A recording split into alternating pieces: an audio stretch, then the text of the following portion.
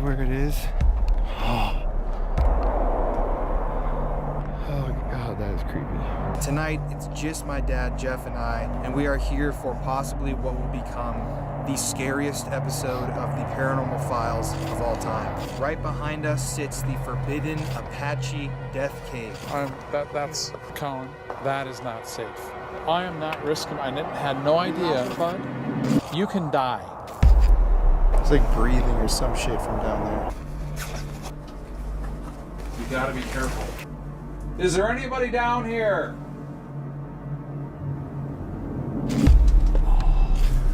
This is scary, dude. This is the massacre room. Did you hear that? Yes. This is the room where the people were burned alive. Oh, look at that. It's dead. So we're gonna go lights out. We're literally at the end of the cave. Is there anybody back here who died in these caves? Is this the scariest thing you've ever done? Yeah. Dude, this one right over your head. All haunted places have a story to tell. It can be tragic, it can be scary, and it can be very dangerous.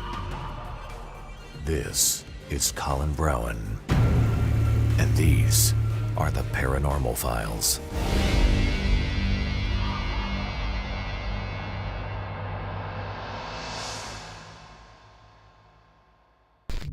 Arizona, a land of mystery, of immense beauty, of enchantment.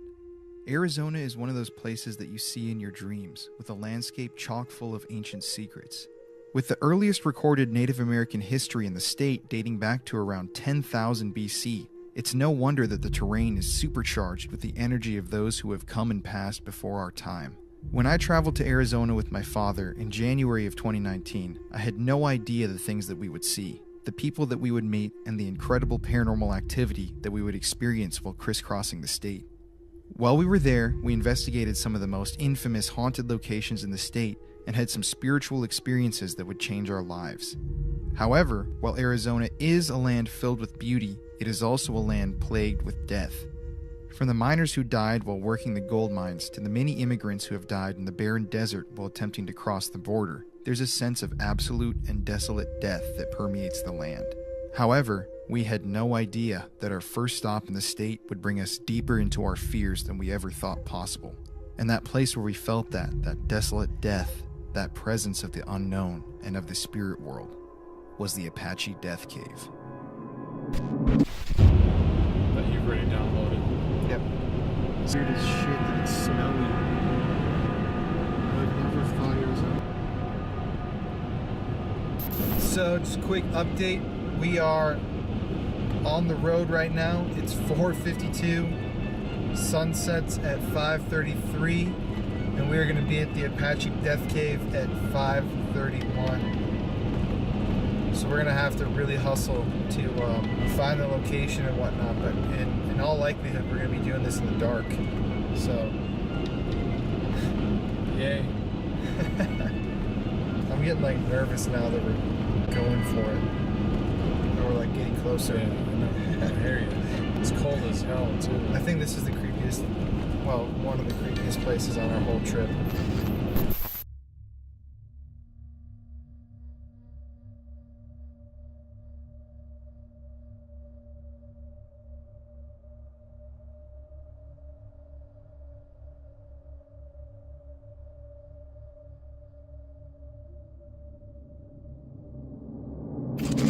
Two guns. So here we are. There's two guns. Oh. The destination is on your left. I-40 East. Am I going in here? Yep. Where? I know that it's down over there to the right. Look, there's people there. Yeah, they're just sightseeing. So here's the ghost town of Two Guns. Should we go this way? Yeah. Shit.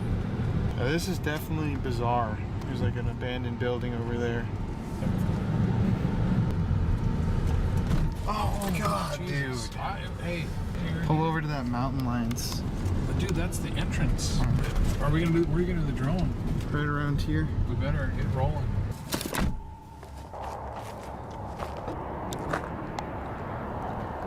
Oh my god.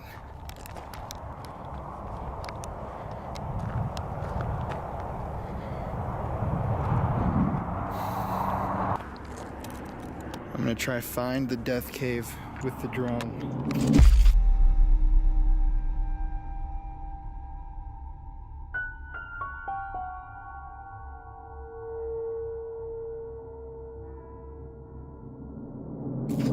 The scary thing is, this shit can pop your tires. You want to go down here? No, it's over there. So This is an adventure.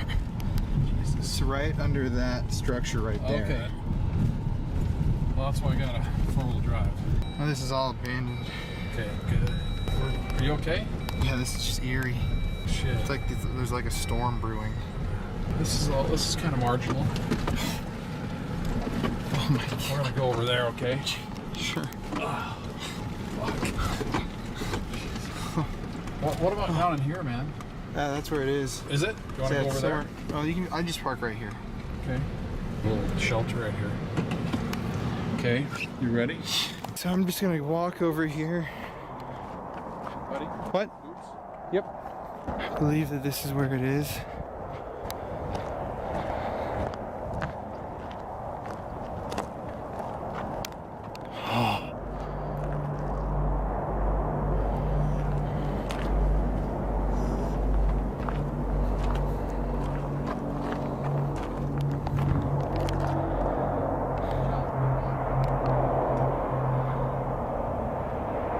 Oh god, that is creepy.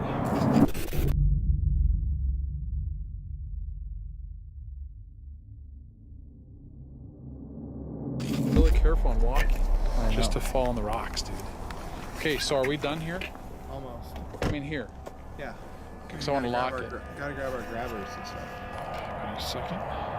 Okay guys, so we're here outside of Winslow, Arizona in the ghost town of Two Guns, Arizona. This is an old tourist trap that went bankrupt many decades ago, lots of buildings left everywhere. And tonight it's just my dad, Jeff, and I, and we are here for possibly what will become the scariest episode of the Paranormal Files. This is an extremely spooky spot. I'll explain in detail with the story of the cave. How about right about now? The history of Two Guns and the Apache Death Cave is very intriguing. First, the history of the cave. Around the year 1878, Apache warriors raided 2 Navajo camps along the Little Colorado River, plundering their food and supplies and taking hostage 3 Navajo girls. 25 Navajo rode out in an effort to catch them, but ultimately the Apaches escaped. While searching for the Apache warriors, the Navajo came across a ravine in the ground and heard voices echoing from underneath. They then determined that these were the Apache warriors that they were in pursuit of, and proceeded to kill the guards at the mouth of the cave and dropped flaming wood into the ravine to start a fire. Smoke began to billow from the cave as they continued to drop flaming wood in from above, and the Apaches who tried to flee were shot by the waiting Navajo outside. In an effort to put out the flames, the Apache warriors apparently killed their horses and attempted to put out the fire with the animals' blood. But it was a futile attempt as the Navajos kept on stoking the flames and the smoke engulfed the cave quickly. One fleeing Apache tried to talk his way out of being killed, but as soon as the Navajos found out that they had already killed the 3 girls, they executed him on the spot.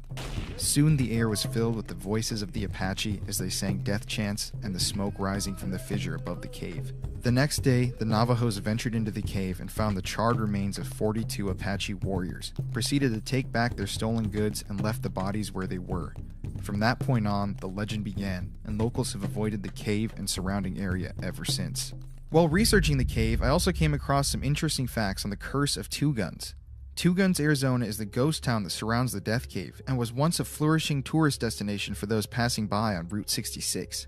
In 1922, a man named Earl Cundiff built a trading post in the area and began the small settlement. He and his wife's operation eventually grew to include a restaurant, a gas station, and some rental cottages. Eventually, the Cundiffs leased their land out to a man named Henry Indian Miller, who falsely claimed to be an Apache chief by the name of Chief Crazy Thunder. Miller hired someone to build some false stone ruins above the Death Cave, which you will see later in the video, which he then turned into a tourist trap called the Mystery Cave. Miller even went so far as to sell the skulls and bones of the dead Apaches that he had salvaged from the cave as souvenirs. Miller also opened a zoo, a gift shop, and living quarters in the area. In 1926, after arguing over the terms of his lease, Miller murdered Earl Cundiff himself, and for some reason was later acquitted of the crime and returned to Two Guns to continue running his businesses. However, it seems that the animals in his zoo knew that something was wrong, as Miller was attacked and mauled on 3 separate occasions by a mountain lion, a lynx, and a Gila monster. After being harassed by locals and handed down a number of legal penalties on his shady businesses, Miller left Two Guns in 1930. After Route 66 rerouted in 1938, Louise Cundiff carried on the Two Guns name and rebuilt the town to its former glory after a period of decline. However, it would not last long. A man named Ben Dreher bought the community in 1960 and attempted to revitalize it. He added a new motel, gift shop, tavern, restaurant, service station, and even a new zoo. The old ruins of the town were restored, and visitors could take tours of the abandoned older sections of town just for fun. He even attempted to revitalize and bring visitors down into the Death Cave. However, just as he seemed to be escaping the curse of Two Guns, a massive fire destroyed almost every structure he had constructed in town, and he was forced to abandon the project completely. In 1992, a man named Howard Armstrong purchased the land with the intent of restoring it to the tourist attraction that it had once been. However, he seemed to succumb to the curse of Two Guns as well, and died 3 years later in a stroke, once again leaving the property abandoned. Jimmy Solinger, the most recent caretaker of Two Guns, lived in a trailer on site and was very strict about keeping trespassers out. However, in 2000, after only living there for a short period of time, he committed suicide in his trailer in the middle of the ghost town, becoming another victim of what apparently seems to be the curse of Two Guns. Currently, the property and buildings are completely abandoned, with what seems like no caretaker or owner watching over them. Could the curse of Two Guns be related to the tragedy that happened in the Apache Death Cave? Did the Apaches curse the land before they died down there in the cave, which lies directly underneath the rock upon which the town was built? I don't know if I believe in curses, but the history of the town contains so many tragedies and odd deaths that it seems like there may be something more to this story than simple economic failure and bad business planning. So now that you understand the history behind this cave, you understand why we're so freaked out to go down inside of it. There have been a lot of people that have been urban exploring in there, and it's also rumored that a cryptid lives inside of the cave. There's a whole Discovery Channel show made about it. I can't remember its name. On top of that, skinwalkers have reportedly been seen in and around the cave and been heard. I know just saying that name to the Navajo people supposedly attracts them, but I'm like, my heart is beating like crazy. Let's, first off, before we even go down into the cave, we haven't been down there yet, I'm gonna go take, this is a directional microphone. You just point this at an area that you want to listen to, and it should amplify the sounds from wherever the area you're pointing it at is. I'm just like mincing my words because I'm freaked out, but you haven't seen this yet, so let's go look at the cave first.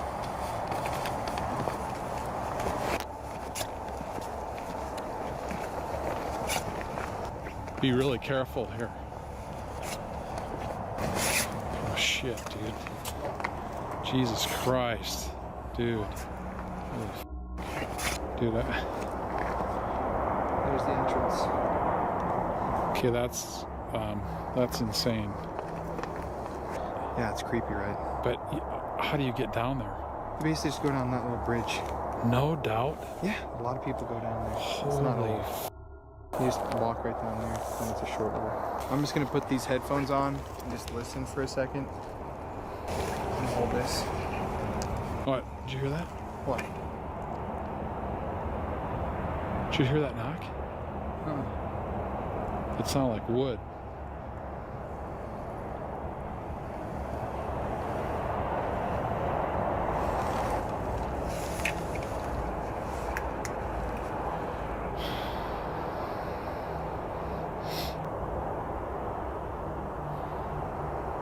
Is there anybody down there in the cave?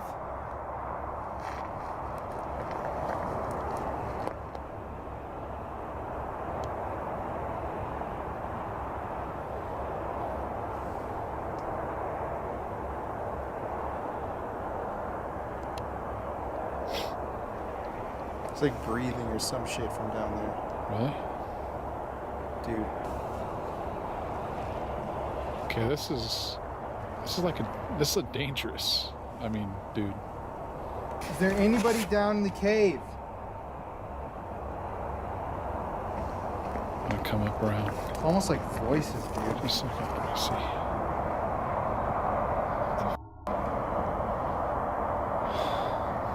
It sounds literally almost like someone like whispering down there. Jesus. Want to listen? Sure. It's like you can barely hear whatever I'm hearing, but Maybe this light. it sounds almost like a really muted like group of people whispering. I know my heart's beating. It sounds like something almost. It's just creepy that there's a abandoned like house right there too. I'm not really picking anything up.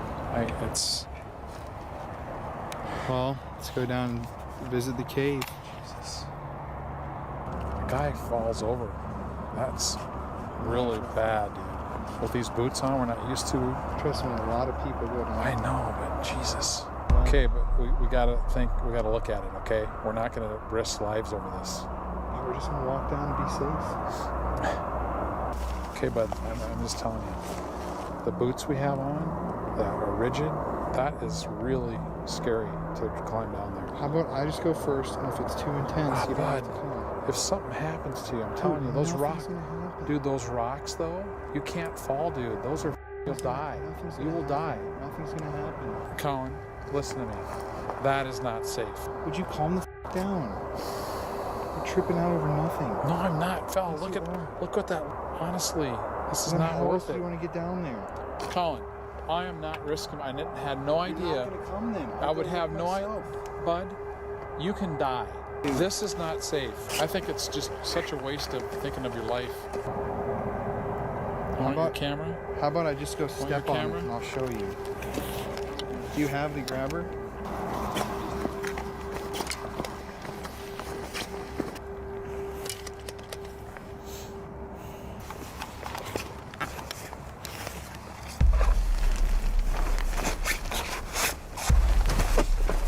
Dude, it's not even it.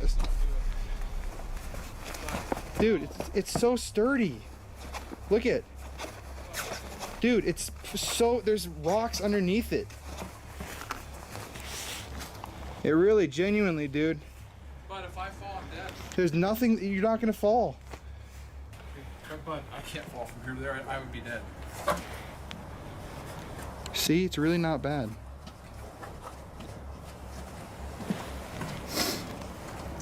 See? Here. There's loose rock. Is there anybody down there?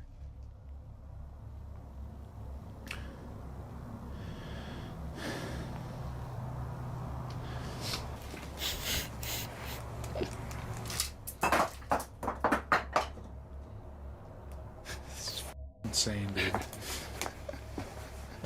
You gonna go first?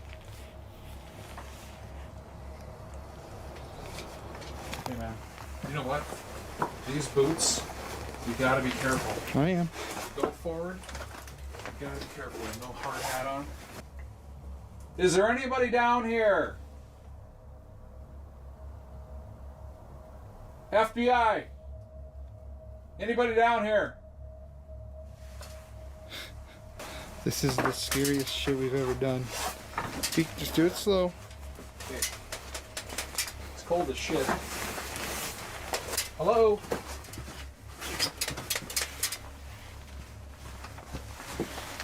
What? Holy shit. Okay, shine your light forward. Dude, I got my help. Holy What? Jesus, dude. What? You got like even falling rock. Holy shit. No, it's okay. Hello? I'm telling you, people come back here all the Okay, time. but you know what? It's nighttime. I don't want to like mountain cougar. And, Just don't hit your head. Hello?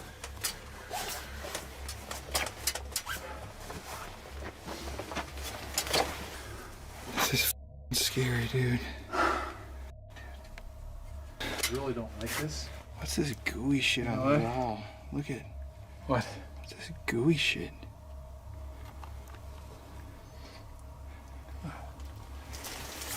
Bats in here. Oh. Dude, I'm just kind of. It's okay. Here, one Kinda you step freaking out a little forward. bit. It's okay. Now just step forward, give a couple shots.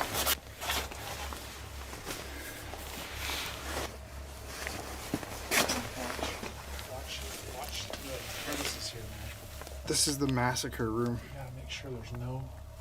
Wait, quiet. I keep thinking I'm hearing people, dude. Hold up.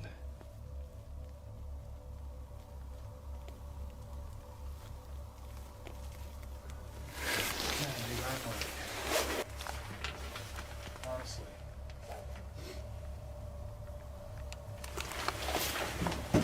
Careful, careful. Let's kind of move on It's something. only 6:30. So if we gotta just get around the corner. Second. Keep thinking there's somebody. Hold on. What? Just be quiet for a second.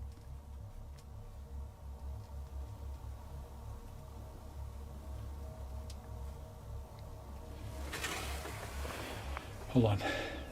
What? Okay. Let me touch my night vision. On my infrared. Jesus, dude. This is dope, dude. This is all. Jesus Christ. I hate to keep swearing. It's like. Careful where you step. I know. I'm gonna hold this grabber once here. Okay, just be careful on like these slats. Oh. Like, you know. Oh, my phone is like freaking out. Look at that. Oh, it just died. You have no phone left? Uh-uh. Are you serious? Just died. This one just died. Both of them were at, I was charging it the whole ride, was like 30%. Now that's freaky. Okay. Okay, I can take the grabber. Just keep Wait. taking. Hold on. Shh. Did you hear that? Yes. Hold.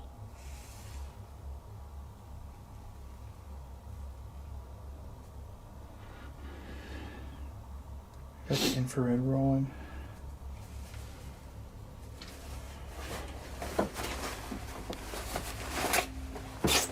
Jesus. Christ, dude. I kind of can't believe I'm doing this, but. Okay, hold on. Oh, look up here. Yeah, I know. I know. Dude, there's like. There's like dust in the air or something. Like. Dust in the air or something. Like. I'll just make it past this wall. We're at the main chamber. Are you sure? Yep. Jesus. Nothing on the infrared. At least. Can we ask some questions, or are we going back in there? Yeah, we will. It's hot back there Yeah? for some reason. There's like heat in there. Well, there is. See that? Yeah. Here, hold on. That's the massacre Let room. me see, just a second. This is the room where the people were burned alive. That is hot there, man, dude. Why? The mean dude. Okay, here we go. Okay, be careful. Alright. Okay, if there's any kind of like an animal, Oh, dude, it would be back farther here. move. Look at that. Just look at that right there. It's dead. Dead. Oh, look, here it is, dude. Oh my god. This is the room. I mean, this is nuts, man. Hold on. What are you doing? I'm just. It's so cold. It's okay. It's so weird how every room Let me is see. warmer than the next. See that? Yeah, just the opening. Okay, how far to? Dude, check this shit out. Okay, how far to? Dude, check this shit out. Okay, how far to? Dude, check this shit out. Okay, what is this? There's an actual support beam right here. Yeah. Look at. See those writings. Second. God. Okay, well, dude, there's a bat. Where? Right there. Look at that. Oh, look Oh, I hate bats. how. Dude, there's one right above your head. Holy dude. Oh god. Dude, I'm not gonna stay in with bats. Bats are my worst. Here, Honestly. Look at there's bats. here. Trade the hard hat. How do you don't okay, but Just don't piss it off. I know, but bats are not I'm not cool with bats. Where are they? Right there. That's a frickin' oh dude, there's bats. Okay, there's bats above our head here. This is a frickin' bat cave. This is much colder than here. Dude. Did you zoom in on that graffiti though? Oh, look at. Oh. Wait.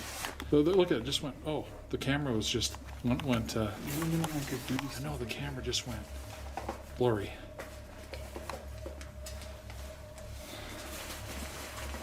Okay. What is that writing? Oh, let me see. Can you shine more light over there? Or? Not really. It's gone. It's focusing in and out here.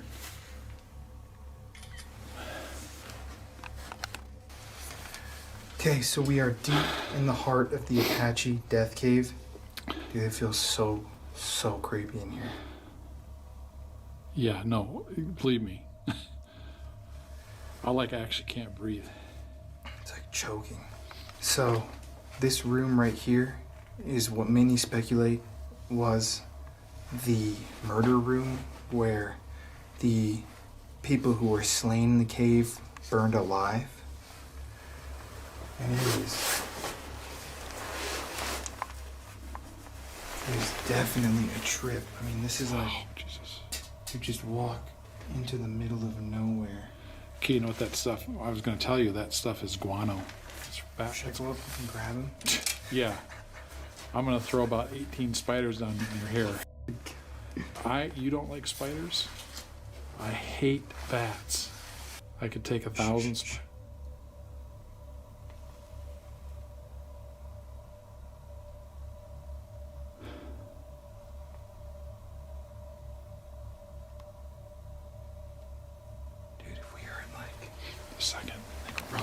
Just a second. Should I walk over there into that cavern?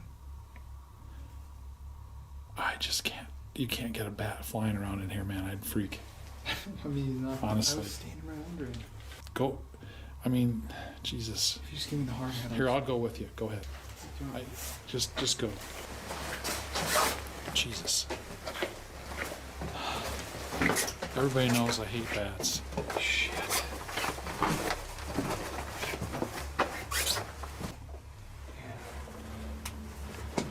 Oh my God.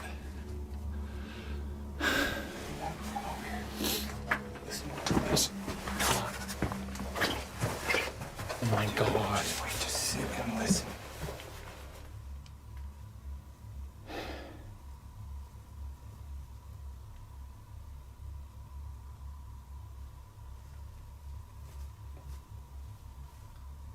You want to take the camera? Or? Yeah. Do you want to? I'll ask a couple questions. I'll Yeah, trade it off yeah. to you. Hey, how about if should we sit down? Sure. Want to sit right Can there? we sit here? Sit here. Are there any Apache warriors back here who died?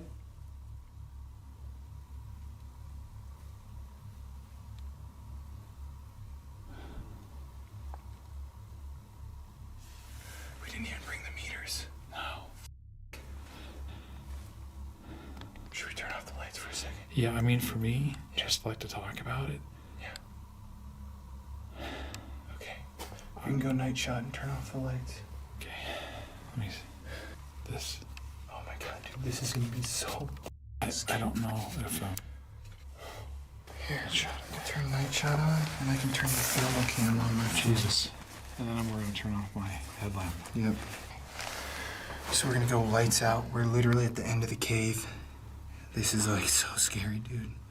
Like, this is not a lie. This is like. I know. Holy dude, we're in the death I cave. could have died coming down. I know. Honestly. Okay. Okay. We're now lights out in the pitch black. Okay, just a second. Okay, now we're down. Oh my God. Is there anybody back here who died in these caves?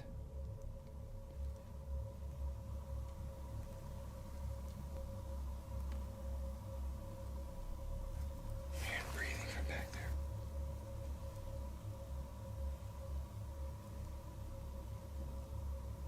I heard just a little moment. But you're. Come over a little bit. I can't. Yeah, there we go. Can you use your voice? Are you angry?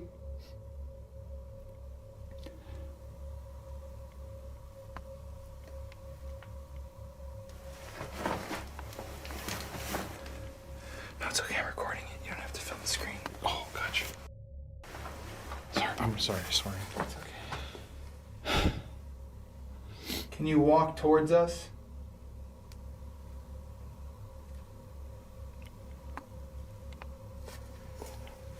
What happened to you guys?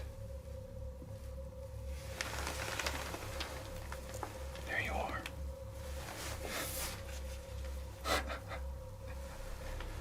How do you feel about us being here? We don't want to be disrespectful at all, but any kind of sign you could give us, we've come a long way. Maybe a small stone.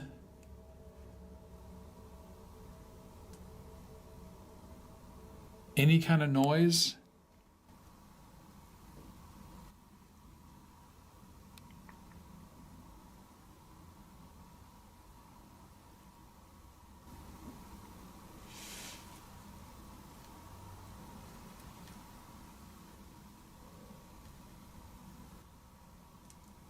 Okay, yeah, I'm here. What? I'm like, did you hear like a... Yeah, that wasn't you? No.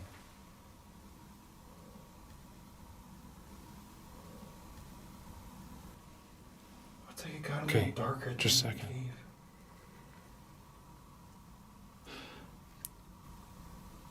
We really mean you no harm whatsoever. Total respect for the Native American people. Look at the camera turning purple. It's flickering. You see this? Yeah. What the f is doing that? Okay, hold on. Did you hear that? Yeah, just...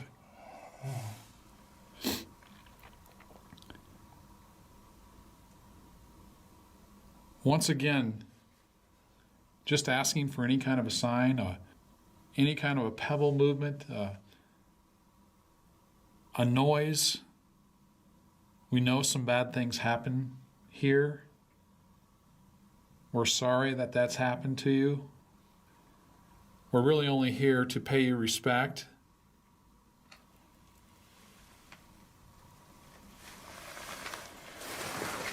We want to tell your story.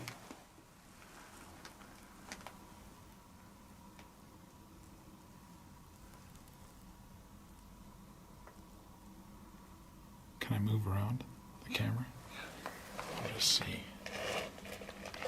Anything behind me, I'm feeling.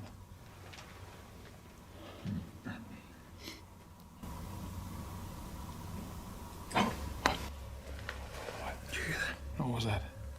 I don't know.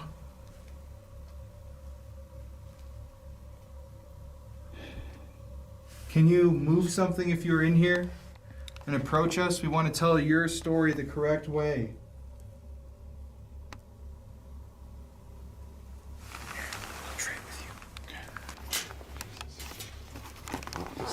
Is this recording? I just heard footsteps from back there. Is this recording? Yeah. Okay. Let's go silent again. If you're here with us, what happened that day? Can you tell us your name?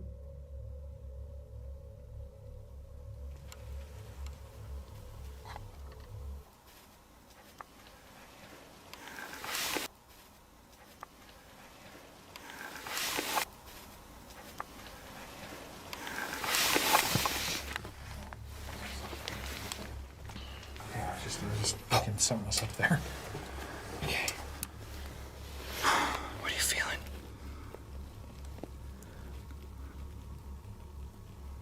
Dad, what are you feeling?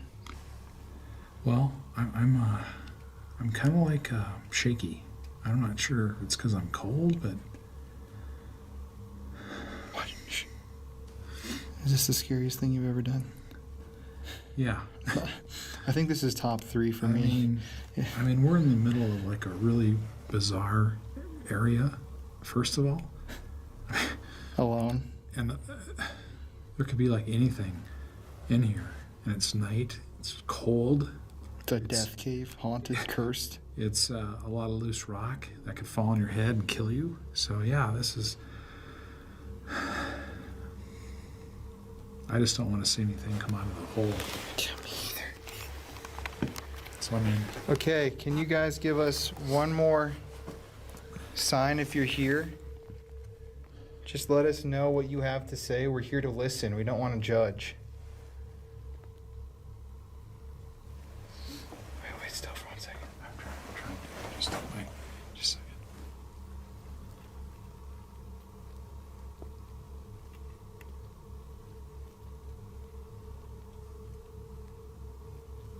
It's like, do you hear those noises?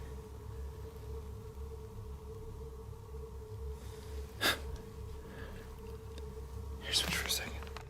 I'm kind of sick. I got kind of hot. Me too. I'm like, You know? You want to get going? Yeah, I think so. Okay. I mean, what do you think? Yeah. Oh, that light's really bright too in the camera. Uh-huh. You might have to look at the shot. Oh, dude, yeah. Shine it right on those. No. Jesus. Oh my God. I saw just a little flicker, and I don't know what that was. This is eerie, man. Maybe. You ready to get out of here? Yeah. Okay.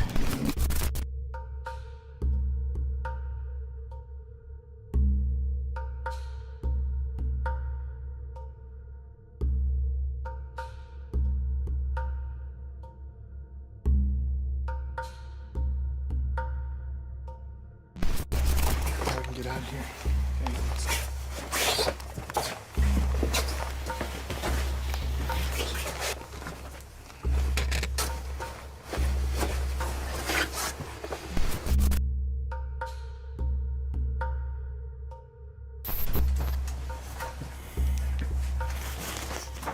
No snakes. I feel like an Aslan elf. I'm too old for this stuff. That was the cave. Holy shit. Look at this barbed wire. Oh. What's that from? What?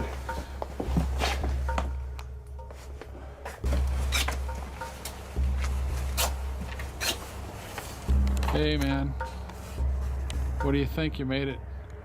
You're like a stick figure with that reflective suit on. There's like a helicopter flying up there, but I can't see it.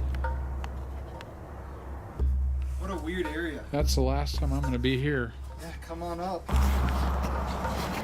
Dude, my phone is missing. Just a second. Huh? My phone is missing. No. No. Jesus.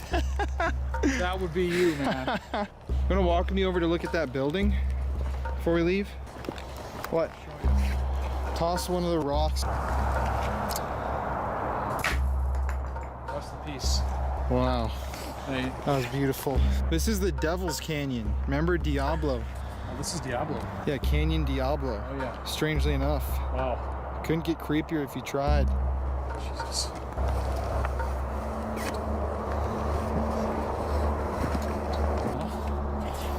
Smoked meth. That's interesting. Smoke meth and hail Satan. There's nothing in there. Hello?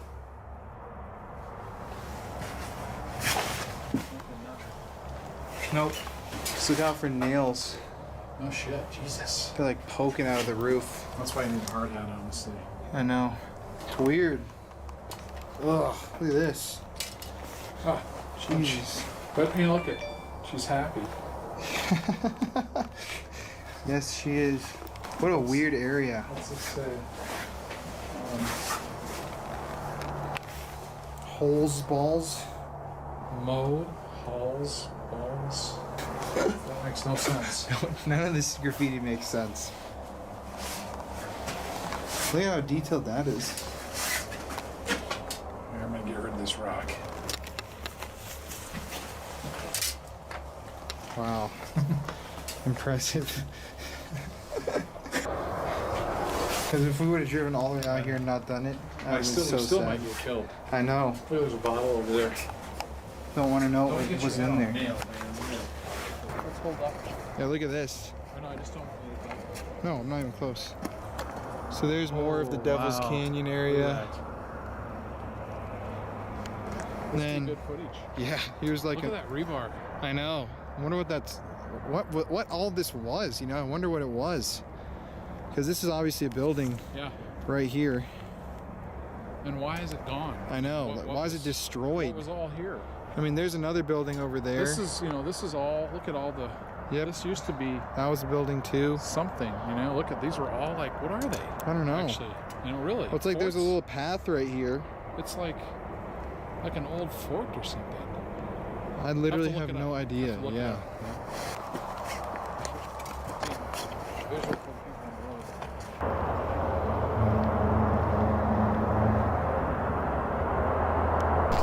Okay, so here at the Apache Death Cave, it's Jeff and I. We just went all the way through to the actual end of the cave down there. Cannot believe we just did that. In retrospect, probably pretty stupid and dangerous, but what a good memory and what a just creepy place, honestly. I have to comb the footage. I know that we were hearing some weird stuff down there and just feeling really off. Obviously, just like one of the scariest places we've ever been. Isolated cave in a canyon. It's cold. In the middle of the night, but yeah, we explored that right now, and we're gonna head to Jerome now to stay in one of the most haunted hotels in America and see an abandoned, very frightening graveyard to end the night. So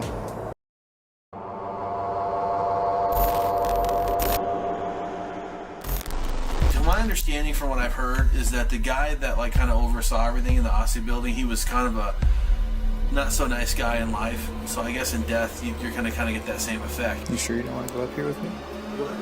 Dude, I'm just not. Oh, dude, there's like stuff talking right there. Yeah. All haunted places have a story to tell. It can be tragic, it can be scary, and it can be very dangerous. This is Colin Browen, and these are the Paranormal Files.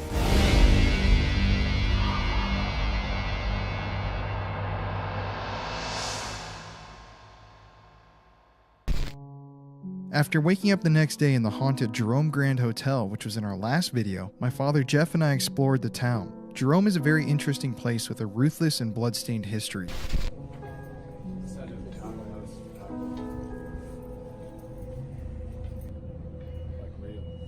It's a blast furnace where the big open pit is at present.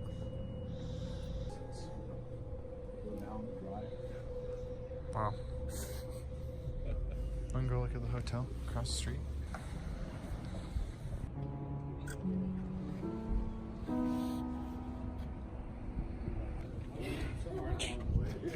Ghosts in the house. Remember last time we were here, there was a... Oh, this is the jig. I wonder why people leave these locks. You know? Pierce.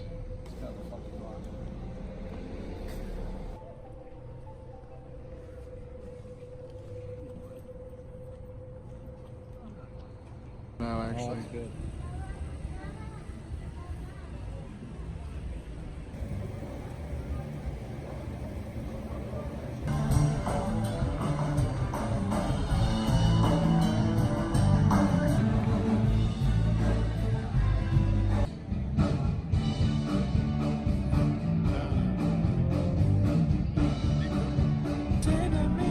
Typo Negative, dude. Typo Negative covered this song.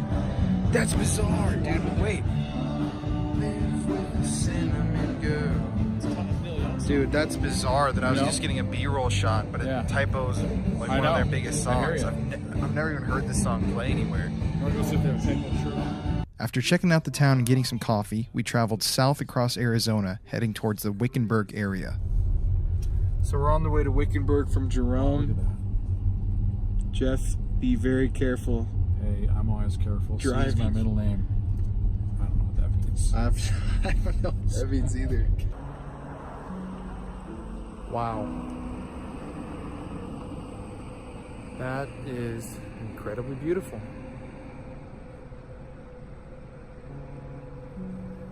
It's fucking insane that we're just so small and that this exists and whatnot. Wow. Well, off to the mines. That's insane though, dude. Is this all snow? Yeah, it's just snow, man. The climate is changing so quickly. Look at that. It's like a ski lift up there. It's not. To be out in the middle of this shit. Oh yeah, I agree. It's beautiful out here.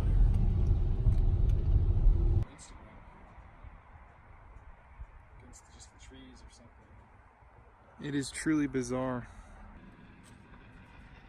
I can't believe this, dude. Is that like a blizzard? Just hanging in the There's valley. a ton of snow. It's so cold that it's all just It's condensation things, man. It's not really snow yet. not what I expected to see on this trip. But it's weird, like you go here, it's like, well, okay. Dry, basically. It's weird how it just stays. This is so hard to believe. This is Arizona. Good God. We're like on the, how you see in movies, we're on that side of the cliff. Right? Dude. I mean, We literally, are way up here. we are just hugging the mountainside.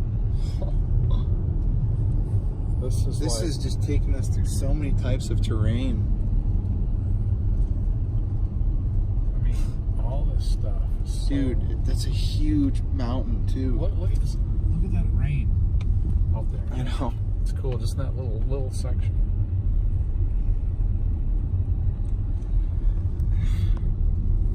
These rock formations they vary so much. Okay, so right now we are almost to the Vulture mine. Sorry, I just couldn't grab my camera out because it's hidden deep in the pile in the back. But we're driving here outside Wickenburg, Arizona. We've been driving all afternoon. Seems like we've been driving like a long time, doesn't it? It does, yeah. But we're about 5 minutes away, so what are your thoughts? What do you think it's going to look like?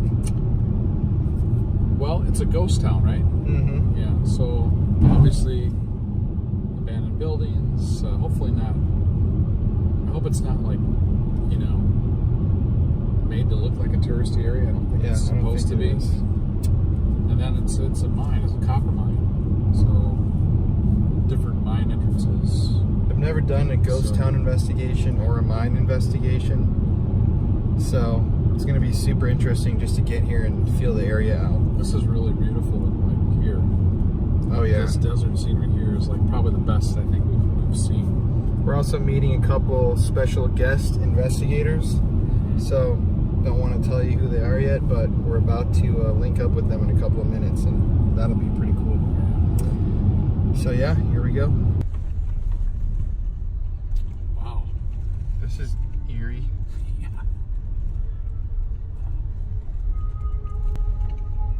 So they're closed. Then the gate open for us.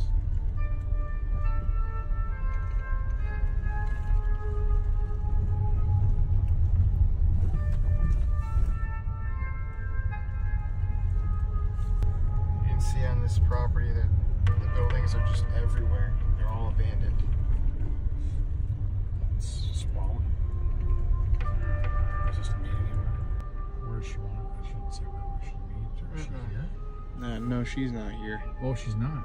No. Oh shit. Really? Let's drive around a little bit more. So she's not gonna come. Mm-mm. Oh. I don't get it then. Like, how do we know where to go? I don't think we do. Really? Right next to it. Let's walk over. Here's That a might be camper. the caretaker. We could ask him. Should we drive over to the right? Yeah. Just kind of or around. I don't want to go over the side. I can't literally go. Unless there's parked a camper back there. This is really weird. You know, I mean, these are just buildings. But yeah, that's a ghost town. That's the whole point. It's way cooler than a mine. Did you just call me a dumbass on camera? Yes. Like a dumbass. You know, you're my son, so you're like, I'm dumbass you got the even the second. jeans times 4. No, I think I got less. I think it cut in half Oh, for so me. your gene squared spliced. Right here? Yeah, go pull up behind this building. Yeah, okay. What a weird place.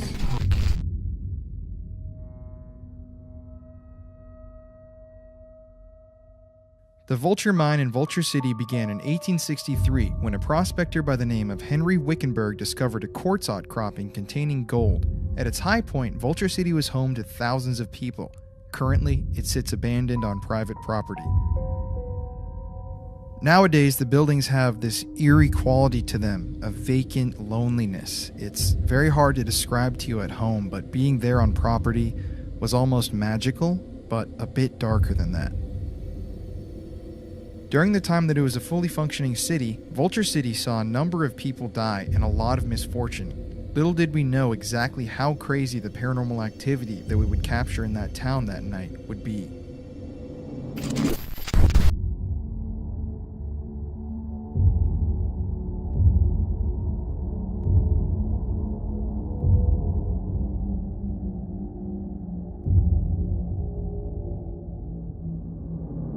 Hello, my name is Jay Yates. And I'm Marie Yates.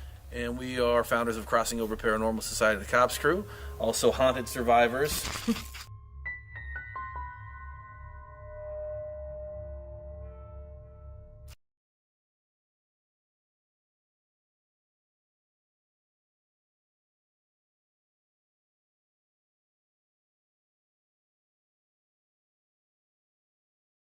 And we've had the privilege of investigating this particular town, quite a few towns, which is Vulture City.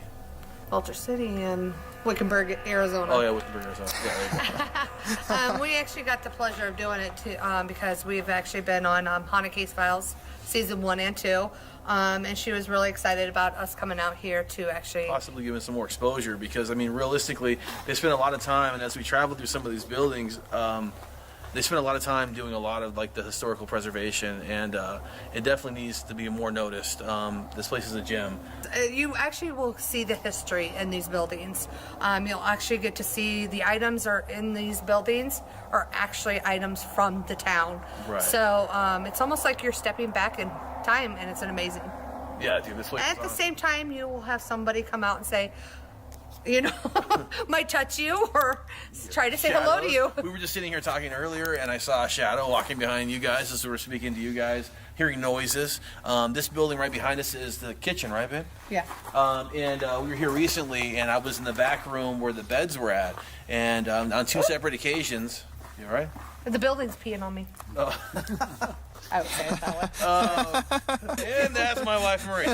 But no, there was babies crying back here on 2 separate occasions. The last time I was here was completely random. Wasn't expecting that, but it was legitimately happened for probably a good 5-second burst each time. And they were about 30 minutes apart from one another. So why that happened here, I have no idea. But this was a booming town that had, you know, several thousand people. This is where everybody came to get their food. So this was sort of the area where I think they served like the breakfast, lunch, and all that right here. So you hear cans or like someone moving around, you know, just moving jars or something around in the back area. So when we're walking around, maybe you'll hear some of those noises. Okay. Like a mess hall or... Oh, Jesus. Wow. Well, hello. Right.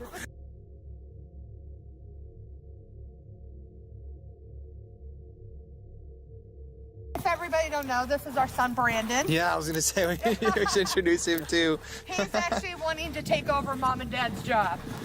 Not a bad job. So this right here that we're going to walk into. If you actually see it right here, this building, 1884. It actually will tell you when it was built. So this is the Asse building? Is that how you pronounce it? So this building is pretty unique.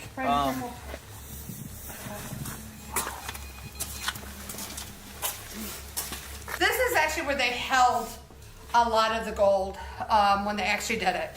Before it was picked up and everything, this was the building where it was held before it was shipped off to places. This is the more or less the boss of the place for the mine and everything.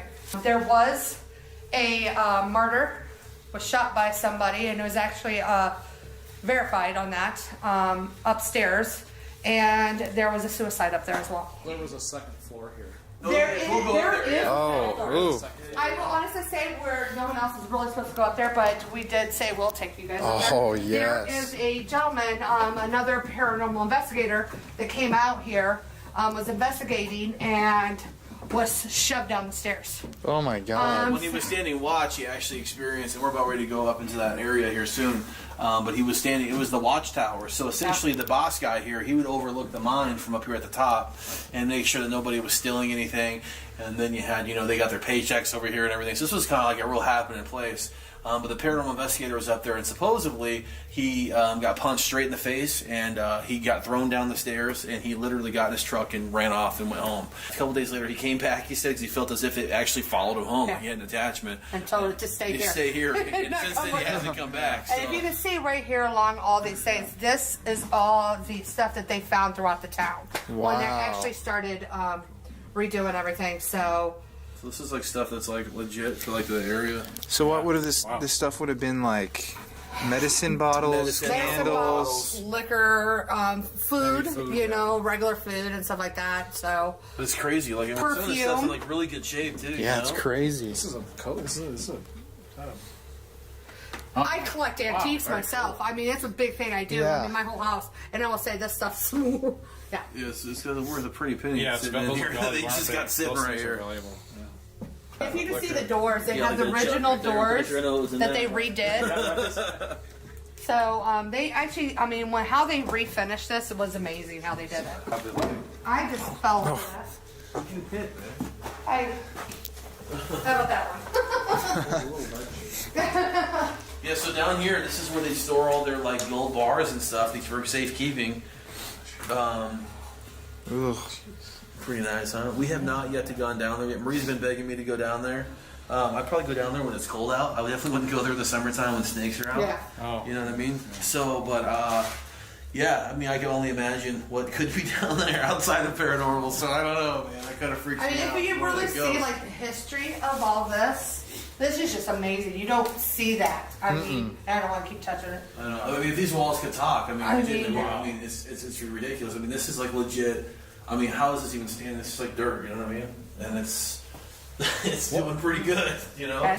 Some of the stuff that was here did not really belong in here. They just put it in here. But this was stuff that they did find in the town. We've cleaned up this quite a bit, actually, Yeah. since the last time we were here. Look at this old school electrical right here, man. Plug your phone into that and see what happens. I'll pass. Before we go upstairs, I'll take you over And this is the upstairs we'll go up to here in a minute, where all that crazy stuff went down. This is actually his office.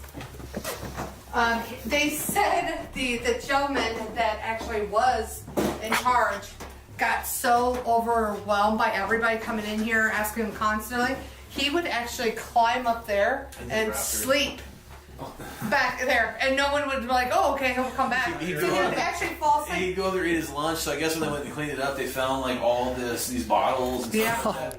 And the interesting thing, there wasn't a whole lot of history with this town, and the one person that did take a lot of history was the Blacksmith, which is in a workshop in another place, and he did a daily journal of what happened here. And if it wasn't for those journals of this guy, I don't even have his name. If it wasn't for those journals, we wouldn't even know any like information like that. Yeah, the stuff that they're finding here of the history of this place, it's just amazing. Really cool. Like I said, my grandchildren one day will be able to come here and hear about what actually it did. To be honest with you, if you read into what they actually found out, if it wasn't for Vulture City, Phoenix probably wouldn't even exist. Because they're the ones that were shipping all the stuff over to Phoenix.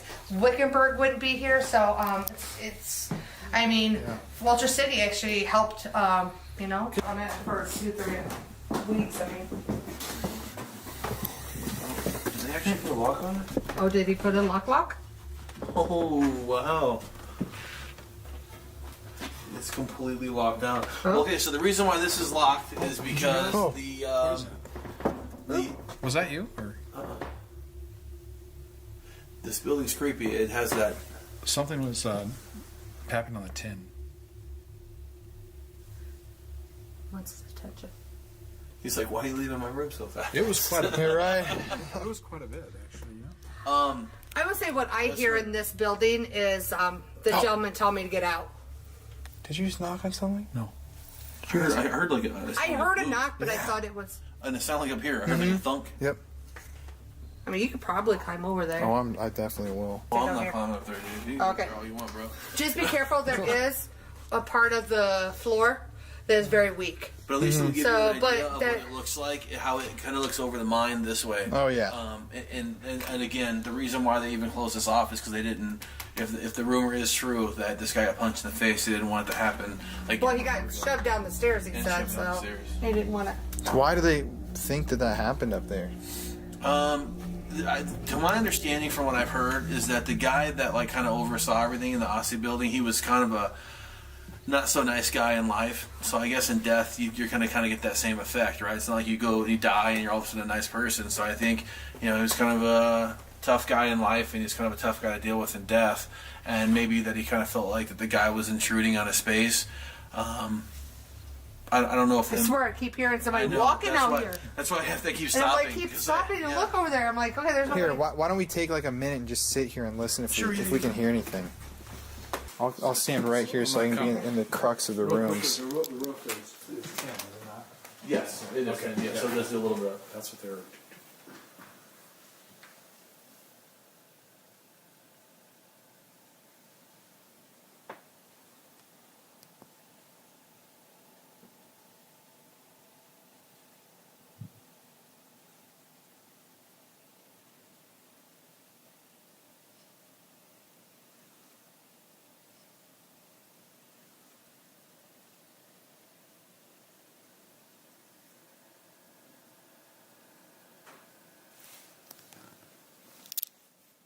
Could be something.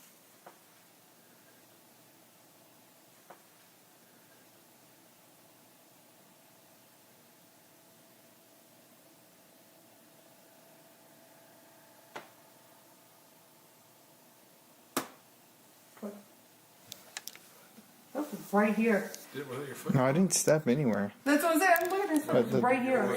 It sounded like something dropped right here. No, I heard it. I heard something. I just thought he was moving. There's no I'm just water. shifting my weight around a little bit, so it'd be like this little crack. You hear that?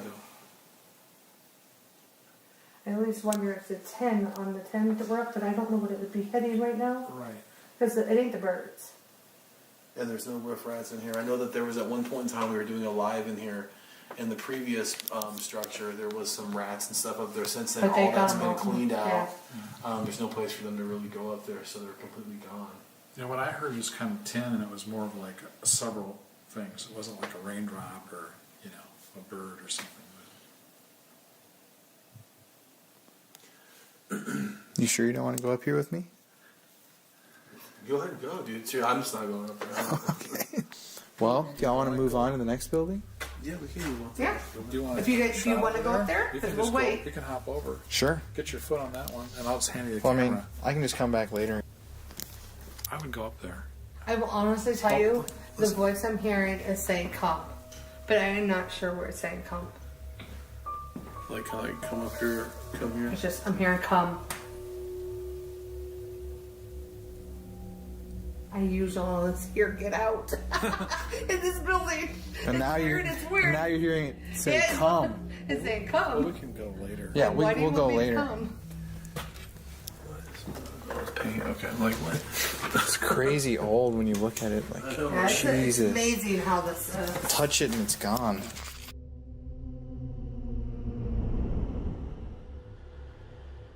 So this is the area, one evening when we're out here investigating, we were just trying to take a break.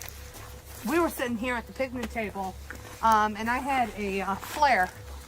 And I was just, moving it around. All of a sudden, I started seeing a heat signature going back and forth, and it was shaped of a human. So it was, and I started taking pictures of it, and I'm like, Over the Jay, hanging- from the hanging tree, from the hanging tree. So we'll take you over here to the Another hanging thing tree. too that actually happened, subsequently, I was using this new ITC app, and I had turned on the application, and I hear it sounds like a shotgun coming through the ITC, and a woman scream. I caught it on video too. I didn't think I did, but I actually caught it on video, which that's not supposed to do that. You know what I mean? And, So it's very another interesting. investigator of ours, Ryan, was actually just taking pictures, and weird thing, he was taking a selfie. He's really big about taking selfies, but he took a selfie, and there was nobody, but there was a person Yeah, that was it in back of the would have picture. been facing this way, actually, towards Yeah. the hanging tree, and he was taking a selfie, and he shows it to us. He's like, "Is there someone behind me, dude?" And we look at this picture, and I mean, it didn't look like Matrixing. It looked like there was probably a dude standing behind Because him. there's so many Matrix out here, so it's really weird. So this is the hanging tree, like right here. So like, Very much out so they can see. I think the noose is up, right? Yeah, the noose is, they have a noose. It ain't probably.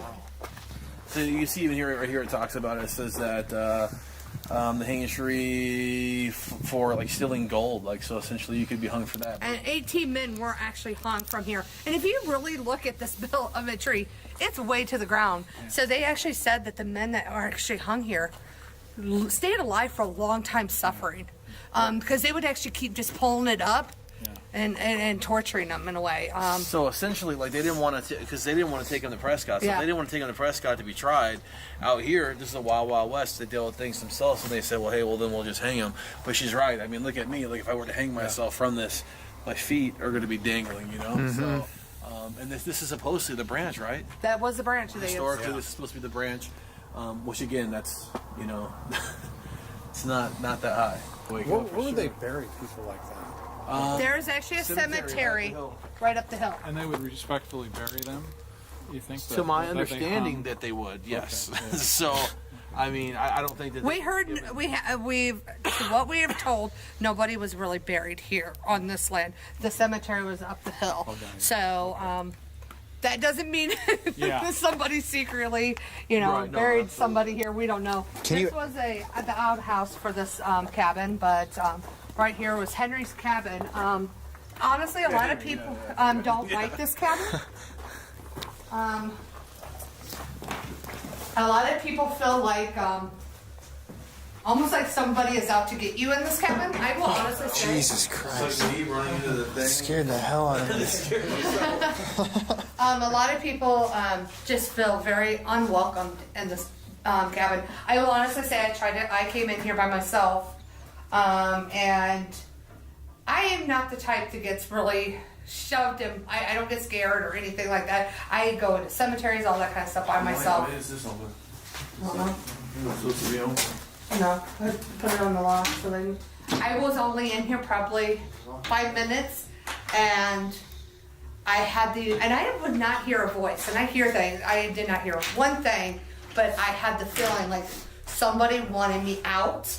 So to be honest with you, I just left. I know Jay had, what was the experience you had in here? I didn't want to go in here, like, to be honest with you. I don't know what it was. I really can't really describe it, but like after everything had happened outside of this thing, they had asked me to come in here, or they were saying, I kept saying, someone should go in there alone. And then I was like, I volunteered myself like an idiot, and then I started thinking, like, why'd I do that? I did not want to be in here. I don't know how to describe it, but being in here, like, it's one thing us being in here right now, and like, we're all together, and kind of like safety in numbers. I remember walking in here and just being scared to death. Like, I wanted to run out of here. I was only in here for a little bit. I don't know what it was about this room specifically, but it really did frighten me. Why do you guys think it's got like a negative energy? I mean, I would assume the fact that multiple men have died just outside this door. I mean, I'm sure it caused an imprint somehow into this ground, this dirt, this building sits. I know he had there was a jail, what was it, there a gate or something here to put the prisoner in it for a little bit. Before they hung him? Yeah, there was, I a think I holding remember cell, saying yeah. something about There was that, like a holding cell, so I think, to be honest with you, I think what you're feeling is what they're feeling before they're getting hung. I mean, can you That's imagine what- that anticipation yeah. that, like, hey, I'm going to be hung, and that's going to imprint into a location. I mean, like, and I think that's kind of maybe I'd have to. And to be honest, if you see how low the tree is, I mean, you imagine the person already knows what the other person went through. I mean, that feeling here, I just feel very uneasy in here and just don't want to be in it, to be honest with you. I mean, even with a crowd of people, I feel uneasy in this place, almost anywhere. They have like a built-in air conditioning right here, right? Yeah. That's kind of what they use through the air conditioning. Wow. It's definitely a weird vibe in here, man. Like, I don't know. I feel it for sure. It's definitely not like. I feel, if you notice, I'm rocking back and forth. I'm not the type that does that. I'm like, I'm ready to go. Out through this area, we were out here about 3 weeks ago, and I experienced a phenomenon of lights out in the desert. Now there is a road that comes through here, but what I was experiencing was like these flashes of light. It was almost like someone taking pictures out into the desert, just randomly. Like, and we kind of went out looking to see if we could find a source of it, but there wasn't one. Someone said there was some type of an asteroid or something, like, or what were they saying? Some kind of storm or something. Yeah. That night, but that wasn't what it was. It was like literally out in the desert. Not that far out, it was these flashes of light, and there was no source for them. I can't really explain that. I've never really had that experience before. I know I had a since or group of before. people in the brothel that we'll take you to next, and going towards the back of this area and going down here, there's a heat sensor going like it was all like on fire for. So I honestly wonder if my thermal. Did you hear that? No. You didn't hear that? No, I have a loud voice. So. No, I heard. It sounded like someone yelling out, like a female. Well, they probably want So us to come check in the that. brothel. I have On to your- ask you as well. Did you happen? I saw you kind of look over there, and I saw a light over there. a Yeah, flash. I thought maybe I Did saw you that see too. that? Yes, Okay. I thought maybe I 'Cause saw I it. saw Yeah. your head turn. Yeah, and 'cause- looked there, and I saw a light. I will honestly say what I hear back here a lot. I hear horses, the thumping of horses. That's what I'm hearing a lot back To here. me, this is the most haunted section of this entire town. Is the building right here, the brothel, and all the way around the back of it. And I mean, inside, outside. It's not just what's inside; it's what's outside too. So here, this is where my crazy story, where I caught a photograph of an apparition of a female and an apparition I believe to be a cowboy. I was telling him about your father earlier, but I was right here in the front of this door. I took 3 photographs, and on my 4th photograph, the first 3 were normal, just the room as you see it. The 4th photo was a female, and you can see all of her hands, her fingers and stuff, reaching like this towards me, and behind her was a man with a cowboy hat. And the picture is kind of like crazy, like it just screwed up the whole picture, but you can see these things very clearly in the photo. And the next 2 photos, completely normal again. What that was is, I believe, one of the ladies of the night that lived here, and maybe one of her customers. Yeah, so this is like, you know. These all I did ask. What they have here was originally from the city, so this is stuff they found. Like I will say, like the couch is something they probably brought it somewhere. But these tables and chairs and stuff were all in the city. They found rock everywhere. So Wow. when mine went dry, it was like everything that they left, and they just left. And that's a lot of towns here in Arizona. A lot of people But none don't of know them it. like this that are so No. fully intact. I mean, Oh you just my don't see goodness. it anymore. Yeah. This is crazy though, right? Like this is like Yeah. old school like brothel stuff, you know? My hands, if I get cold, my hand don't want to move anymore. The older I get. It's definitely true. I understand You got a that. little bit bigger room. So, kind of like how these brothels, how they all go, is that as you get closer to the madam's quarters, you're going to get larger rooms. So this would be, you know, you'd have like a woman that was just kind of starting out. She Yeah. didn't have a clientele, so she got a much smaller room. As her clientele was built, she'd go into the next room, and then, you know, over here we have what is the madam's quarters, right? The largest, where that's the woman who takes over everything, right? And oversees. What? And oversees. Did it really? Did you hear that? Yeah. I heard something. That was the Looks like it's the door. wind. The door does. This one actually, we were actually going. Okay, hold on. Wait a second. Wait. This is the most accurate. Doors shut and move in this place a lot. The woman who takes over everything, right? And over the woman who takes over everything, right? And over A lot of times, people will actually come to you with something that was familiar with them, a cigar. You might smell tobacco. You might actually smell somebody's. I would say the polish of the shoe, because back then they polished their shoes all the time. Yeah. A lot of times, women's perfume. Big here is rose. And if you actually came over here, one of these perfumes actually say rose water. I forget Yeah, what we it were smelling is. roses the last time. I don't know which one, but What? What? Yeah, what is There's that? something behind me. It's the door. The door moves, or something. Oh, wait.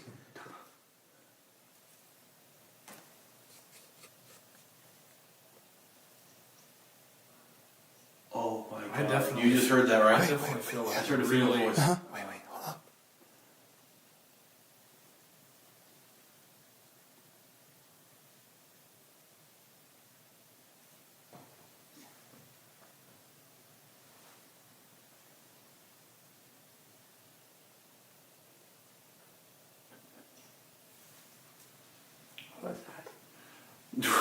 I saw a light actually. I don't know if you saw that or not. Marie was talking. There was a light. That was like a door, like slamming, was what I first heard. I don't know what that was. There's stuff people were talking about this the last time we were here that they were seeing weird things in front of the window. We were trying to debunk it, and we couldn't figure it out. We were trying to use our. We went back over here. There was people, noises. I would sit right here, and I would let other people investigate and stuff, and I tried to let other people do their own You thing. pretty much stayed in here. Yeah. I mean, that's kind of like your style of investigating, though. It's like sit in the room. I mean, as boring as it And possibly when he's in silent, I love that. Because that's honestly my kind of investigation. Yeah. Be quiet. Just Exactly. let it be, because I'm sorry to say, you can shotgun questions all day long. The spirit world might not be able to even answer you until an hour later, because you might not get it. So just being quiet and listening and smelling. Observing. Yep. Back here, I heard boots while you were talking. It sounded like on the. I forget Yeah, what we it were smelling is. roses the last time. I don't know which one, but What? What? Yeah, what is There's that? something behind me. It's the door. The door moves or something. Oh, wait.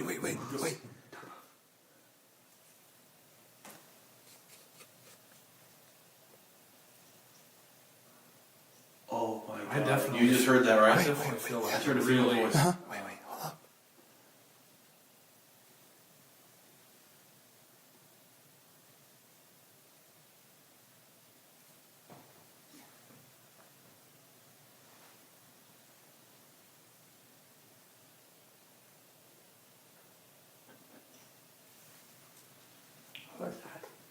Well, good light flash here.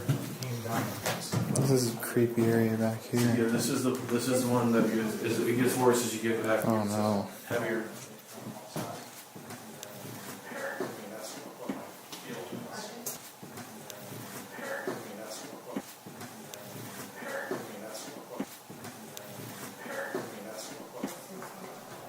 So this is where I first saw the lights out in the desert. Brandon, move over for a second.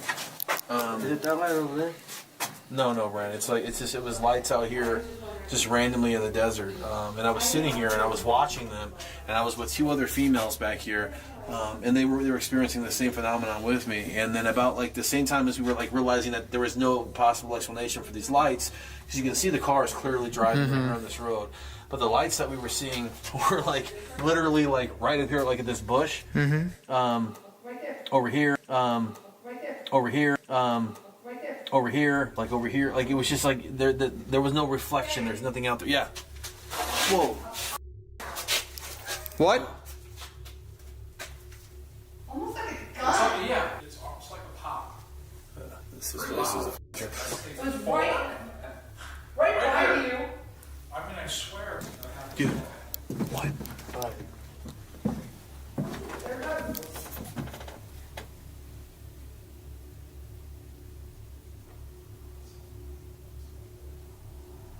I heard someone talking out here.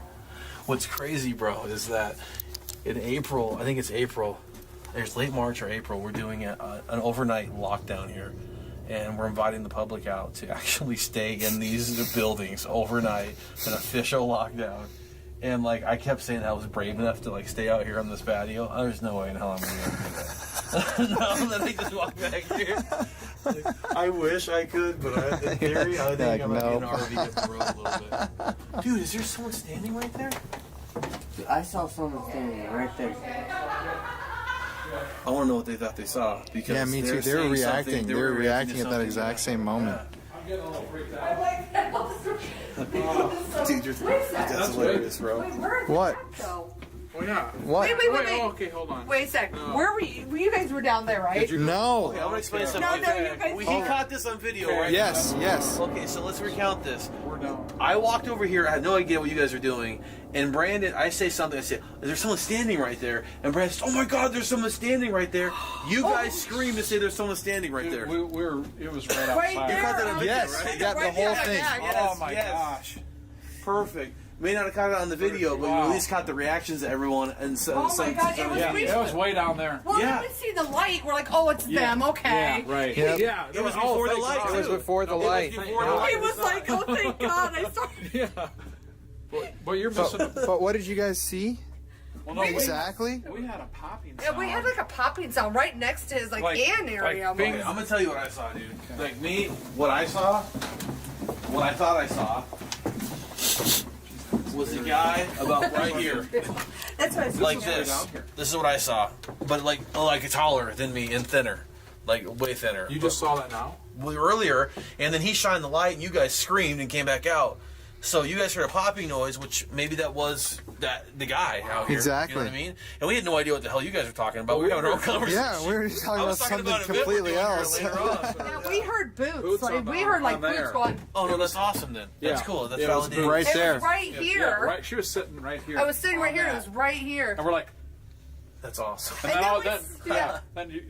That's And then just we see- Yeah, that's awesome. It's all about the personal High experience. five. Hell yeah to That's that. awesome. There's a lot of deaths in the mine itself. And then there's been deaths of children. They had some kind of They had a flu epidemic Yeah, come through. flu. Well, I don't. Was it smallpox? I think it was smallpox. It was something like that, or influenza, one or the other. A lady, she ended up kind of contaminating the entire town. Oh no. She wanted a drink. She went down to the local bar, knowing she shouldn't. I think is what I've been told. And then Actually, infected. the kitchen was actually the Watch your kitchen step. area is where they actually started taking all the sick. Oh. Oh yeah, okay. The Because their hospital. local Oh, little that's okay. doctor hospital place where they had was just like a one-room place. So then this right here, this is the what is it called, babe? The what one? What is this place called? I forgot. This is the boarding house. Boarding house. Okay. So this is where the men would stay that was mining, and they had they probably they said how they have it set up is not how they had it back then. There was probably over 20 beds or more in this place. Wow. But when they had the smallpox, this is where actually everybody ended up started going, and a lot of people died Right here in the kitchen. in the kitchen area. But this was the boarding house. And what they did is they stacked more or less bunk beds all in here, and people would sleep in here. So a lot of there was if you get to see the picture of the old city of Vulture City, you'll see all the different little sheds of everything else. Well, a lot of people couldn't afford that. When you first got here, you didn't make no money yet. This is where they would stay. This is their house. This is like the least negative, or like. Oh yeah, I have never. Only thing I've ever experienced here, we have seen like shadow figures throughout the whole area. But boots, and it was actually not just like my shoes. You know how cowboys had those little spur things on the back? Yep. You would sort of hear that with the spur thing hitting Ah. too. So you hear that a lot. Cool. So it's really interesting what it is. If you can tell, my son just wanders. No, it's You can okay. totally tell he doesn't care. You just gotta respect Rod, the owner. I mean, how much of the history he is. It's insane. I mean, and what he's doing for everybody to be able to come back here and just see this. I mean, it's amazing. It's just amazingness. Boots. And we see shadow play throughout the. Dude, you have no idea, guys. What? You guys just missed like the craziest shit ever. Oh, yes. That place is Oh, crazy. wait a second. What? You don't have there. You were on the other. They were on the end of the building. We had a directional light. It just did it again. How'd that happen? Yeah. What? What was that? Brett, turn on the. There's It the light definitely on? was not your He light. didn't have his light on. Okay, it's a different kind That's of light. not that. Right? It's a different. It's color yellow light. light. It Yeah, was a it's yellow light. Not this. Holy shit. Yeah, I've seen both of them. Okay. No, we just saw. We were out here talking, and it was almost like it turned daylight right here on the Yeah, side of the right. thing. This light came, a light source that would have had to Light? come from over here. Like the directional. Like, Yeah, like someone would have had to shot it. And you guys were on the end of the building, behind the building. And then it happened If when you you just notice came up. what this And when place you guys is were walking doing, out, it was doing it's it. trying to I saw the same separate. exact thing. I've noticed when we're here investigating it, That's it so tries to separate weird. everybody. Interesting. It scary. really does. It wants you to be in different locations and What was it? separate. I You saw that, right? Oh, I'm not losing my 100%. mind, right? Okay. 100%. You know, like I said, boots. And we see shadow play throughout the. Dude, you have no idea, guys. What? You guys just missed like the craziest shit ever. Oh, yes. That place is Oh, crazy. wait a second. This is like the craziest shit ever. That place is Oh, crazy. wait a second. I've tried to figure out where this light was coming from for a while, but after reviewing the footage over and over again, I can't figure it out. It seemed to have been coming from one of the abandoned buildings right next to the kitchen, but I couldn't see a source point when I slowed down the footage. What is this light, and what do you think it was? Let me know in the comments below.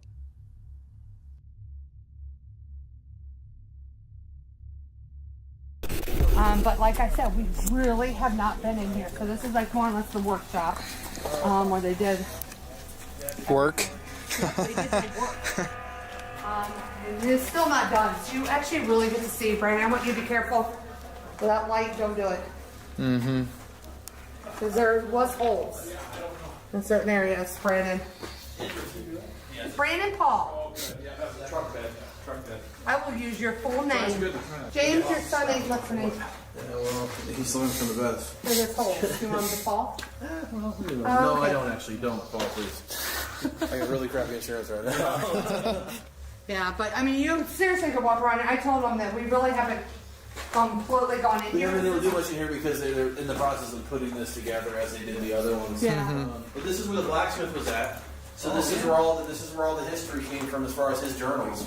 Yeah. All done right here in this building. If it wasn't for him, we'd never have any of the information that we have in the town. So this is a really important That part of bubble the was town. covered. I don't understand though that they have really big holes in parts of this building, and nobody's been able to explain that. There was one, like almost like they had a basement here almost. Ooh. Yeah, wow. You never know, huh? The blacksmith's torture chamber. Yeah, there we go. With his tools. Great Dexter, dude. I'm telling you, this light was a trip, Yes, man. I was just thinking the same thing. It was like it was daylight for a minute. And the first time it was much brighter. Wow, that's a little spooky. Kitchen inside of it. This is where Jay always has fun activities. Maybe it's because of the sick people. The kitchen had probably rooms and everything like that, but gotta be very cautious with this. You can get through and everything, but the door doesn't open all the way very easily. Did you do that, Mark? Yeah. I was just saying he answered all the time. Yeah. Oh, I just heard a voice of some sort. I heard it. We hear a lot of voices. That was almost a baby, it sounded like. See this is where that baby noise came from. I was standing in here actually, and I was probably over here, and we heard it 2 times within 30 minutes, like right here in the center of the hallway right here. And we all heard it. I mean, it was clear as day. But what that's all about, That? kind of a trip though. This is a trippy building. Yeah. It's like a combination of like unfinished and like all this stuff. When I know they said when they started doing the kitchen area, because this is the first thing they did, they said that a lot of this stuff was just here. Like look at this. It was just left behind. I mean, Wow. yeah. Yeah. That's absolutely crazy. It's There's like also some of the labeling on it too, which is pretty cool, right? And those are unopened, right? Yeah, some of them, yeah. liquid bluing. What is that? Probably radiation inside of it or something. Yeah. Liquid. What does that I say? have no Blood idea. perfume? What do they know? Blood purifier. Wait, really? Well, what the? Yeah, yeah. What was that? What was that? You hear that, Mom?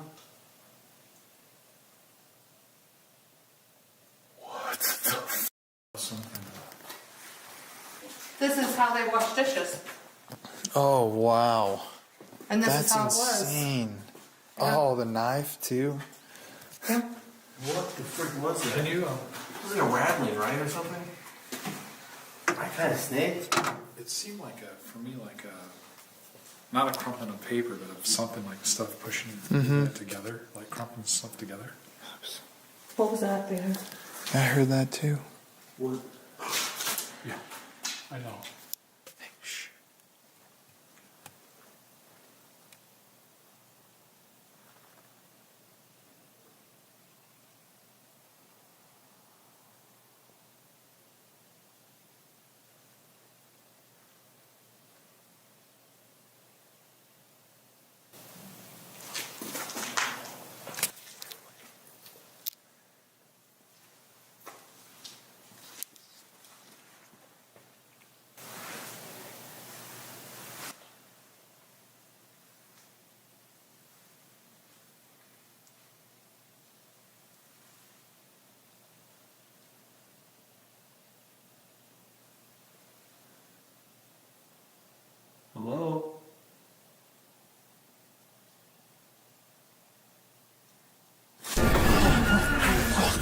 just like talking right there. Yeah.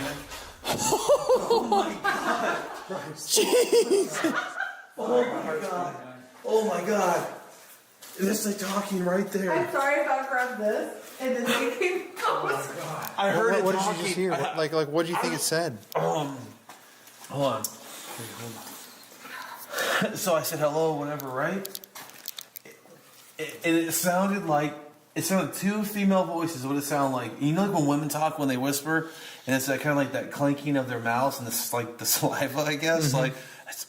Like I don't know, something weird like that, and it was like right in front of my face. Like they were trying to talk to me. That was great. I didn't mean to be scared. I'm kind of a wimp.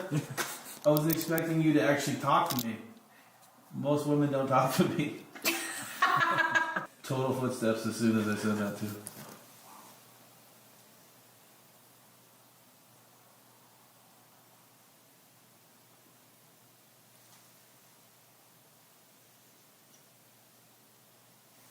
Dude, you heard it again. They're back there talking, bro. Go back there, man. No, wait, there's movement right here. Hold on.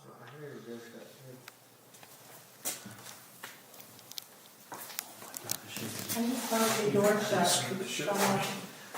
I'm pretty sure one of the doors shut in the brothel. That's for its sound.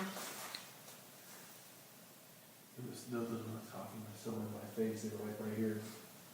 And I just had the impression that they were like right there. I'm talking. What was that? I've never been scared in this building before. Okay, Brian. Oh, okay. Holy cow. Like fear. Oh my gosh.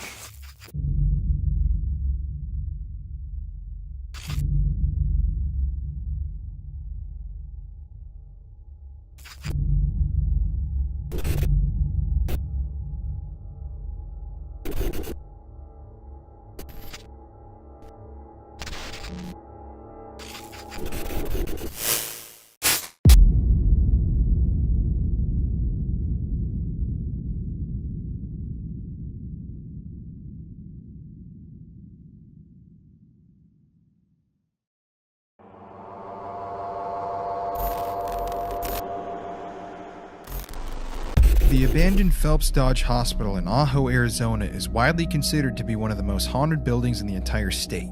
It is a massive 29,000 square foot building which saw thousands of recorded deaths while it was an active medical building. The town of Ajo itself was constructed as a company town to serve those who had worked the massive New Cornelia copper mine which lies right outside of town. The New Cornelia mine was actually the first copper mine in all of Arizona, and over the decades that it was active, thousands of different individuals were employed to work in and around it to extract copper. As you probably know, mining was a dangerous job. While the mine was active, there were explosions, poisonous gas leaks, fires, floods, and many other types of various workplace disasters.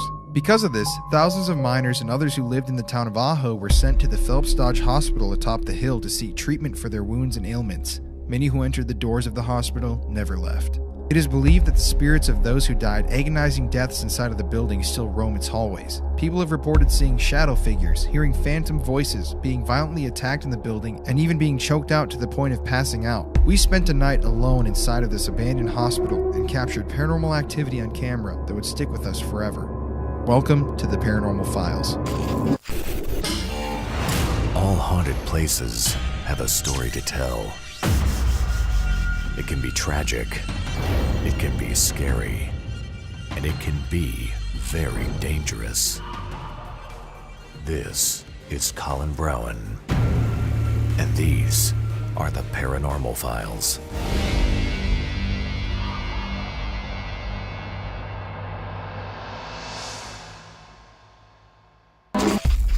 The drive to Ajo was absolutely crazy. As we headed south from Wickenburg, my father Jeff and I couldn't help but notice how desolate the town's location is. Located only 40 or so miles from the US-Mexico border, around 3,300 people call Ajo home right now. It's a quaint little town with an extremely rough and dirty past. Driving down to Ajo, I couldn't help but notice the extreme amount of abandoned buildings which littered the sides of the highway that we were on. There is an extreme sense of isolation in this part of Arizona, something that I hadn't really felt before. We were very disconnected. However, I had no idea just how alone I would feel once we stepped foot in the abandoned Phelps Dodge Hospital.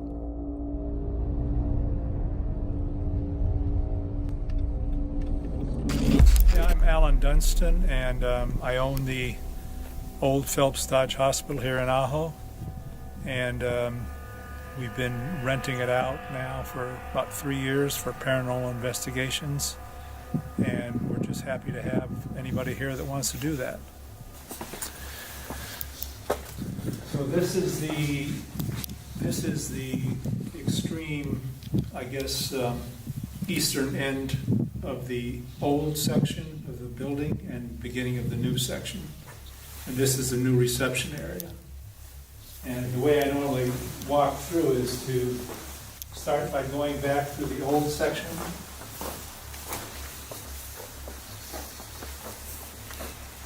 And so this pretty much here is the end of the old building, which I believe was built in like the 1930s. And you'll see, like I said, the floor plan is pretty organic. It's not real regimented like the new. Okay.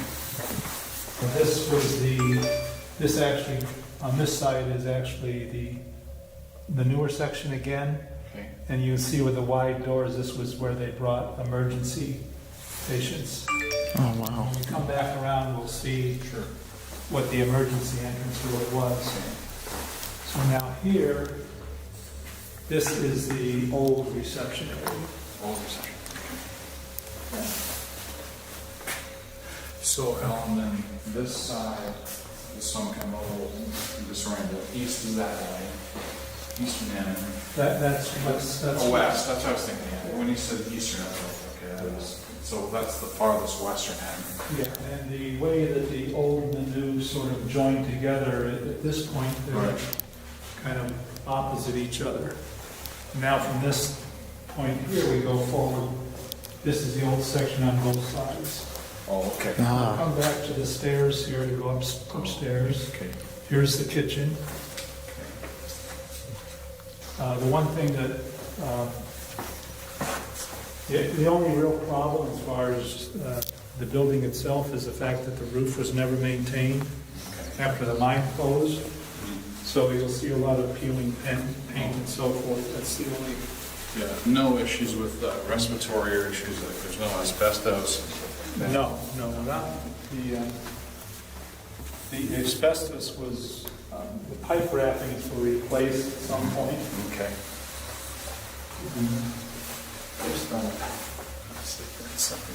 We do have a bat population here. Oh, okay. Which last time I saw them, they were in this area here. Okay. The people have reported seeing the bats flying around. Oh, It's creepy. well, that's my worst fear. I hate bats. Here's an example of that. This is ceiling falling yeah. down. But overall, the building is in structurally good condition. Mm-hmm. Oh, by the way, there is a person that stays here in the building. In the building? Yeah, who's at the far western end, which I'll show you. And for whatever reason, there's no showers in the new part of the building. The only showers are in the old part, so this extension cord here is for like a little shower heater. Oh. And this is where he takes a shower. Oh. He'll be coming back probably in the next 30 minutes or so. Okay. His name is Ignacio Diaz, or he goes by Nacho. Nacho. Okay. Yeah, he's lived here for like 3 years. Oh, wow. Yeah. And when they did the Ghost Adventures TV show here, they interviewed him and they made a big deal of the fact that he was staying here. Right. Yeah, that's interesting.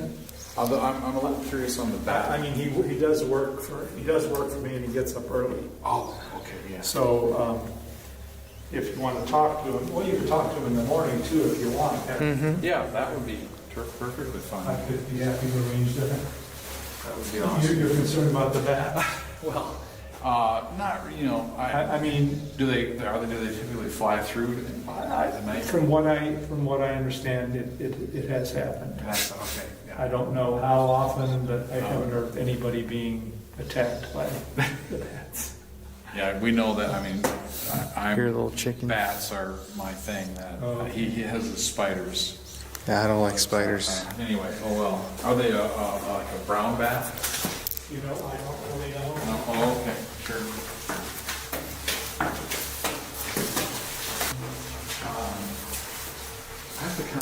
I appreciate the idea that we can maybe come back with some night vision. Yes. But I was, gosh, I would have bought another camera if I could. This area, this whole wing back here is related to birth, nursery. Maternity, yeah. This, I think this says, there's some signs on these things. At one point I had a tour through here, so I put signs up and everything. Gotcha. So that's the women's ward. Okay. And here we actually have twin delivery rooms.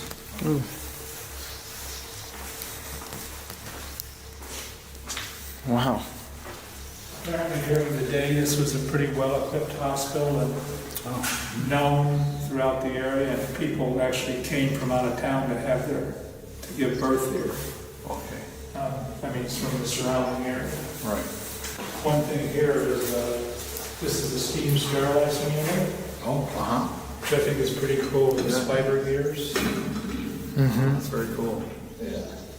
Oh yeah, like some autoclave place or clean all the instruments. Like a submarine. Sterile. That's very cool. So here's the other delivery room. And in the daytime, it's really nice to have that glass block. It's all natural.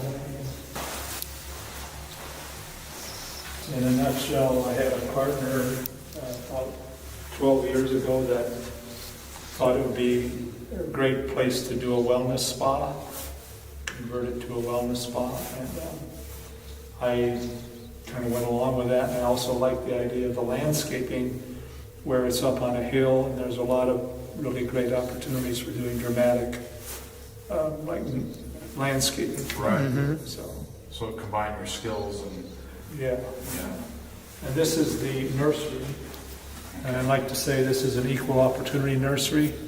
There's 2 pink walls and 2 blue walls in there. Okay.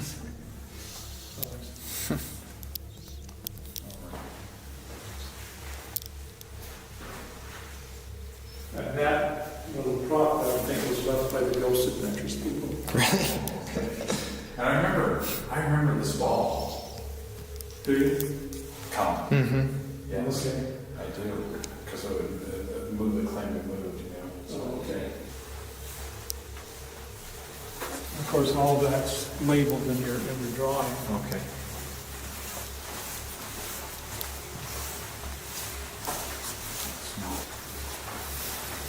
This is the operating room.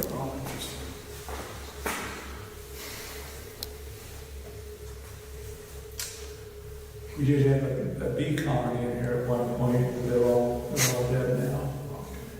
And I don't know what killed them. We didn't spray or water bees to go in. I don't believe in killing bees. No, we need our bees though. Kind of interesting how they did the actual walls with this, for an operating room. Yeah, they don't use glass block anymore for whatever reason. Yeah. And this was where the X-Phone machine actually was. Okay. You can see the little window that the operator looked through, and there was lead on all these walls, and we took it off and salvaged it. Okay. That makes sense to have the X-ray here and then operating right across. That's an X-ray. This is just the end of the hallway here. And okay. that door is closed, but if you go out, there's a walkway going down to where we entered the building. So where was the morgue area? The morgue area is not really, we can't really get to it because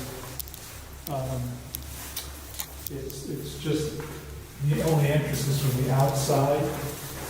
And it really wasn't a morgue as such, it was just the basement floor where the elevator went down. Kind of a holding area. Kind of a holding area. From the partition. And there is the main thing down there is a boiler room, and everything's kind of packaged up. There is some asbestos there. Ooh. So, don't want to go down there. Yeah. Okay, so now if we go this way, see that's where we came from the reception.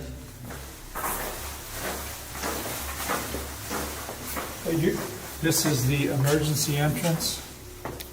And you're welcome to go out here if you want, as long as you just re-bolt this. All right.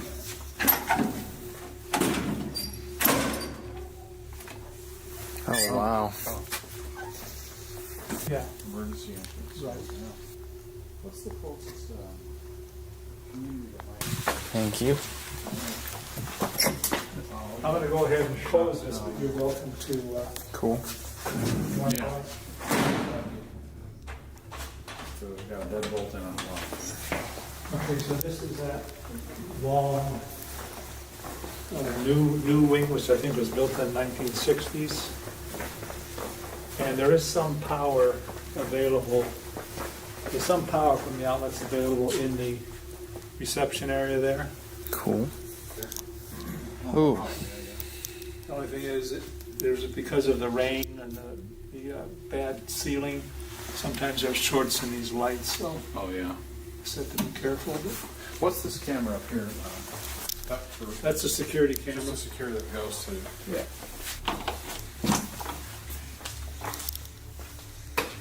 This area, I'm told that they did get some people have gotten activity down here.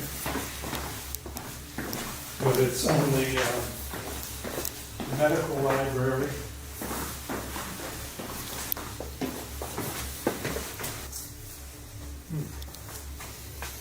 Yeah, so this is the medical library here.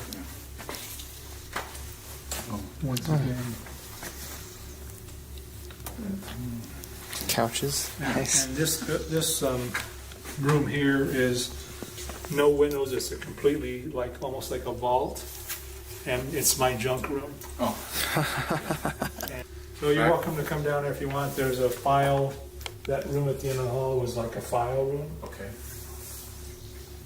Cool. And definitely plenty dark without our... Yep. And if you see anybody, you would say you can call out Nacho, and he should respond. If he doesn't, then we'll capture something. And it's Maybe we're leaving. the spirits that you're... The only area we didn't walk through was this out here, which is this was the laboratory, and I don't have power in there. Is it just a But you're welcome to go in and. Oh, Ooh. it's pretty big. Oh, yeah.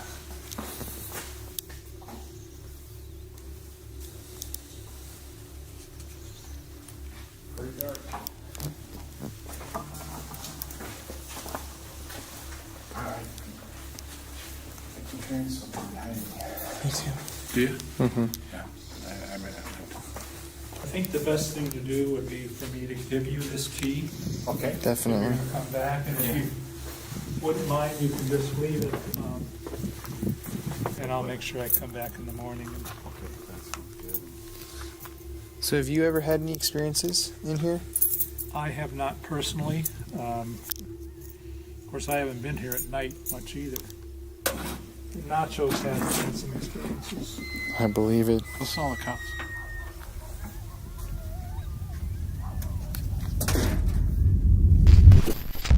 Okay, well this lighting looks really bizarre.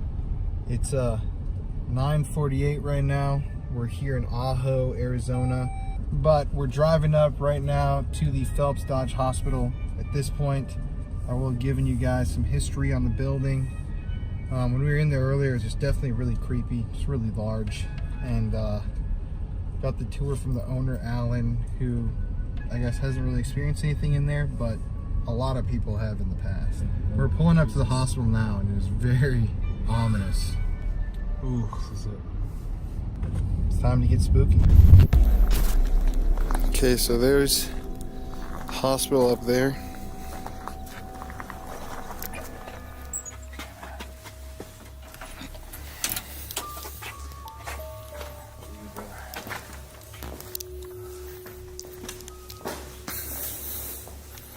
I never noticed this model.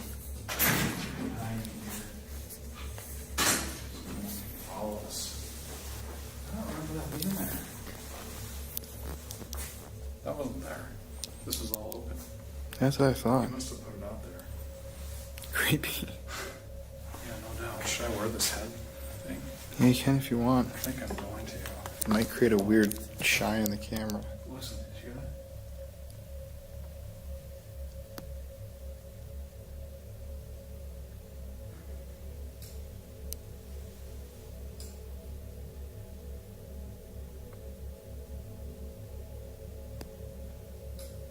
What is that?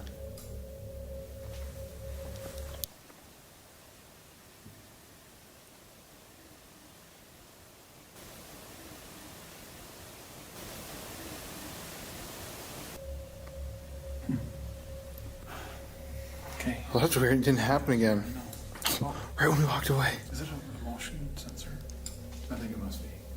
We're kind of like being watched, I think. Yeah, it's every time I shine the light. Yeah.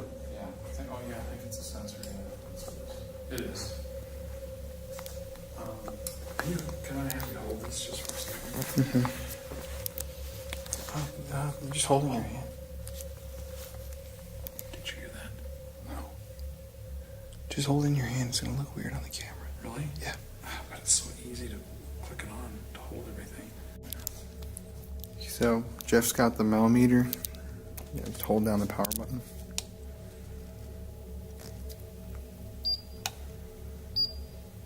Just let me know if it goes up above the 0. Okay. Let's walk in. And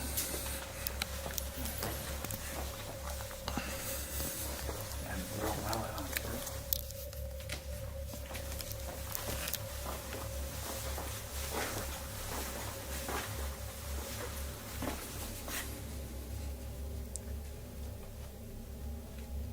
Oh, a little too late.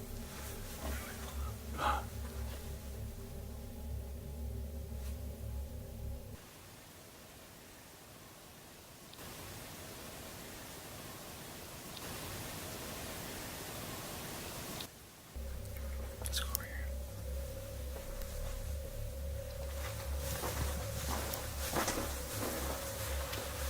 To anybody that is here in the Phelps Dodge Hospital, here in Otto, Arizona, we are here to help you, to contact you, and to figure some stuff out. So can you come out and talk to us tonight?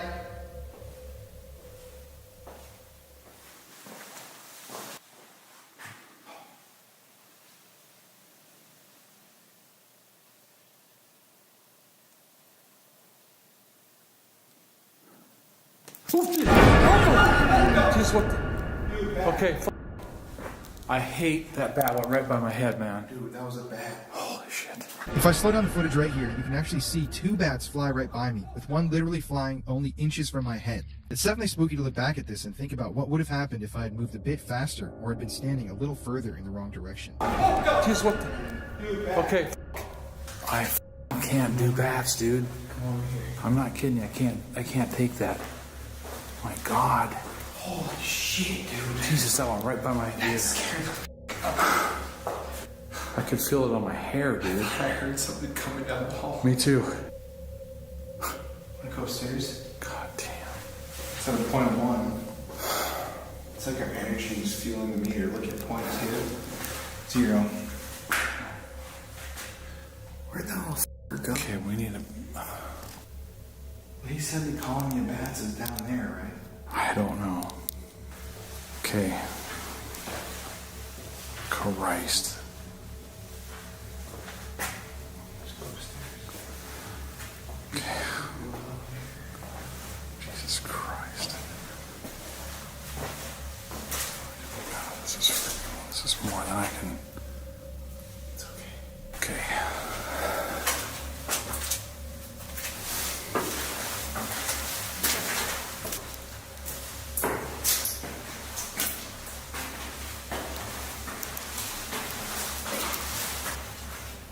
What the hell is that? Oh, okay.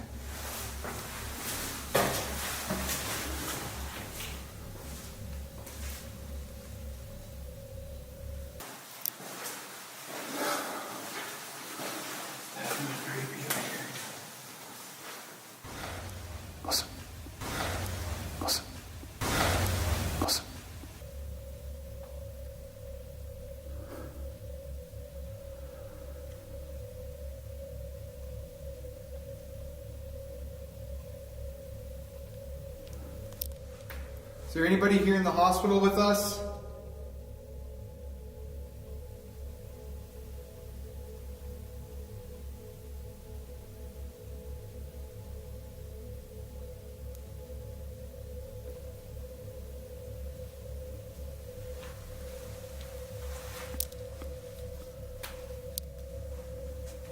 Oh, Jesus.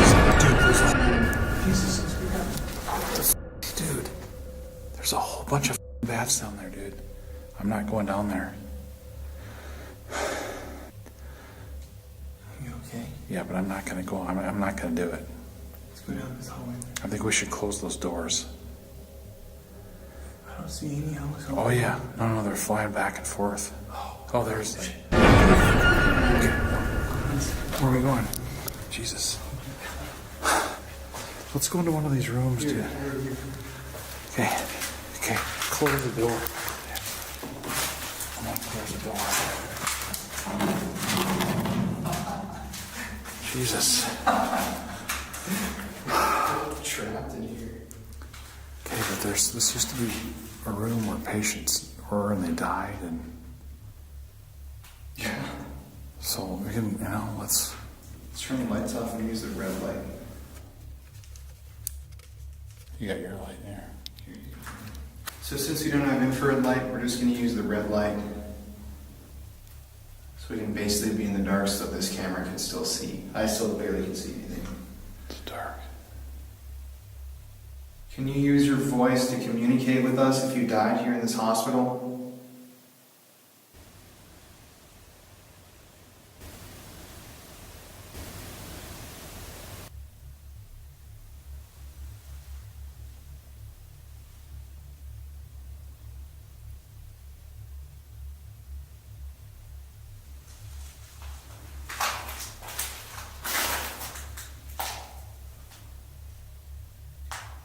Is there anybody with us in this hospital?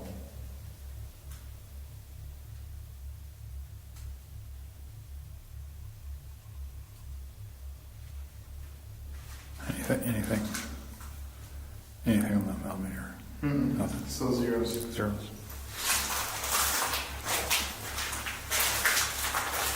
Let's get the windows open. Oh, where's that? There's the room. Oh, there's a bathtub, dude.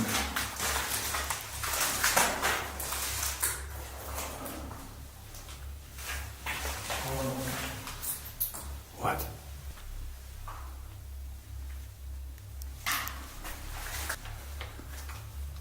Can you give us an idea of where you are in the hospital?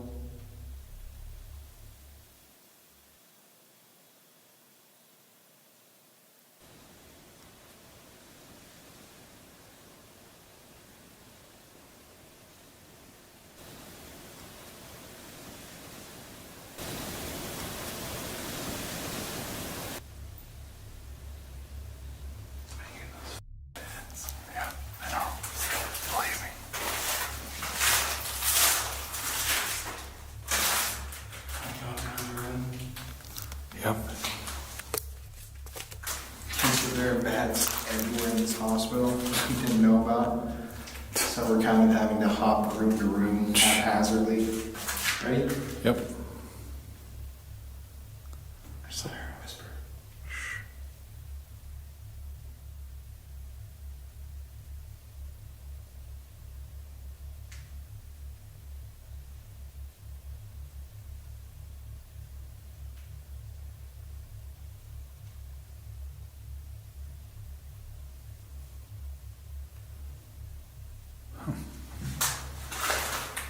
Right? Yeah. Surgery room? Yeah. Damn friggin' bats, man.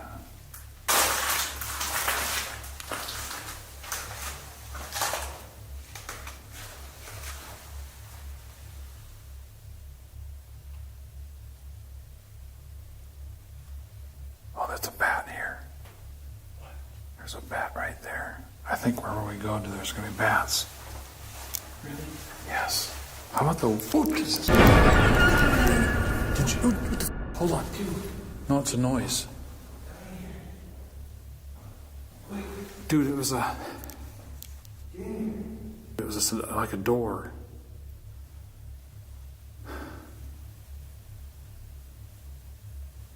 Hold on.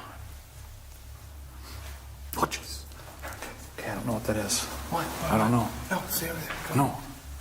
Dude.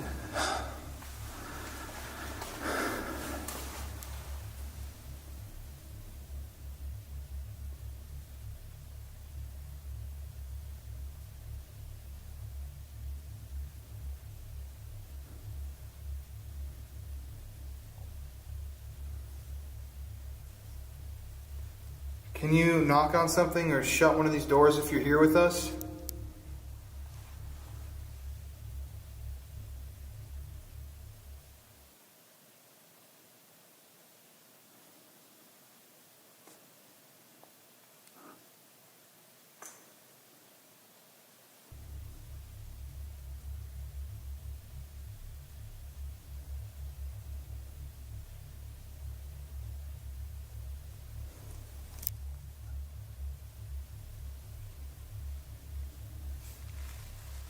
Is there anybody here in the hospital that died here?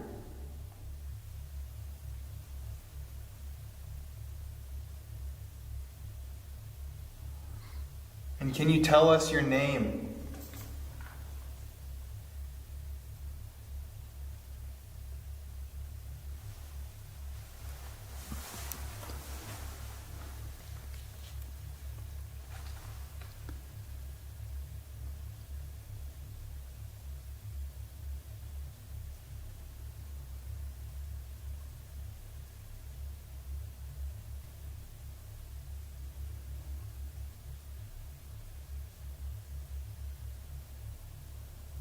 My name is Colin.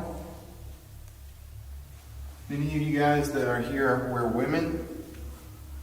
You can feel comfortable coming and talking to me because I have a girlfriend. She's just at home.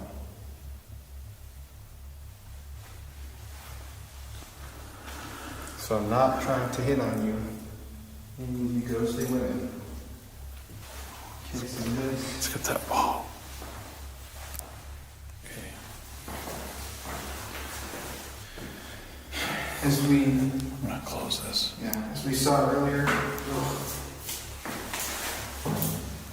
everyone touches the walls. There's like a window. What the hell?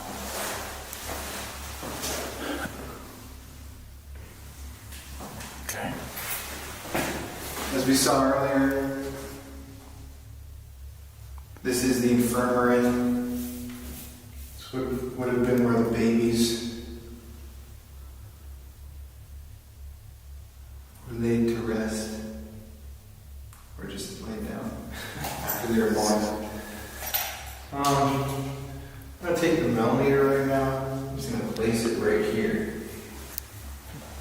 Just reading at 0.1. Vulture sending out. To 0. Goes to 0. Try and kill the main light. Just hit the red light. It just shut off. The camera just shut off. Yes.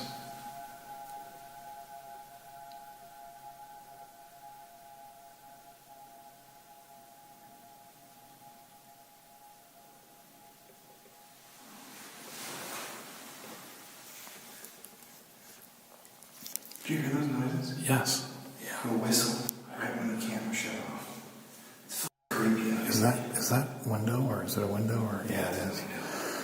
If you're with us right now, we don't want to hurt you. We don't want to do anything to you. We just want to talk.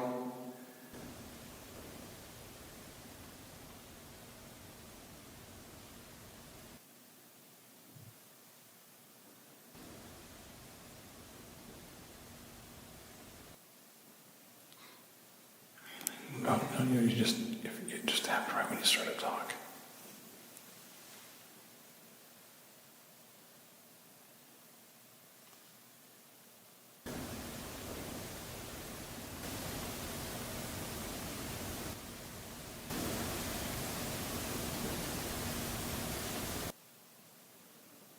Come on in. We just want to learn from you.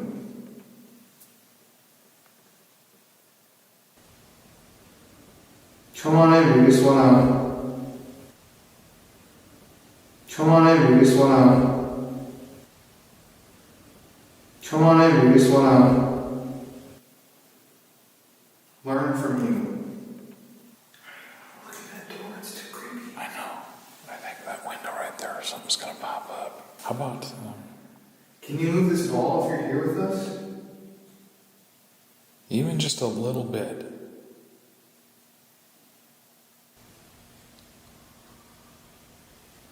Hear that? Yeah, there's definitely. Oh my god, my whole body is just freaking tingling, dude.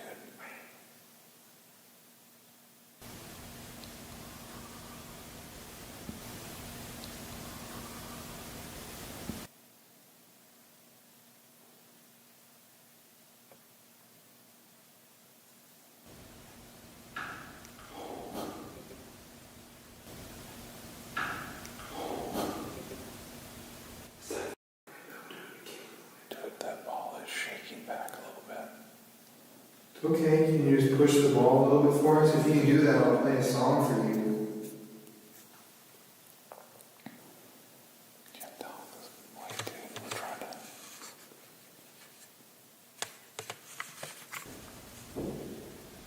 Hear that?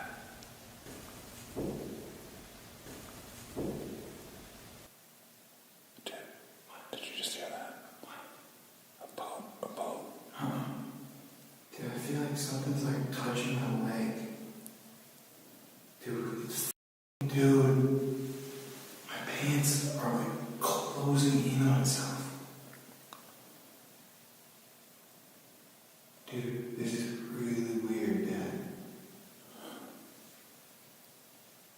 What are you feeling? It's this whole leg right here. It's like the pants are just getting closer to my leg, like a 360. Maybe it's. Let's try an experiment. I'm gonna come back here with this just for a second. Yeah, I'm not seeing You anything. can hold that if you want. Any of you guys know this song? Why don't you sing along with me? Dude, are you not hearing that pain?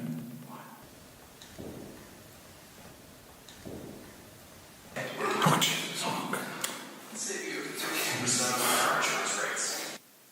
Dude, it's 7. Oh my god, it went to 7. Look at. Oh my god, it went to 7, dude. Still? Colin. 4.2. Well, make sure you don't Look at, I'm 10. It was back here, dude. Wait, really? Yes, hold Hold it on. by the camera here? That's what I had it. Oh, dude, it was. It just hit a 10. 10.2 is 7. Okay, see if someone's here. You were playing that song. It's already dropped from 75. That's right when you played that song, it spiked. Okay, 3.1, dude. 1. I can't see. Farther away. 7.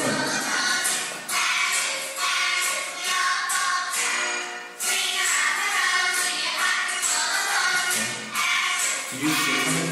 Huh? Did you say something? I heard a voice. Show me for a second.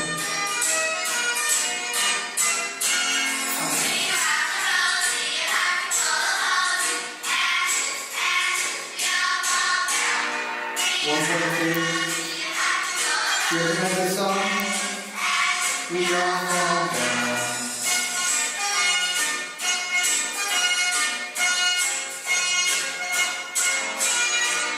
So pretty happy. So good.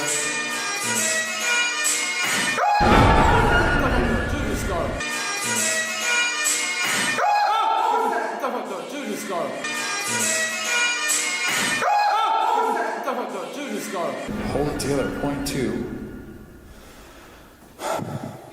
That was a creepy song, man. I'm telling you. Okay, now it's your turn. You want to play this? Yep. Okay. Invite the children to come talk to you. Okay. Children, this is freaking cool.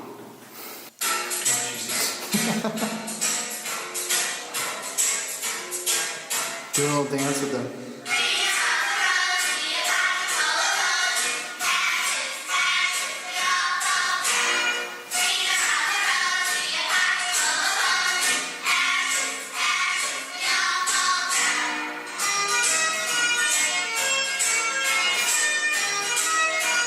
Can you move that ball?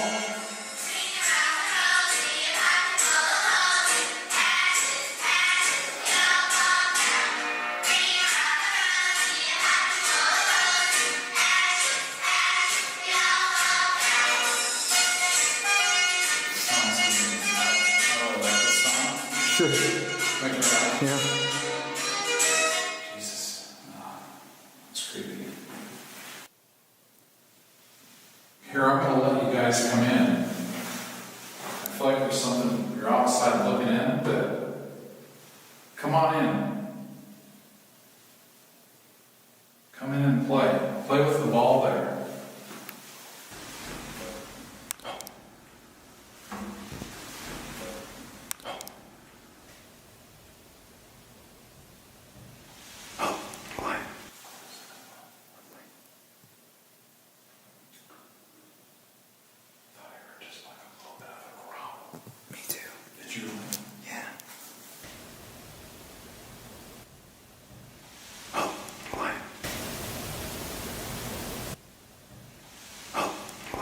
Are you out in the hallway right now?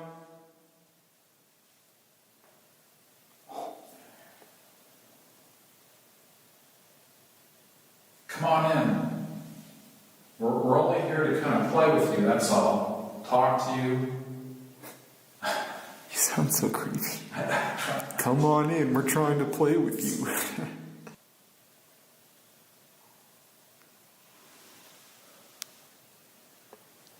Can you knock again if that was you?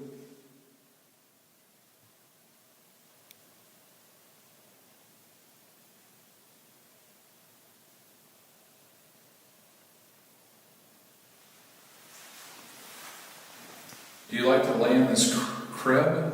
Bassinet, I guess it is.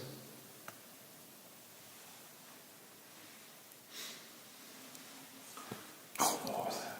Did you hear that? Yeah.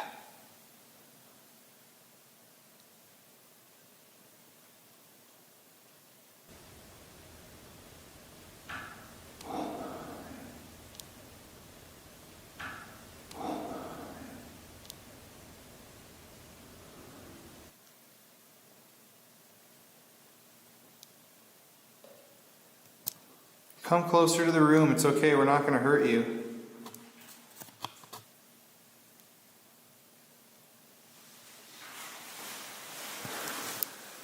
I'm going to open the door all the way. Why don't you just tell us who you are? You guys come in. You're all welcome to come in here. Come on in.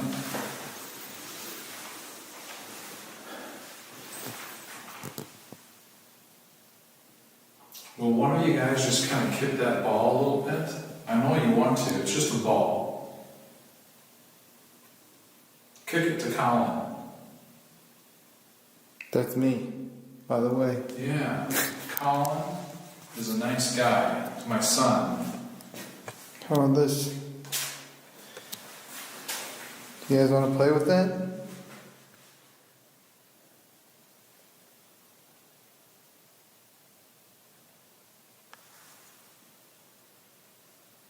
Go ahead and kick it. Kick it back to Colin. You can do it.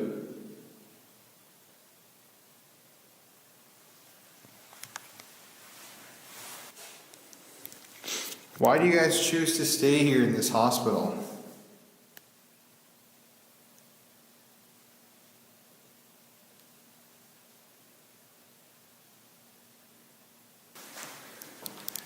Here. Can you roll that back in here? That comes in here. I'm leaving. That flies in here.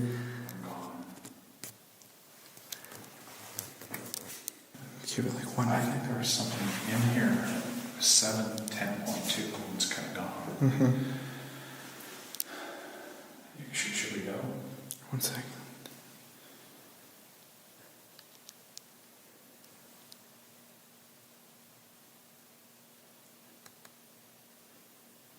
It's so creepy looking at that ball. I know. We're going to give you guys 1 more minute in here. If you're a mother, can you tell us about your baby and when they were born and what they grew up to do?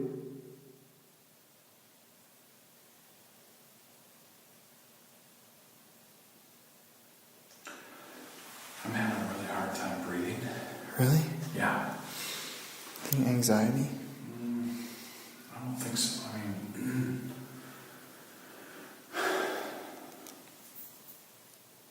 Oh, I just heard something. yeah, I heard like, to me it sounded like water dropping. Dropping. Yeah, I'm kind of probably a little more anxiety more than. Movement. Or voice.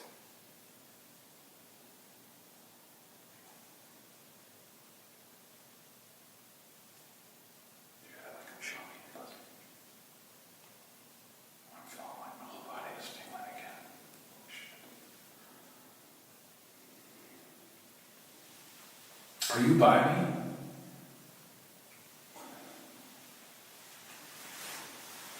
Move the millimeter if you're by me. I feel you. Wow.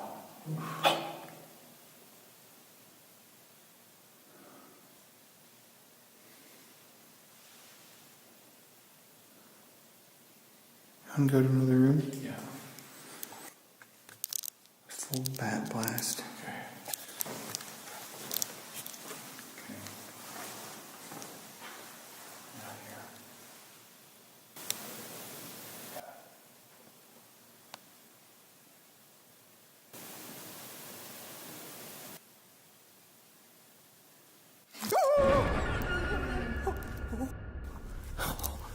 Oh, bitch. Get back in the infirmary. What is that? Shut the door. That little bastard. How do we get out of here? Jesus Christ. I fucking hate bats. It's on my phone. Oh. Jesus. What one? Dude, it's like it's reading our fear. Every time that we freak out about the bats, it jolts up. It's almost like it's trying to keep us in this room. I know. Let's open this door. Oh, there's a door out in the hallway. Oh shit. Should I close it? Do you think Mr. Batty's out there? 1G hit bat. Do I just heard a couple footsteps?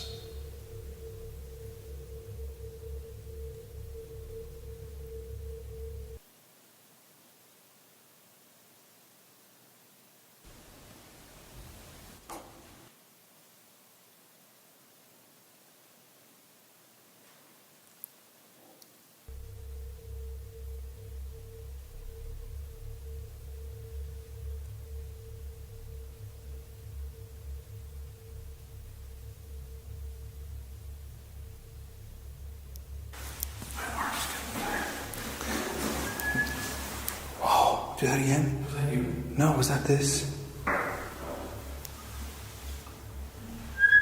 Oh, okay, good. Dude, this is just one little part in this place. I know.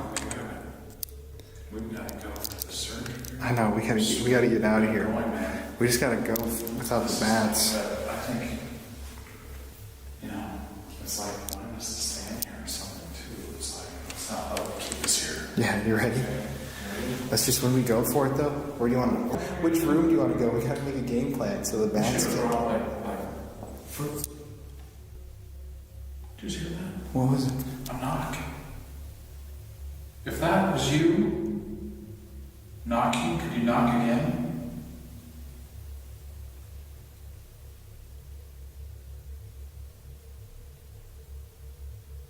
One more knock is all.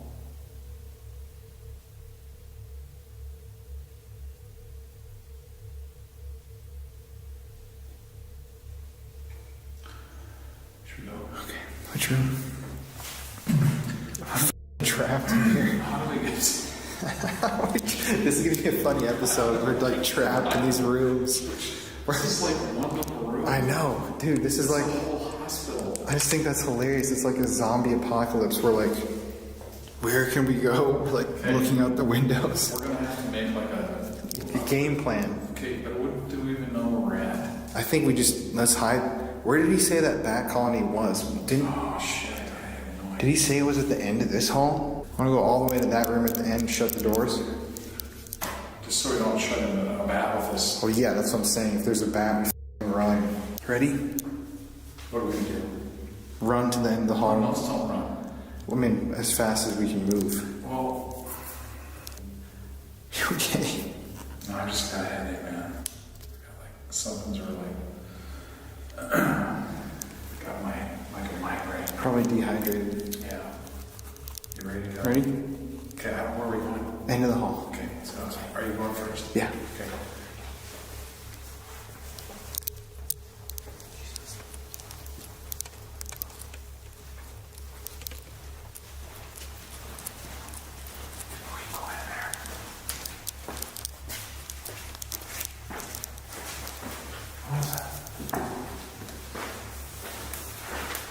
Here's this thing.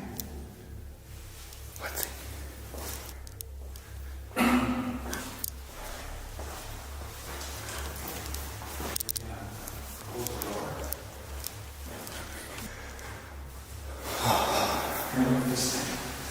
Okay, we're barricaded in here now. You check this thing out. Look at that thing.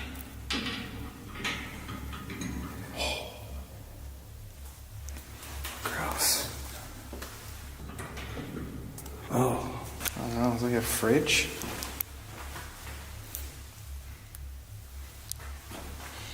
A bat just flies. Yeah, I know. That's what I was thinking. Okay, we're going lights out.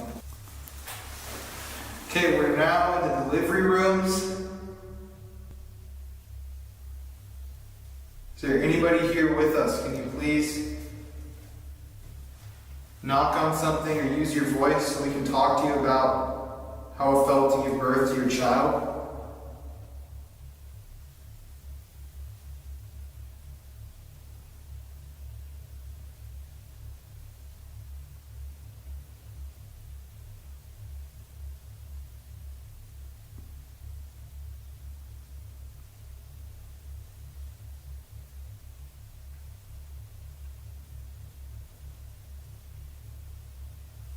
Zeros on here.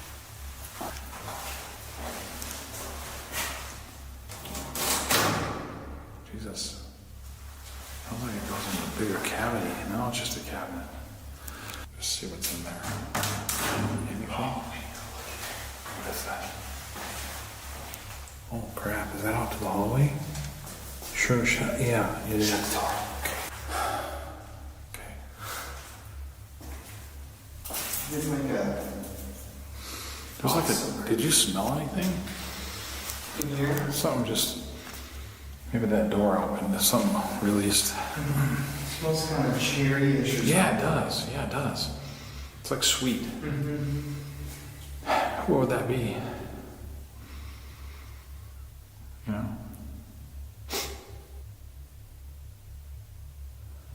Well, do you want to escape the bats? Weird. Go downstairs. Yeah, let's go. Let's go. Yeah. If we go downstairs, we can go outside for a second and we come back and finish on the downstairs.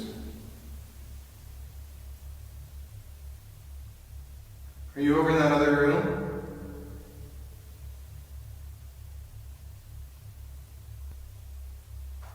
It's so still. Yeah. There's zero energy up here. Okay, so plan is let's just open doors and run screaming for the hall, for the stairs, because we gotta make it to the stairs. Do you remember where they are on the left? But I don't. No. Goodness. Hurry up. Oh, that's creepy. Weird. Ooh. Do you want to say your final words? No. I don't want to say final words. I'll say just a beginning word. Let's go. Okay. Okay. Ready? Okay. Okay. It's okay. No bats yet. Yes. Where's the reception area? Right here. Okay, what's it? Are we down there already? Yeah. We gotta go all the way down there to the left. Where? Come on. Oh, what? Come on. Come on. Oh, come on.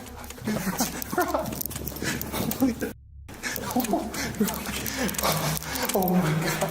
Shut the door. Oh my God. Dude. Are you okay? Yeah, I'm just like... Don't have a heart attack. No, I just got... They're flying in and out of those rooms. We gotta get out of We here. gotta like go kind of slower, because I'm like kind of freaked out.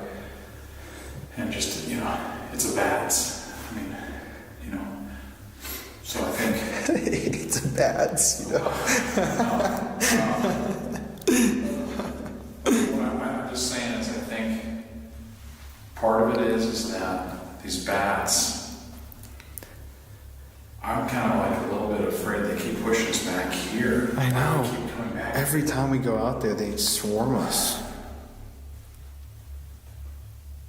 Did you hear something? Is that you? No.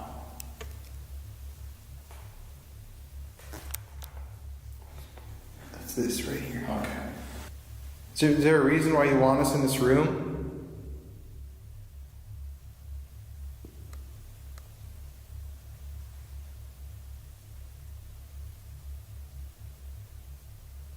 Let's just go. I kind of feel like we gotta get out of here. Okay.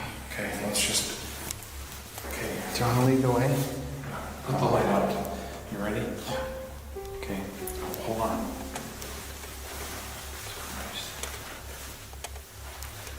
There's a creepy ass handprint on the wall. Did you hit that?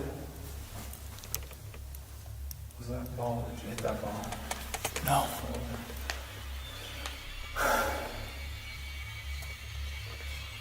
Is there anybody right here on this end? Oh! Okay, that's a bat. We just gotta keep cool. There it goes. Okay? You know, it's just what it is. And where we going? This way. We're gonna go somewhere. Okay, good job. Okay. We can make it to the stairs. Come on. Okay, where are they? Right here. Hold on. Come on. Where are you going? Right here.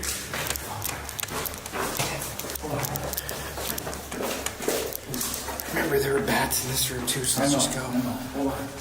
Come on. Second. Hold on. Come on. Oh, dude, the light just fell. This way. No, this is the beginning.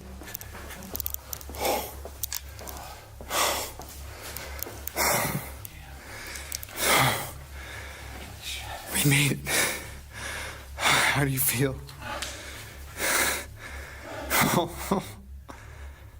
Wow. That's crazy. That's just like the whole bad something. Hey, I didn't hate bats, but now I really hate bats. Oh, thanks. I'm gonna protect my neck at least here. This thing will do enough. Yeah, let's use that. You know, that was like a... Yeah, I wasn't rolling, and there was like a door closing. Yeah, like, yeah.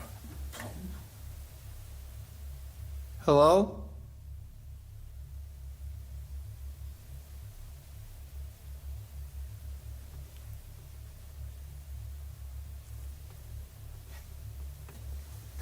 Okay, so I've got an infrared GoPro right here, shooting down this hallway. So I've been loading this camera all day in the car and charging the battery, and we're just going to leave it here instead of splitting up tonight because A, we lost the camera today, and B, there are bats everywhere in this hospital. So we're just going to film it shooting at this doorway over here to see if we capture any activity. So there the GoPro's rolling. You know what, this doesn't come on now. There again.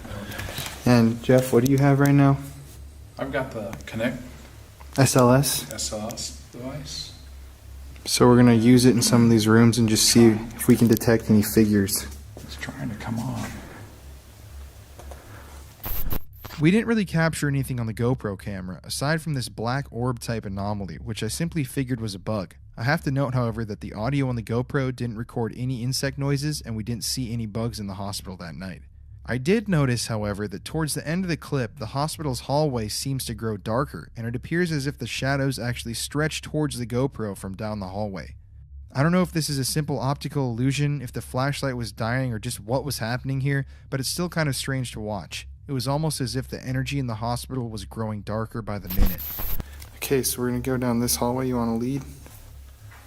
Okay, and then if it goes, then I hit record. No, if it goes, just let me come over and film it. That's all. Okay, is anybody here?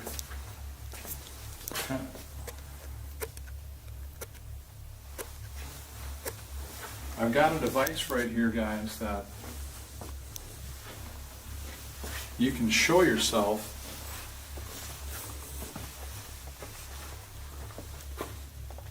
come out if you're there.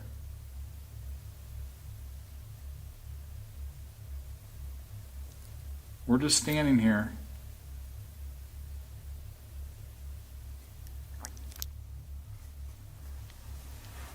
Let's go down here. Are you here in any of these rooms?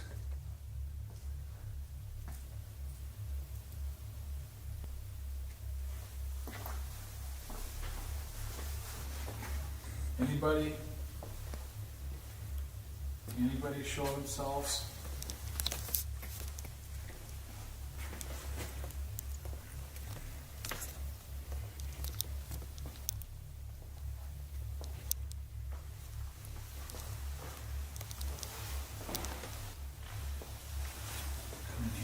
Show what's in here.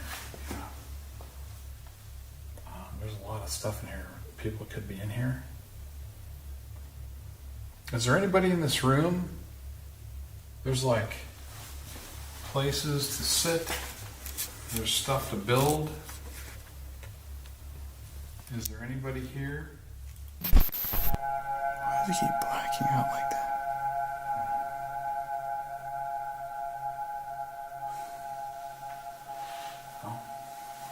Be careful once again of beds. Because that's the area where they were. Really? Remember the first one? Remember the first one came flying out? Here's the bathroom.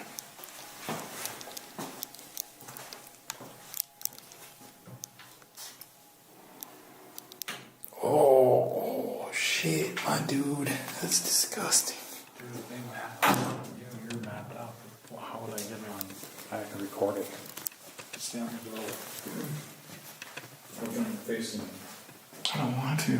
Well, I'm facing me. There, stop.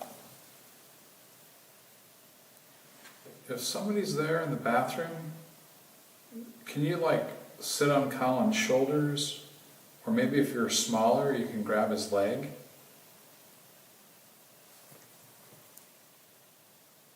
Anybody at all. Do something. Show up, please.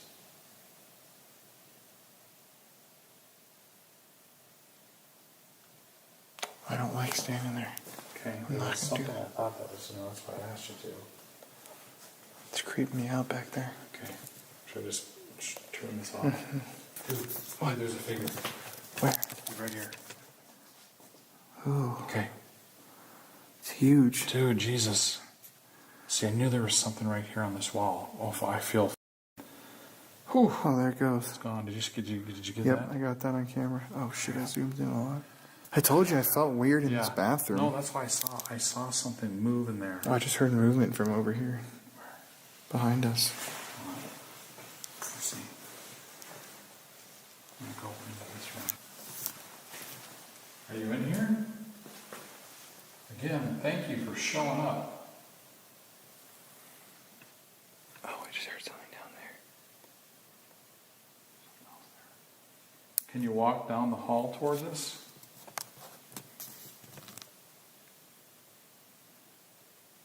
Crawl on the ground anywhere?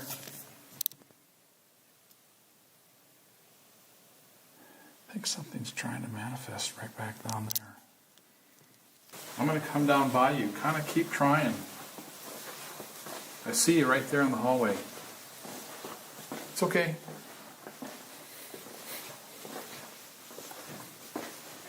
Yeah. Okay, why don't we wait?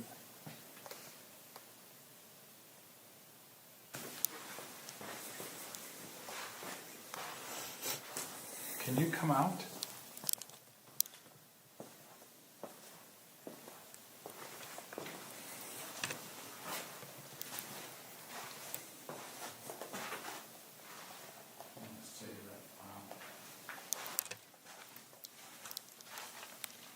Cockroach.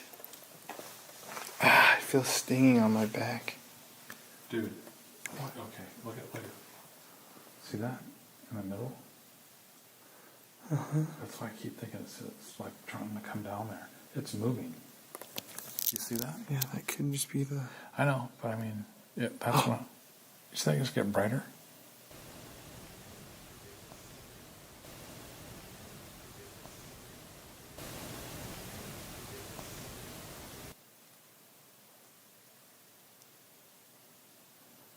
Dude, I'm like really cold. I'm like feel shivery. I don't know if that's a word or not. Me too, though. If you're down there at the end, can you manifest yourself? Can't even talk, man. Dude, that went away. Yeah, that is weird. It went away on there. Completely. But I mean, yeah, that's what... You think it's getting brighter? Completely.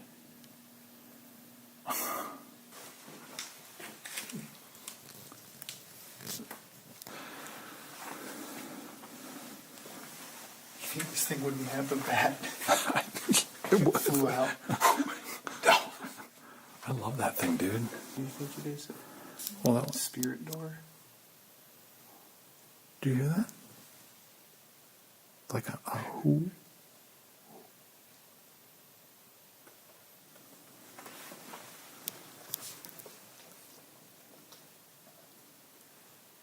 Are you back down here in this hallway? We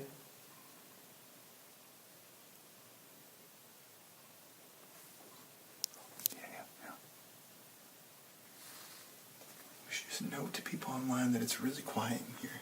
Yeah. Like there aren't any knocks and shit. Let's go and what happened.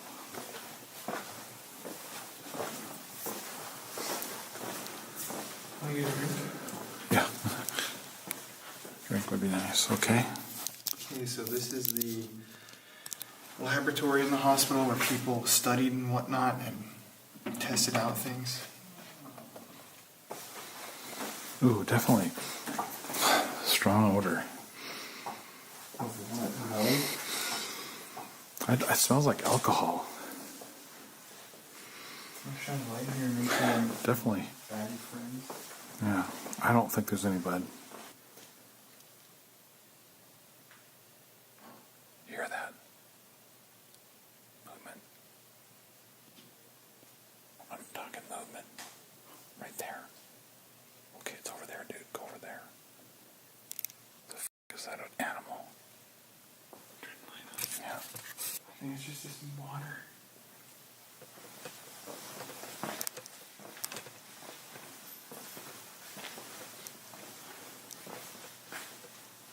Shine the light over here. Is that mold or shit? Yeah, it has like a... Let's get out of here. This is creepy, man. Yeah, I don't even like that sound. That was good. Yeah, I think. Yeah, definitely. Honestly, it's kind of hard to investigate this building because of bats. Yeah. You know? But you know, it's pretty calm down here. I mean, I feel definitely more... The upstairs was terrible. Yeah, the upstairs was disgusting. I mean, here, you know, I think we're okay.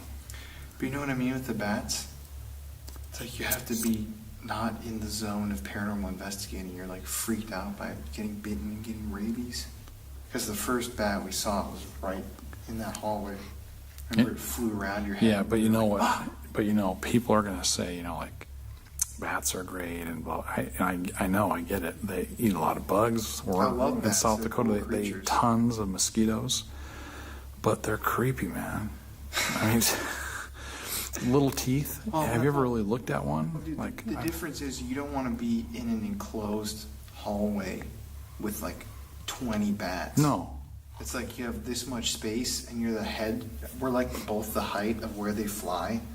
So when they fly, they go right by your head, and like one hits you and bites you. Or rabies. get stuck in your hair. Get stuck in my hair, dude. Yeah, your hair. I I know. literally crap my pants. I hear you. And I don't want rabies. Hell no. I just just don't. not worth it. I don't even. Did you? I mean, every time you talk or something, I hear something. I think we should go down into down to the left. Have we been to the left? I don't think. Look at it. It's just illuminating on the green. Oh. It's hard to have that happen. Oh shit! Shine a light down there. What was it? What?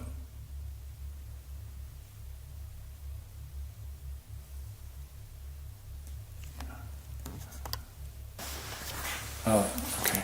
Camera just bleeped out. Just do that again. Do you think there's a bat repelling noise? I don't. Are you sure we had a bat in here? We went right into that room and it flew right by your head. Really? Oh God! Upstairs. Look at it. Why is it doing that? I don't know. Oh, let's see you turn it. There you go. Let's go set it somewhere though. Okay, well, just come with me over here. I know, I am. Don't, I mean, what is this room? Maybe he's gone batty. Should we try and make it into the hallway? Here, I'm gonna this. I'm not sure where. Oh, is this? Have we been into this area? Oh, dude, this is the old part. Oh no, we haven't been.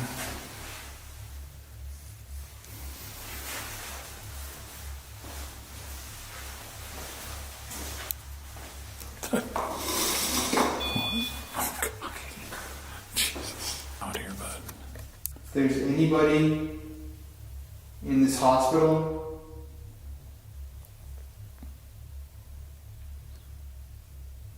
can you walk on over to us?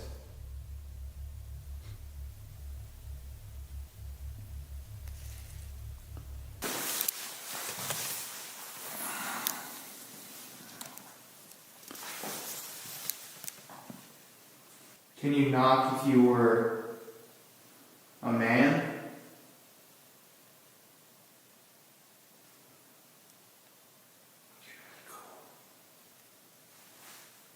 Can you knock if you were a woman?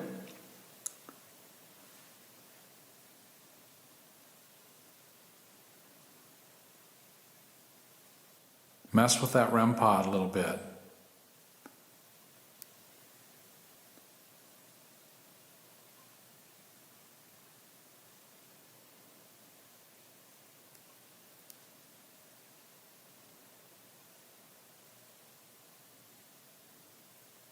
Are you afraid of us? Can you just knock if you're here with us?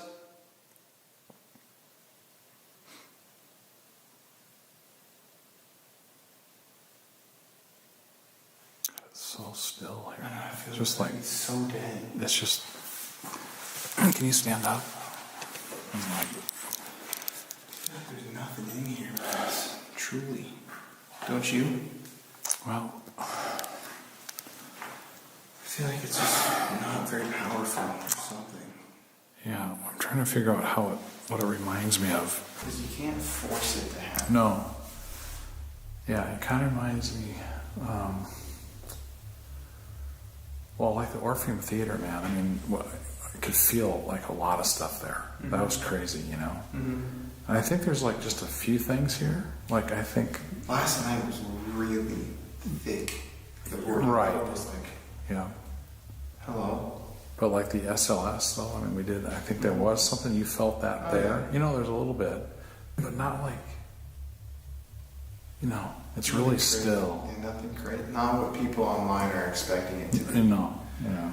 I mean, look at, we're in a huge hospital building, and it's like, it's just, no, I'm not scared at all. If there weren't bats, yeah. I could walk room right, dark, exactly. No fear. Yeah. I'm just afraid of rabies, because I don't want to be in a real hospital. Yeah, nothing against the hospital. I think it's probably just they're not really wanting to come out tonight, you know? Yeah. Not feeling it. Sometimes the bats were definitely scary though. Yeah, bats were scary. Got some good reactions from us. And pushing us back into that little room. That was, I think, maybe something, I don't know. You want to go back up there? No. You know? If that REM pod would go off like nuts, I'd feel a lot better. But it's just... It's like, I mean, it's dead quiet, like not even any knocks or anything in the building. Hello? I mean, we're gonna leave. Like, if you really wanna talk to us or let us know you're here, it's like now's the time. I mean, you're here all the time, it sounds like, so why not just come out?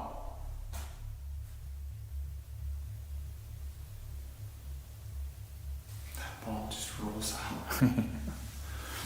I just don't think there's, you know? Oh.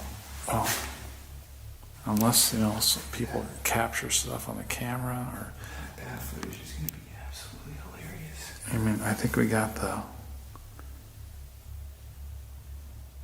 You know, what do you think, Call man? us wimps. Yeah. But I'm serious. Look at this area that I'm standing in right now. Yeah. This is like the average size of a hallway. Fucking bat is like my height. It goes. Yeah. What if it's just flying so fast it hits me right here? And we've had bats like caught in our carpet. Remember at our house? Oh, yeah, remember? they're creepy. And that they get stuck in your head. It's just like. And your rabies. It's yeah. Well, I mean, at least you have to get tested if you can. I mean. I'm gonna walk back. Just send them to Ozzy Osbourne for testing.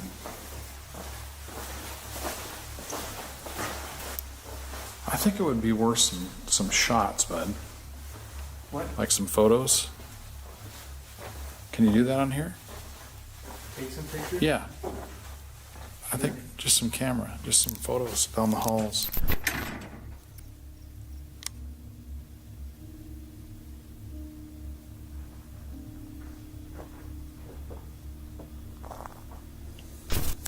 At the end of the night, we left the Phelps Dodge Hospital with more questions than answers. Who was still left in the building? Why didn't they interact intelligently with us? Are what we perceive to be ghosts actually spirits of the dead? Or is it a different type of mystical energy altogether that likes to make its presence known? I don't know.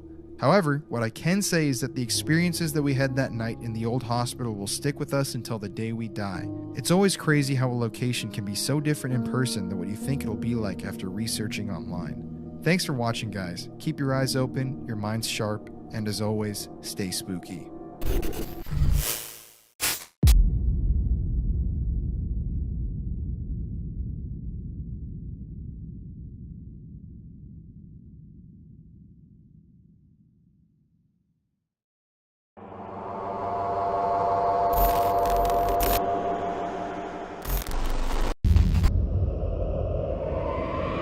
The only one that's a little bit upsetting is the murderer who resides in room 3, and you just go in there, it's just anger.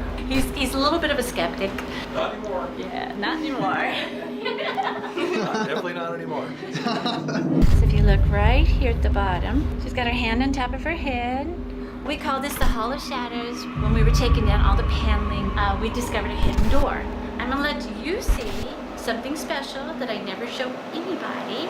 All right, so through this door right here, we were the original jail, and it was known as the worst jail in all of Texas. I used to be in here all the time and doing the stories, and it's just too painful. This is the room where the alleged murderer was supposed to stay the night that he committed the crime of murdering little Emma. They were asking all these horrible things of him, and he got incredibly angry, and he scratched the original Indian raid shelter. And then it was also used for a jail. The city actually found the tunnel, but then we started pulling out creepy stuff. Just my luck, we'll get a skeleton or something like that. Have they checked the whole thing? Mm-hmm. They haven't? No. You know, once the tunnel was found, that the city just, let's not talk about it. You know, let's just leave it at that. Down here we have 4 spirits. One is very, very physical. So I only come down here with guests, not down here at night. Are there any of the shadow people here? hear that? Guys, I know.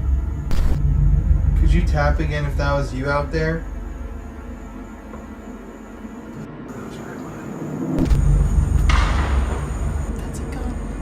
And yeah, I remember I'm down here in the area that one of the owners of the home said she would not come into at night, and definitely not alone. And I'm here alone at night, so. All haunted places have a story to tell. It can be tragic, it can be scary, and it can be very dangerous. This is Colin Browen, and these are the Paranormal Files.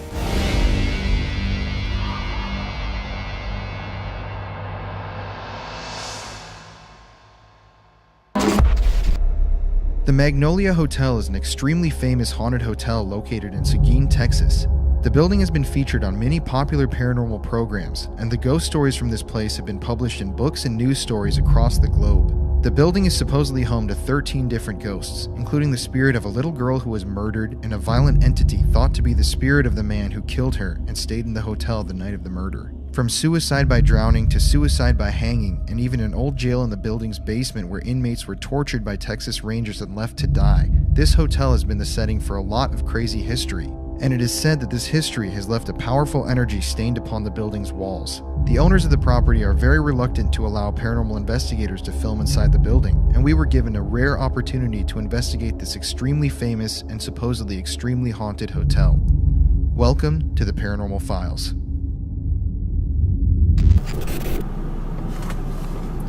Nice. Okay, well there it is for the first time. Don't want to run the stop sign. But here is the infamous Magnolia Hotel. I guess let's just try to find some parking. I think I can park right here.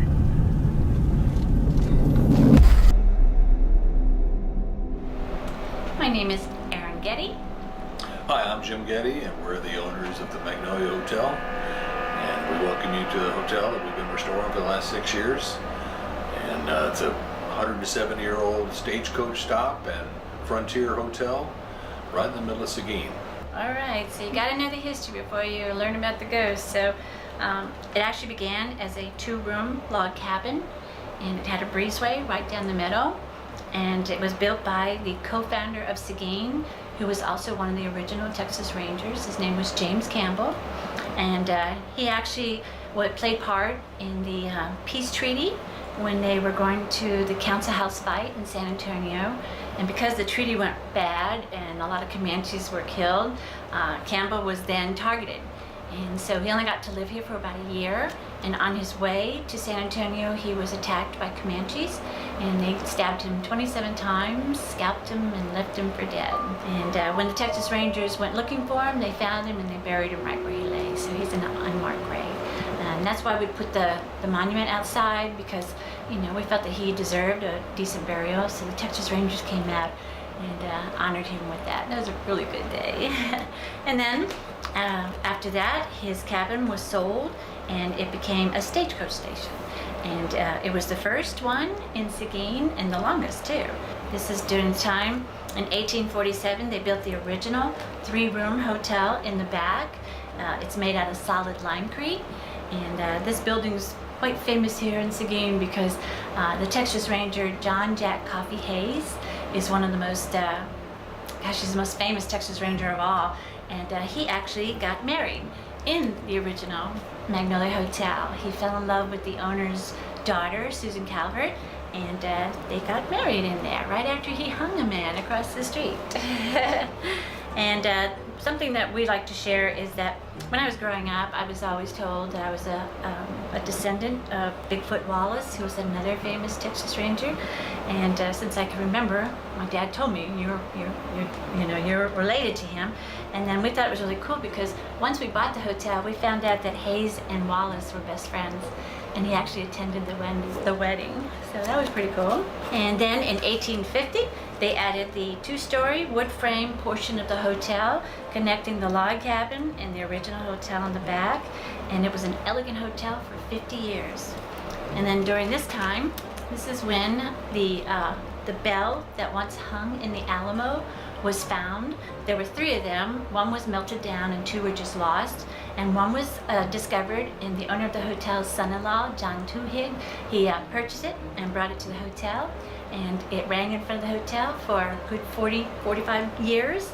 And it wasn't until the Daughters of the Republic of Texas discovered it and verified that it was the Alamo Bell. And they took it back, and now it's in the Alamo. So if you go visit it, it's hanging in the first room. And then in 1930s, by then the hotel had been pretty much downhill, and so it was purchased by an older couple, and they renovated the hotel, making the bottom floor into their home, and the top floor, she took the 10-room hotels and turned it into 4 apartments. And then after the couple passed away, it became idle, and it was left for inheritance, and all they did was just come in and lock the door, and so it remained empty for 15 plus years. And then during that time, it was known as the worst building in all of Seguin. And Jim and I found it, and we discovered it on a YouTube video, and it was just listed on the top 10 most endangered places in Texas. And so once we got here, they opened up the door, and we've been madly in love with it. All right, so that's the history of it. And to be honest, the way we found it was I was writing a book called Haunted New Braunfels, and my family are one of the founding families of New Braunfels. And so I was doing a little book called Haunted New Braunfels, and I put all the stories that my grandmother had told me when I was a child. But I was in a library, and this lady said, you know, are you the lady doing the haunted book? And I said, yeah. And she goes, why don't you do the Traveling Town Como Spirit? And so I was like, oh, who's that? And so she told me it was a little girl named Emma, and that she was murdered in her home in New Braunfels, and the alleged killer was William Faust, and he stayed the night at the Magnolia Hotel the night that he committed the crime. And so how we actually came about the hotel is that Jim and I wanted to take a picture of it to put in the book, and so that's how we found it, and it was so Emma brought us over here. And ever since then, it's just been very active. The day that we signed the papers to owning the hotel, the first spirit showed up, and she was the strongest of all. So it's been a wild ride now. She's amazing. She really is a traveling spirit, and she traveled over here, and she's still giving us secrets. And what she does, she kind of guides us to whatever it is she wants us to know. And the first time she told us her first secret, that was the reason I had to write the Haunted Seguin book, just so I could put her secret in that book. And it was pretty profound. And just about, I guess, it was a year and a half ago, that she came to visit, and boy, did she give us a doozy of a secret. And because of that, I wrote my 3rd book, Mysteries of Magnolia Hotel. And so she still hasn't left. So Jim and I are wondering, what else does she have us to tell? Yeah, but we'll find out soon enough. Mm-hmm. You'll grow to like her. Everybody here is good. Good. You don't have to be worried. It's so sad when people come to visit and they'll walk in going, oh, I'm scared, and hold me and stuff like that. And I keep telling them that these are just people who have passed away. That's all they are, and they all have a story to share, and that's how we know who they are, and they're all very kind. So the only one that's a little bit upsetting is the murderer who resides in room 3, and you just go in there, it's just anger, but I'm not afraid, it's just anger. So whatever, you'll love it down here. Perfect. Well, do y'all want to do a tour? All right. So you're on the opposite side of the log cabin, and this side would have been used for the stagecoach stop. And so when the stagecoach would arrive, the women and children would get up and they would stay in this room, and then the men would go in the other room because they called that the smoking room. And so the men would go in there and smoke their cigars and drink their whiskey. And this room was also used for whenever there was a funeral. It was the only cabin in all of Seguin. So whenever someone passed away, they brought them in here and they would lie in state in here. Also during any kind of fun event, they would gather in here, and it would have been a lot bigger because this wall would not have been here. So they would have dances and parties and stuff. And the coolest thing that Jim and I, our most wonderful experience is when we would just kind of playing around. We knew this was the ballroom, so him and I we were doing a little waltz for fun. And as soon as we stopped, Jim says, "Do you hear that?" And I said, "Yeah, what do you hear?" Because they're dancing with us. We could actually hear their footsteps dancing with us. So that was really cool because it happened to Jim. He's a little bit of a skeptic, you know. Not anymore. Yeah, not anymore. Definitely not anymore. It was in the beginning. But if you want, I can show you, there's a spirit that resides in here, and the way we discovered her was that she would constantly just a soft cry, and it was so sad. It was just constant crying, so we would come in here and try and communicate with her, and there was just no end to it until I had a friend who was a historian and also believed in spirits, and she came and told us a story about the young girl who arrived here at the stagecoach stop, and she was waiting for her sweetheart to arrive by stagecoach. And so she's waiting, the stagecoach arrived, and he didn't get off. And so she said, "Well, I'm going to wait for the next one." That's 2 days later. And they allowed her, and then he didn't get off. It happened 2 or 3 more times, and during this time she wouldn't eat or drink because she was just so depressed that her sweetheart didn't arrive. And so she passed away from a broken heart. And so that's her that comes forward, and it's really cool because we know when she's here, she'll walk amongst you. You can feel her skirt. And we actually had a visitor who caught a pretty amazing capture of her. So if you'd like to see it, I'll show it to you. Please. This was an original picture that was taken very early on. And you can see her looking out the window, which is right there. And then we had a young boy, I give these tours, and he was so bored. And he decided to take a picture of this picture right here. So he turned around and took a picture. All right, so he's turning around. You can actually see the young boy right here, and he's got his cell phone. And after he took it, he just started freaking out, and I asked him what it was, and he says, "Look at my picture." So if you look right here at the bottom, I'm gonna blow her up. And there she is. Oh. She's got her hand on top of her head, her little wedding bonnet, 2 eyes, a nose, and a mouth. Wow, that's crazy. Yeah. It's so clear. It is. She comes forward all the time. And her sweetheart finally arrived, but it is so faint you won't be able to see it on camera. But again, we were having a tour, and this man kept hitting his head. And so we took a picture of him, and as you can see, there's only 4 men in that picture. But if you look at the picture result, you can see the 5th man. Mm-hmm. Wow. I believe that's her sweetheart. That's why she hangs out so. And then when you walk around the house, if you take your phone and put it on cell phone, and you put on selfie, and you walk around, they'll take pictures for you. It happens all the time. Our last tour, it happened 4 or 5 times. And this lady was doing it, so she had her cell phone in her hand, and as she was walking around, took a picture, and she caught our shuttle figure. No problem. Wow. That's very cool. She comes around so all the clear. time. Looks just like her and the other one too. Mm-hmm. They enjoy coming out, So yeah, we call this the Hall of Shadows when you enter, because it's like a shotgun. It goes straight down, and so we see our shadow figures all the time. Any questions? Oh, I was glad that happened afterwards. Yeah, right. Perfect timing. Okay, so now you're walking into the original 1850 saloon. Wow. So it was a saloon in 1850, and it was a very, very busy saloon. And a lot of men came over to drink their whiskey. And Jim and I, when we are not renovating this building, we are restoring it. So everything you see is original. And so we desperately wanted to bring back the saloon so it would give you that feel. But this wall is it's kind of supporting the hotel, so we couldn't take it down. And so we decided to make it into the 1930s kitchen. And so in here, Mrs. Reed likes to show up quite frequently. This is, hope y'all can see it. This is that outside that window right there. And so you can see, there's Mrs. Reed. Mm-hmm. And there's 2 children. This little boy and the little girl is leaning on his shoulder. This one is so clear right I now. know, that's Jenny. And this is William. And that's Mrs. Reed. And she likes to throw things.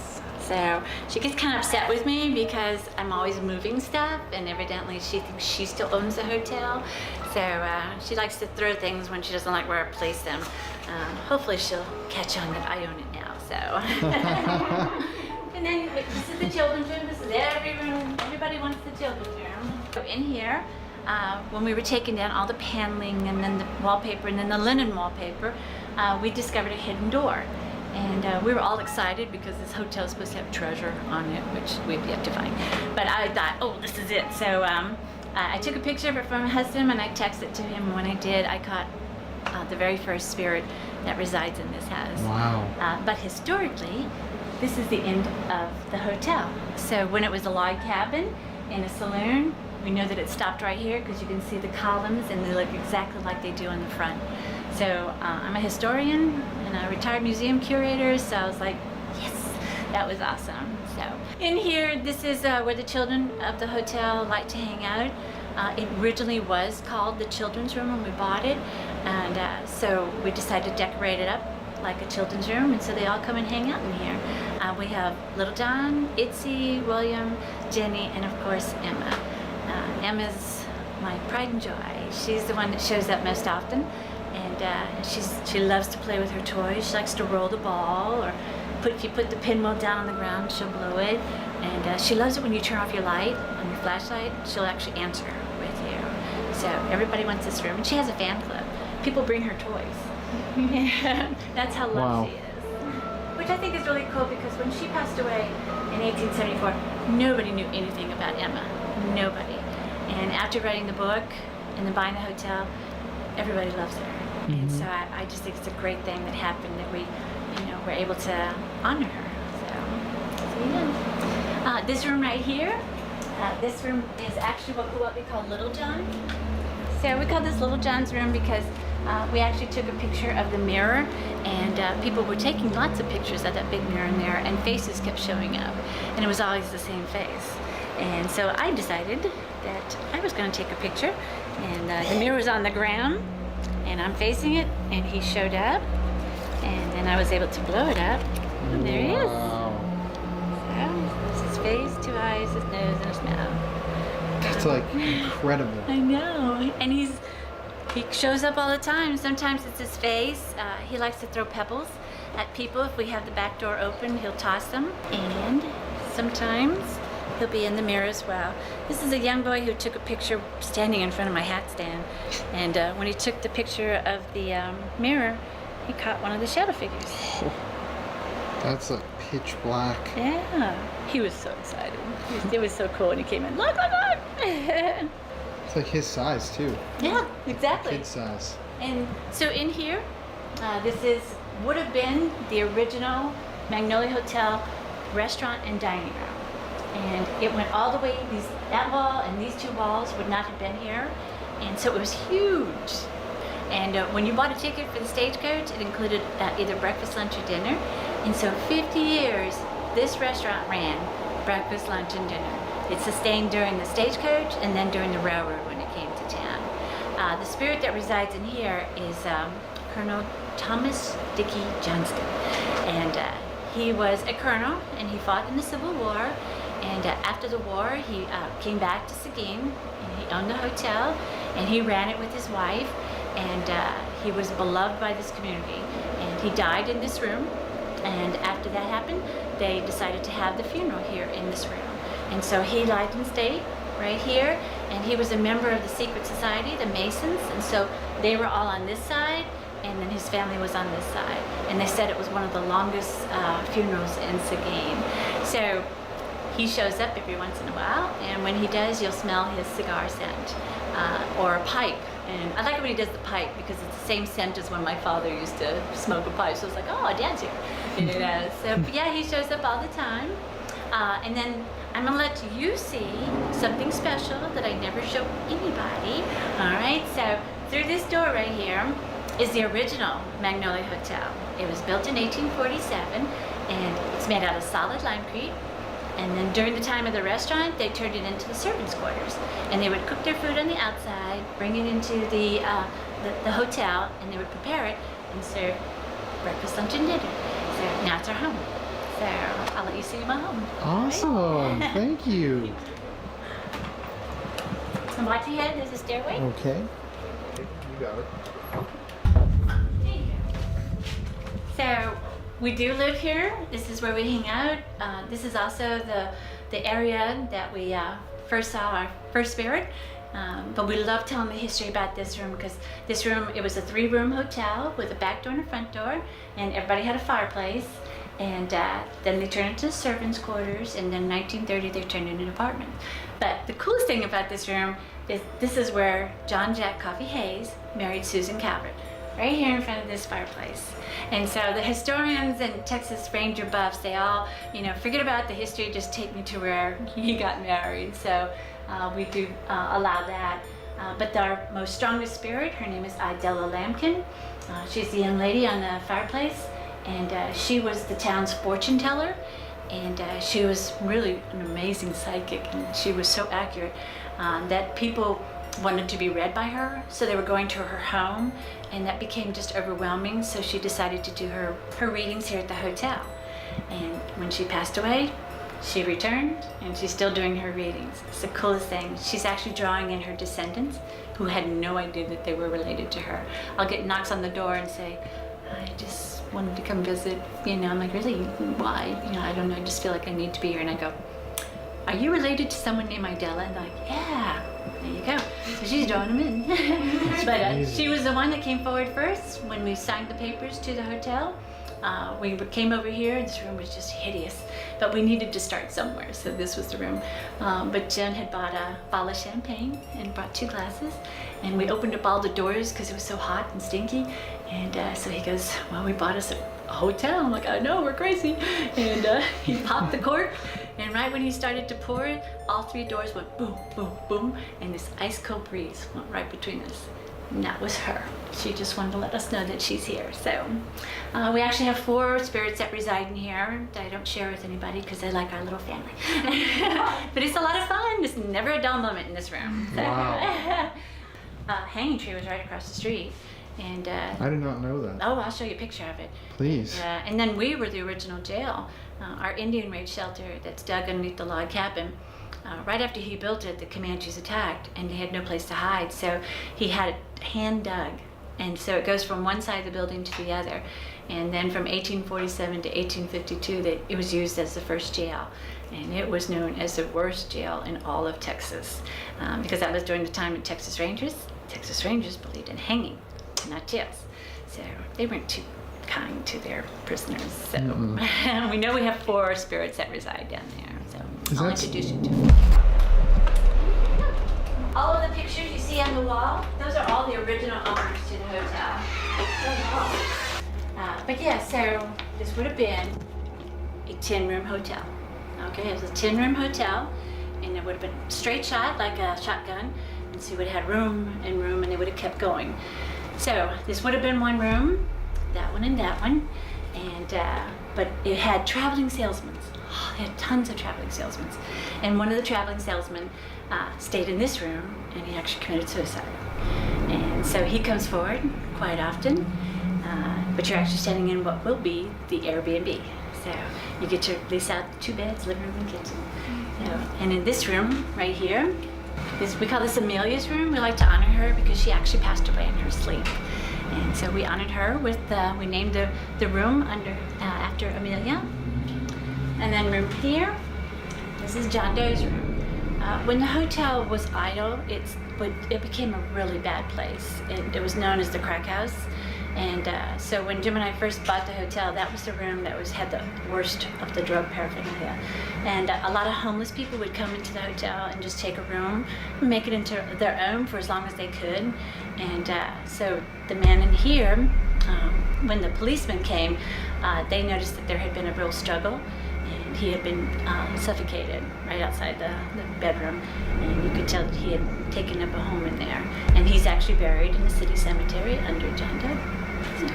And that was when the place was abandoned. Abandoned. Wow. And we were doing an open house, and this really nice-looking gentleman came up to me and said, "Hey, I've been in this house before."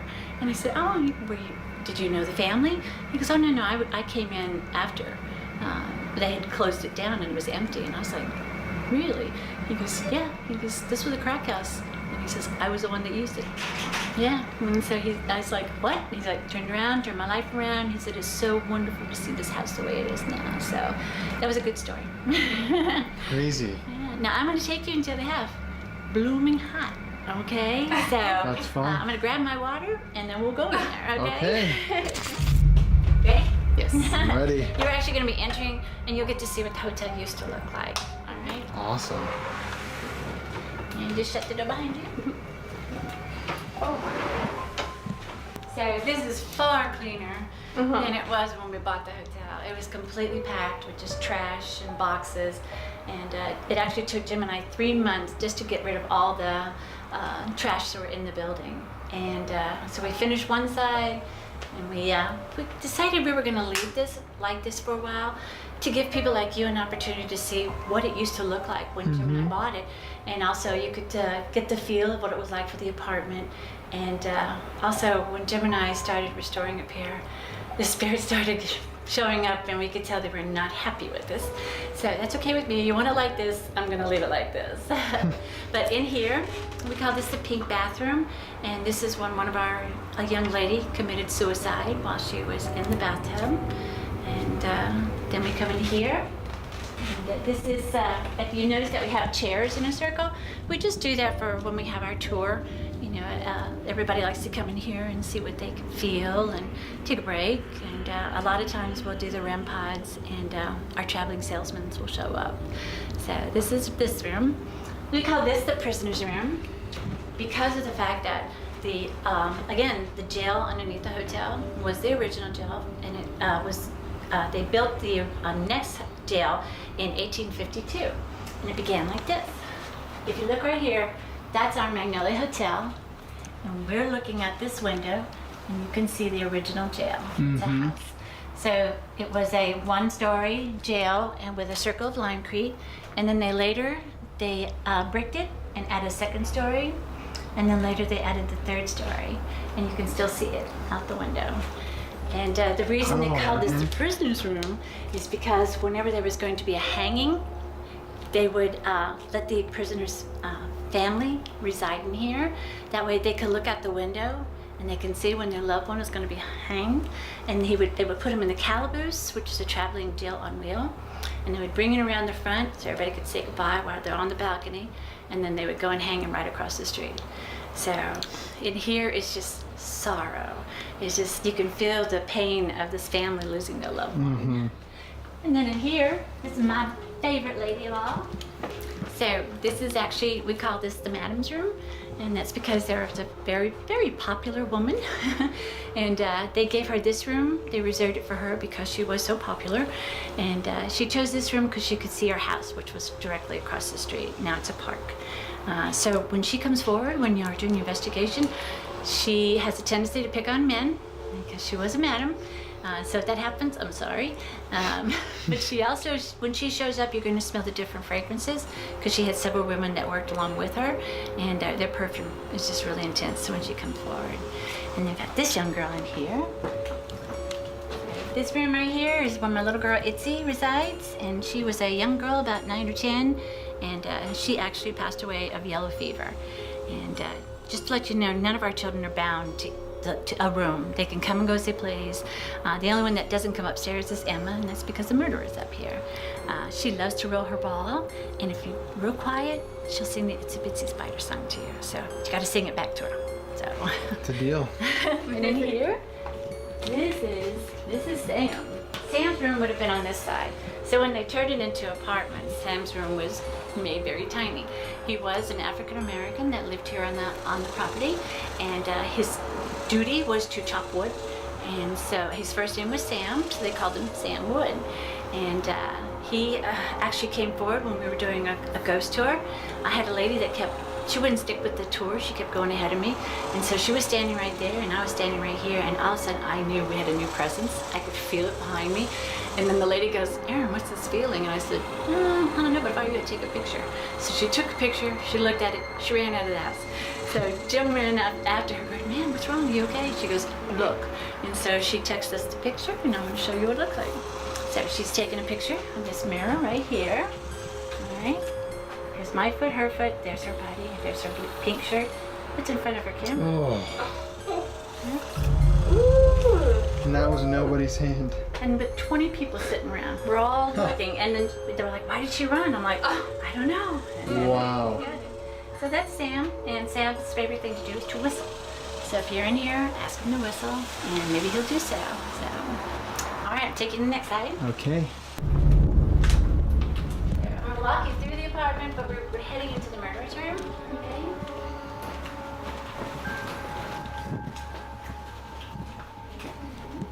There, this is the murderer's room. You can stay in, but I can't. It's just overwhelming for me. But this is the room where the alleged murderer was supposed to stay the night that he committed the crime of murdering little Emma and blinding Helene with an axe. And so it was said that he stole the horse across the street, rode it 2 hours to New Braunfels, had a botched, robbery, and he went into the back of Emma's home and saw that Helene's jewelry was on the counter, and he went in, but Helene woke up and he slashed her eyes, and then he killed Emma just in case she was a witness. And then he rode his horse all the way back another 2 hours and left the horse in the stable, crawled up in this bed as if nothing had happened. And he shows up here quite often, but when it does, it gets super hot. And whenever I tell his story, he gets really intense, and that's why I stay outside, so I don't have to feel it. All right, I'm gonna take you to the Indian Ridge shelter. But so you wouldn't want to come in here when you tell the story?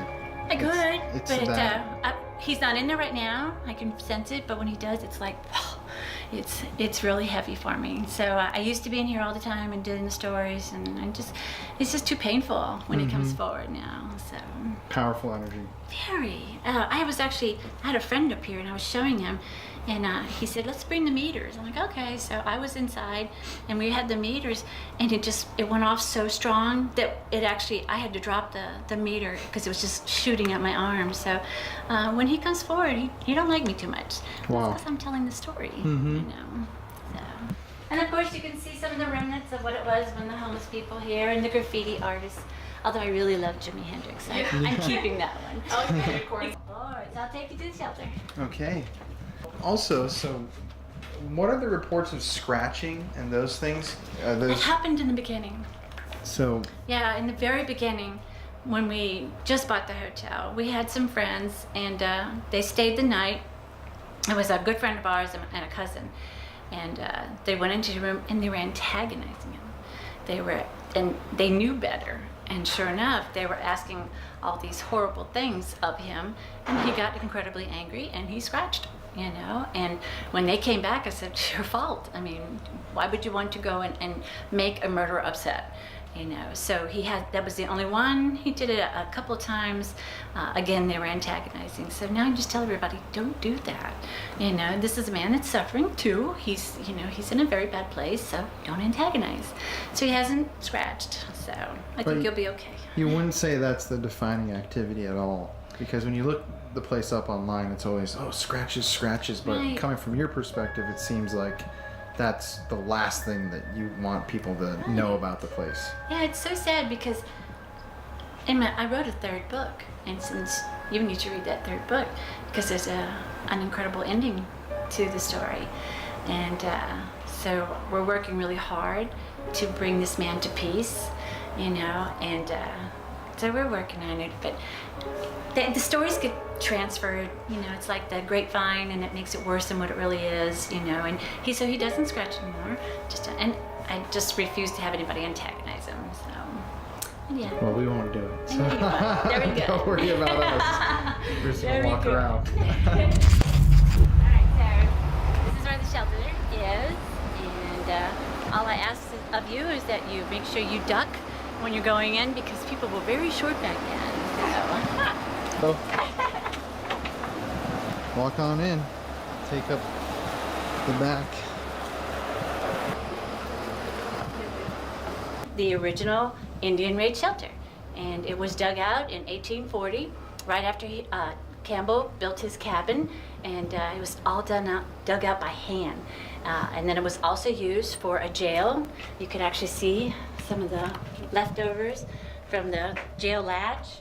And obviously, they were chained at one time because we did find a hook. And again, it was the worst jail in all of Seguin. And then it made it The last Comanche attack was in 1855 on the 4th of July. And when that happened, 3 men were kidnapped by the Comanches. And so all the Texas Rangers went after him, and they told the women and children to come down here and sharpen their knives and to make bullets. So I sit and think how frightening that must have been for those poor children and those women, not knowing what was going to happen. And then during the Civil War, the women took very good care of it. They seemed to survive very well. I don't have too much history during the 1860s, but in the 1870s, when the time of Reconstruction was going on, it was really rough on the ladies because a camp was set up directly in front of the street over there, and it went all the way down to where the white church is. And the Union officers took over the hotel because it was the finest building, and Union soldiers, when they weren't in the camps, they would come down here as well because we find Union bullets all the time, and we have these history buffs that come in and go, yeah, that's Union. Crazy. So I'm sure that the poor lady must have really been painful for them to be here. And then in Prohibition time, this was a speakeasy. It was happened in place. So we find a lot of moonshine jugs. And I love this because this is a moonshine stirrer. You can actually see the X's on it. And that's crazy. Burnt. Would you drink something that can burn a wood? No, thank you. And so yeah, it was a happening place. And they had a bell. And whenever they thought they were going to be raided, they would ring the bell and everybody would scatter. And we found the bell. So cool. We found the bell. It's right on the other side of this big thing right here. Oh. Oh, wow. Oh, cool. That's so cool. And then in 1930s, this was just used for the couple. She liked to make pottery, and so she had a kiln down here. And down here we have 4 spirits. And one is very, very physical. I used to come down here. It was Jim and I who leveled it out. You can see where we stopped. And I would come down here by myself all the time, and then she would come forward, and I knew she was there, but she would start pushing, and she'd pull my hair, and she tripped me one time, and when she started throwing rocks, I told Jim, I said, I'm not going down no more. And so I only come down here with guests, and or if Jim's with me. So, and we do know we have 3 others, and we do know that 2 of them were starved, and 2 of them were African American, and the other one was Comanche. So it's very active down here at night. So I believe it. Not down here at night. So yeah, you should be down here. Yeah, we're gonna have to come down at night. So yeah, it's all yours. So, awesome. You even get to have Stormy. Yay. Keep a safe, Stormy. So why did they say that this was the worst jail in Seguin? Just curious. Because during the time that they opened the jail, it was the Texas Ranger era, and they were fighting Comanches, and they were hanging. That's how, that was their law back then, to hang. So when the law came in and says, well, we can't hang anymore, we gotta put them in a jail. Well, the Texas Rangers were like, oh yeah, well, we'll do that, but we're not gonna take care of them. So they would starve them. They would get like 1 piece of bread and half a cup of water to sustain them every day. So of course they would starve. So then those people that died from starvation died from starvation. In the jail. In the jail. Wow. So we know that 3 of them are the ones that are here. The young girl that keeps coming up, she'll manifest. She'll come right out of the tunnel. I really believe that that's why Stormy and Dee, they're always over in that area, and they'll get in the tunnel as well. And when she manifests, she'll come out of there, and I don't know who she is. We cannot figure out who she is. No communication, no history, so I don't know. But this is a tunnel? What? So they said that when it was during Prohibition, that there was a tunnel that led out of the hotel, and it went out to the street. And whenever the bell would ring, they'd go into the tunnel and they'd hightail it. And the city actually found the tunnel. Actually found the tunnel. That's what I was looking at. Yeah. Wow. That's crazy. But I don't think they want tourists looking for the tunnel, so they closed it up real quick. I can imagine that. So it was supposed to lead out there, and we started, it goes all very, very far. We had like a rake, and we put a tape to a stick, and we kept going and going, and just kept going. But then we started pulling out creepy stuff. We pulled out a shoe, we pulled out an old pair of blue jeans, and then we had a locket, and I told Jim, I said, I don't want to know what else is in there. Let's just stop. You know, just my luck, we'll get a skeleton or something like that. So it goes pretty far out. So that's where they say the tunnel was led. But have they checked the whole thing? Mm-mm. They haven't? No. What I would love to do is they get the plumber cameras. Mm-hmm. You know, I would love to hire a plumber and just do the camera and see what's out there. You know, but it goes all the way out there. But here in Seguin, it's such a charming city. It's very family friendly, you know, and although there's a lot of wonderful history here, like with the Texas Rangers, you know, starting here, you know, there's a lot of sadness in every city. You know, and so I believe that, you know, once the tunnel was found, that the city just, let's not talk about it, you know, let's just leave it at that, you know, and let's not talk about the jail, and which is okay with me, you know, but if you're going to come to my building and ask me about it, I'm going to tell you the history, so you can't walk out without that, so. Good. So, yeah, so I'd love to see what's on the other side of that tunnel someday. Yeah, me too, yeah. Yeah. So you've had your tour. Awesome. All yours. After our tour of the Magnolia, we headed back to our home base to grab our equipment and some new batteries, then headed back to the hotel in order to begin our paranormal investigation. There was definitely an air of unease between Peyton and I because this place was spooky. When we arrived back at the Magnolia, it was dark outside, the building was completely empty, and it was our turn to finally investigate the famous and haunted Magnolia Hotel. Okay, everybody, welcome to one of the most exciting episodes of the Paranormal Files of all time. Right behind me is the famous Magnolia Hotel here in Seguin, Texas. Now, this is a place that is famous around the world for the paranormal activity that happens within its walls. I mean, you've got years and years of experiences that have been compiled into books of ghost stories just from this specific building. It's absolutely insane. And these experiences are so diverse. There are people who have seen full-bodied apparitions of women, children, men.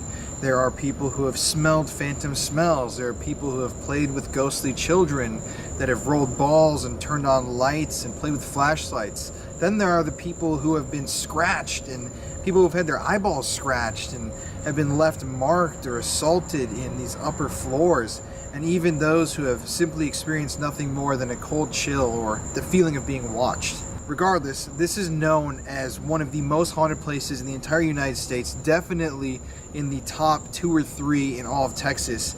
I mean, you've got Goatman's Bridge, but that's just a bridge. Then you've got the Baker, but that's a condemned hotel. The Magnolia is famous because not only is it still partially abandoned, it has been restored, and there are so many different elements to this story. There's history, there's violence, there's love, there's sadness. It's all right here in this building. But we are being given tonight exclusive access to the hotel. We are given access by the owners, who were just so nice to us, such amazing people. They're actually giving us the privilege of having free roam over the entire building tonight, which no other television crews can claim that they've had. It's going to be a totally different experience for the spirits or entities that are living here in the building, and hopefully it's going to allow us to make contact easier by being able to chase these noises and sounds and feelings throughout the building when we see fit. So as a plan for tonight, we're going to start on the first floor where the children's room is, amongst other rooms, but that's, you know, particularly active room on this floor. We're going to move up to the second floor with the murderer's room and the other people who lived up there. There was a traveling salesman, the pink bathroom, the lady who drowned herself in there, the madam, who apparently Aaron, the owner, Aaron saw the madam's spirit behind us today, because we all smelled perfume when we were in the building filming that interview, and apparently the madam was standing right behind me. So I've already got a little bit of a ghostly attachment that was behind me earlier. And once we investigate the upstairs, we are going to head down to the cellar area. I don't know what you would officially call that, but the old Seguin jail and the bootlegger alcohol speakeasy tunnel area. So once again, if you're watching this video and you don't subscribe to the channel, please help us out. Just click the subscribe button. Every subscription helps us, you know, achieve our goals of making this our full-time living, and we want to make an impact on the world and help people through this channel. We have a lot of big plans, so just help us out. Subscribe, tell people to watch the videos. But anyway, we don't like to shamelessly self-promote, and We're gonna start this off right. Okay, so we got the coffee since it's always a late night. Gatorade for my blood sugar. But we're gonna head into the Magnolia for the first time tonight and just go straight for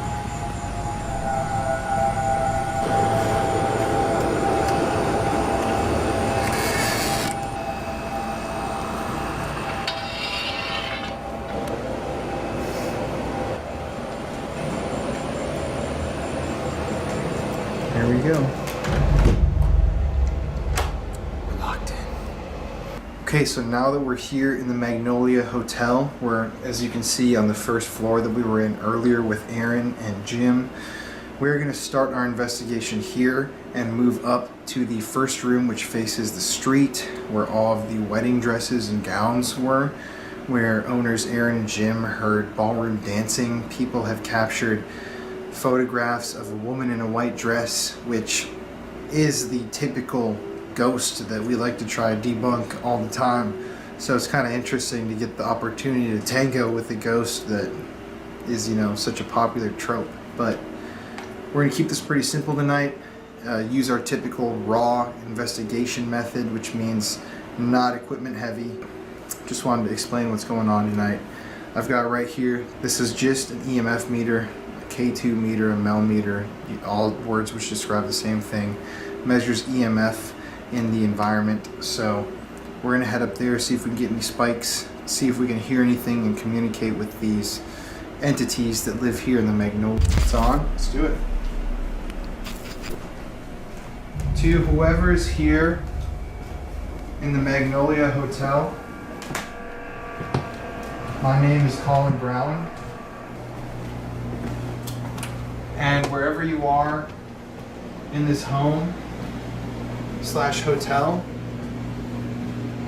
we would like a car.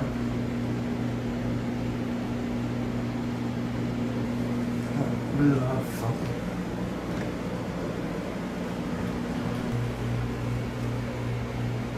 You hear that?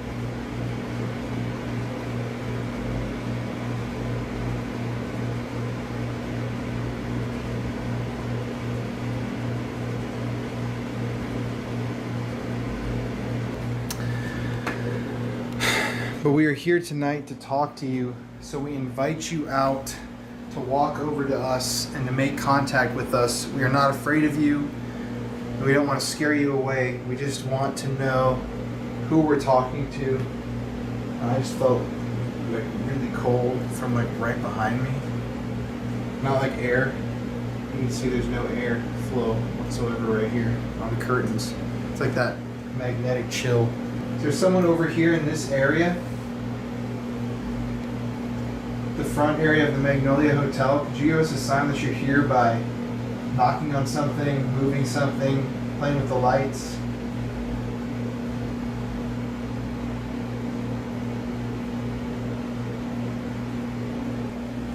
You can turn it off.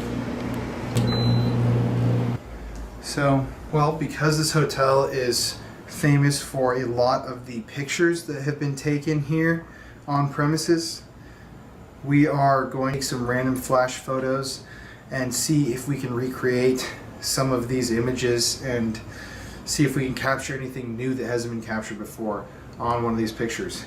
We're going to post all of those to our Instagram and our Facebook. The links are in the description of this video. So if you want to see these pictures, go check that out. And if we get one defining one, we'll probably put it in the video when we take it. But a couple pictures.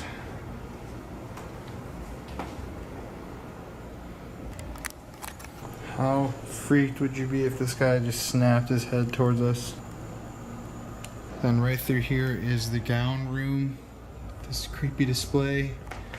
And a long hallway that goes down there. Yeah, this is the old ballroom.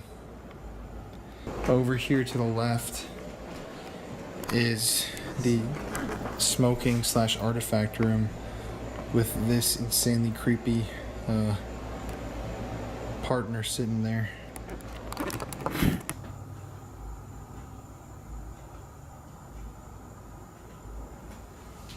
Are you in one of these rooms?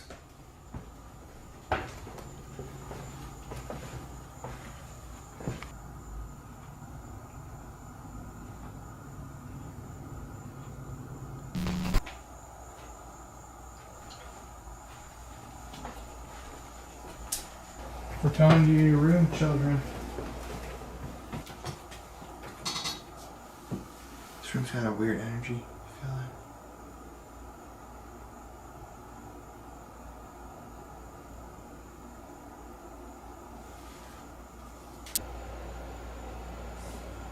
That angle's not flattering. Is there someone here preventing you from coming through? Are there any of the shadow people here?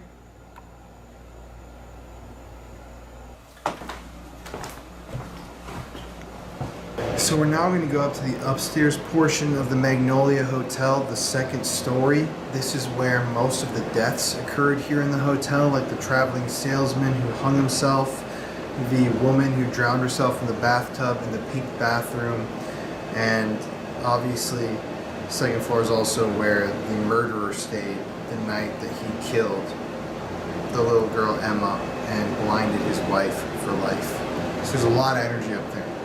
It feels a little bit dead down here. Don't know if it's because we just haven't been there or been here for too long of a time. We've still been here for a while, but we like to give it time here and let things play out on their own. So bringing up our trusty pal, the REM pod tonight, the EMF meter.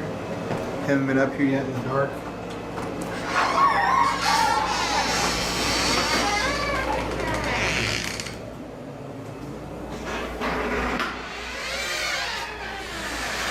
To whoever's up here, we are not coming to harass you. To whoever's upstairs, we're just coming in to say hi and to make contact. We wish you no harm. And please do not harm us. Let's go.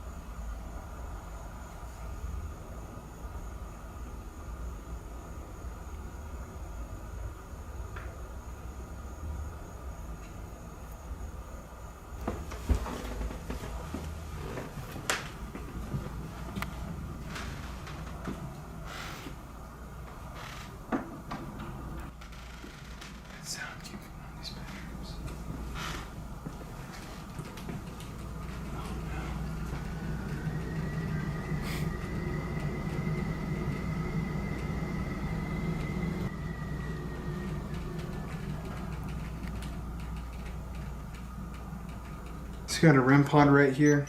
This device kicks out an electromagnetic field around it in about a circular shape.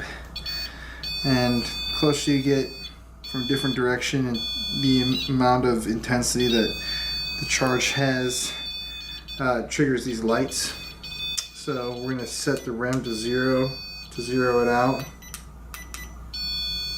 Temperature's at 0. So we're just going to leave that there and see if it hits at all during the night.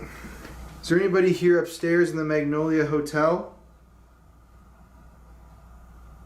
And could you give us a knock or a sign that you're here with us?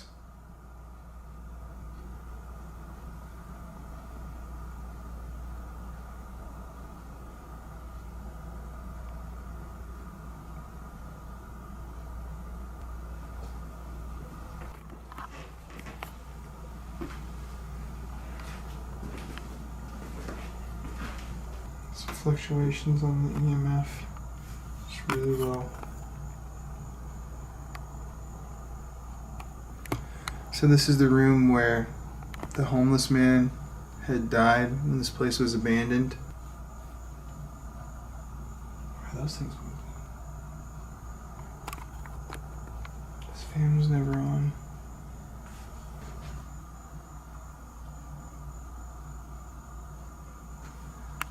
Sit down for a second. too before we go to the unfinished part. Kill the lights. Guys, I know it's kind of boring.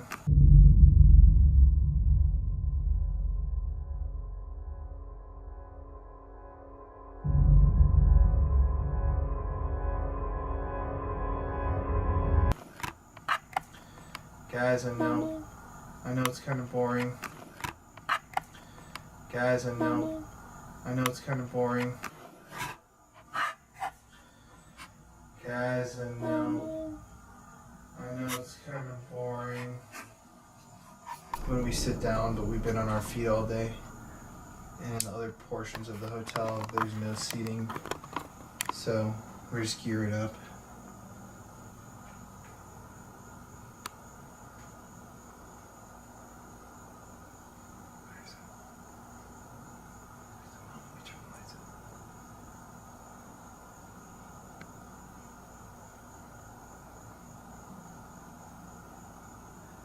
Could you tap again if that was you out there?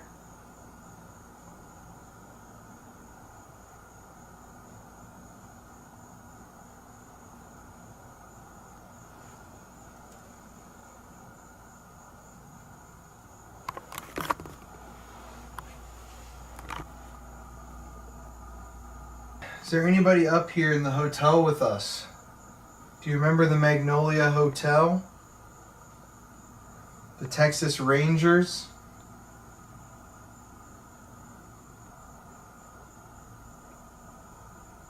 Faust or Emma? Remember those names?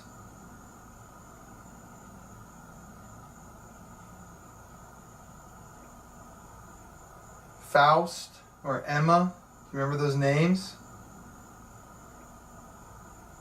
Faust or Emma? Remember those names? Faust or Emma? Remember those names?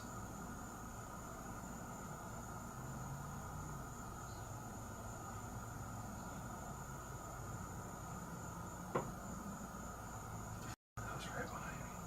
Yeah, that's odd.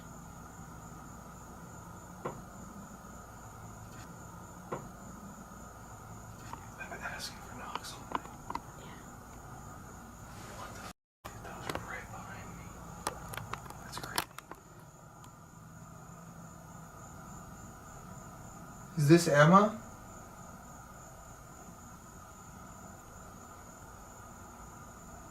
Could you knock again if this is Emma?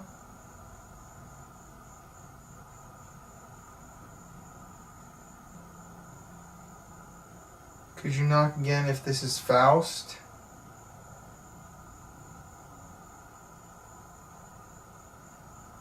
The murderer?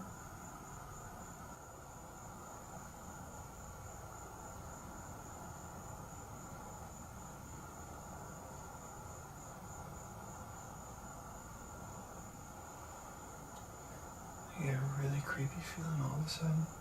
Really? Yeah, right behind me. Is there anything to my right behind me? No. It feels so creepy all of a sudden.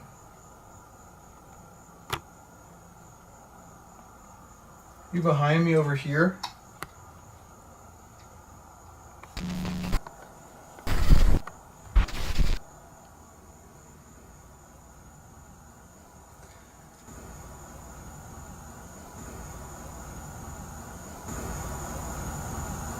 Is there anybody here in the Magnolia Hotel that would like to talk to us? Bottle popping or someone going?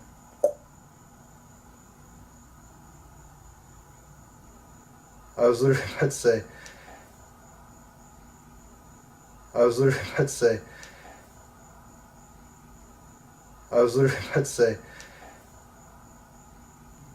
Can you do that again if that was you?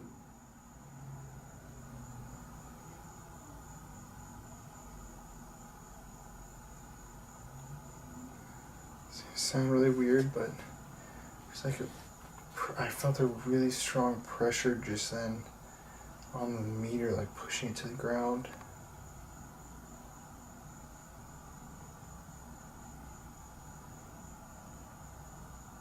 Show us that you're here. It's a really bizarre sequence of events.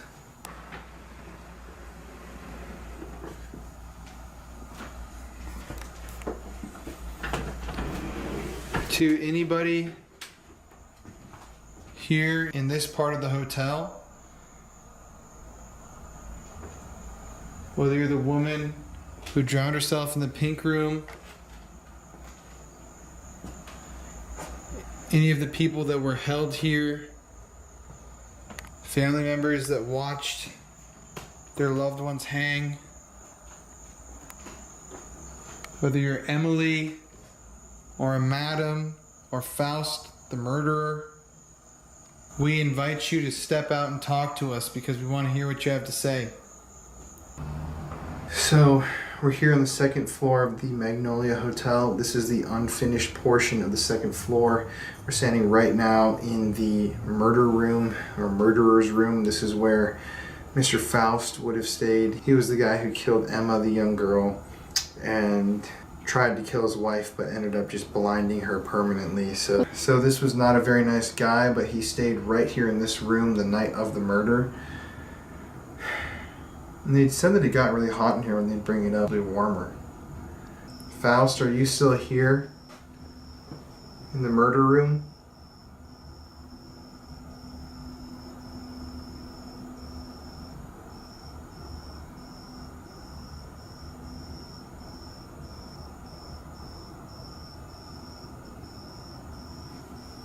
Can you answer a simple question? Why have you scratched so many people in here? Are you angry about something? Do you want forgiveness for something?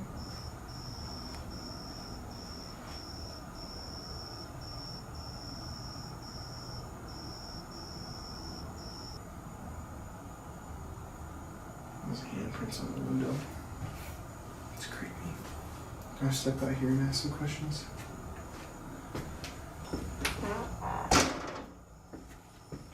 So right here we've got kind of an overview of the entire unfinished portion of the Magnolia. Is there anybody here in the upstairs of the Magnolia Hotel who would like to talk to us? Is there a Mr. Faust? Maybe a Madame?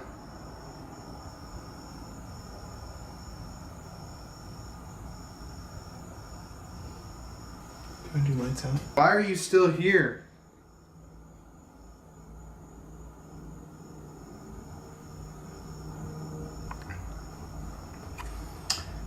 Well, we're going to go back to the last portion of this upstairs that we haven't explored yet. Here's the Madam's room, and let's see if there's anything going on back there.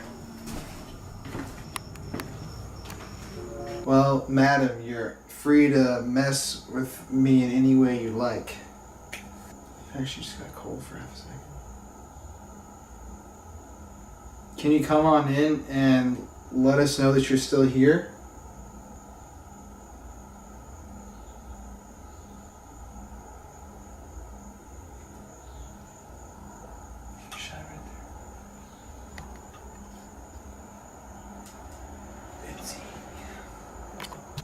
Can anyone let us know that they're here in the hotel with us? Do you remember the Magnolia Hotel, Seguin, the Texas Rangers, Faust, Emma?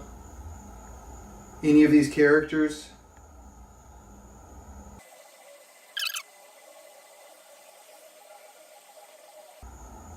It's just so calm in here.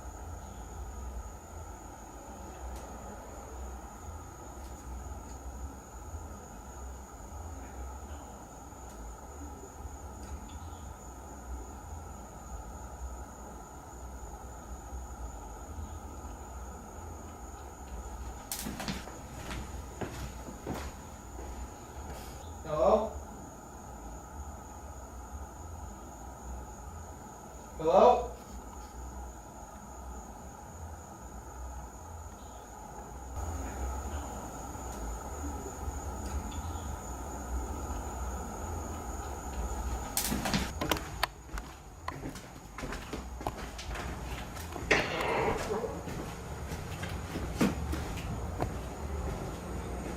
There was literally no one out there. I promise you, I could see the whole street. It was just creepy.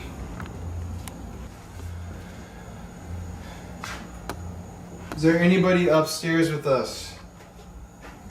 One more time. Itzy, the madam, Faust, could you just give us some sort of a sign, just something big, please? We traveled all the way from Austin to come hang out with you guys tonight. We're being very respectful and polite. All we would like is a simple sign that you're here with us. Please, we're begging you. To round out our investigation at the Magnolia, I'm going to be entering the notoriously haunted basement, which used to be Seguin's harshest jail. It served as a shelter for when different Native American tribes would attack this settlement. There was a lot of death that happened down here, a lot of sadness. It was also a speakeasy, as Aaron said earlier in our interview, and there's a tunnel that connects to this basement that no one has explored fully, and they've pulled out clothing and other creepy items, and there's a theory that Aaron has that there might be a body or something else in those tunnels, and it seems that the city of Seguin has tried to hide the fact that they found these tunnels and they've never explored them. So who knows what's under here, but here's the creepy basement. Here's the Magnolia Hotel. It's completely empty right now. Here's the eerie basement. And here we go.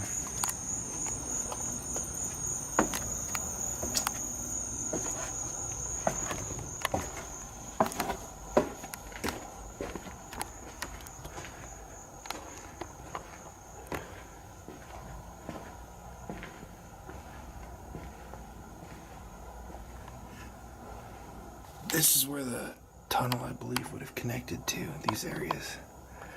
There's a really cute cat right there too. Hey buddy. Well, I got white pants, so I really don't want to sit on this dirt. Come over here. So I'm down here alone in the basement, like I said before.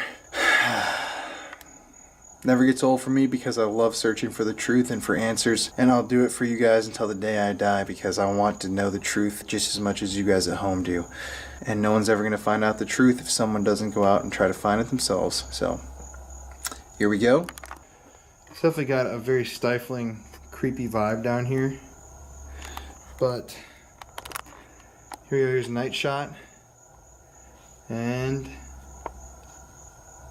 now we're in the darkness. Is there anybody down here in the old Seguin jail with me?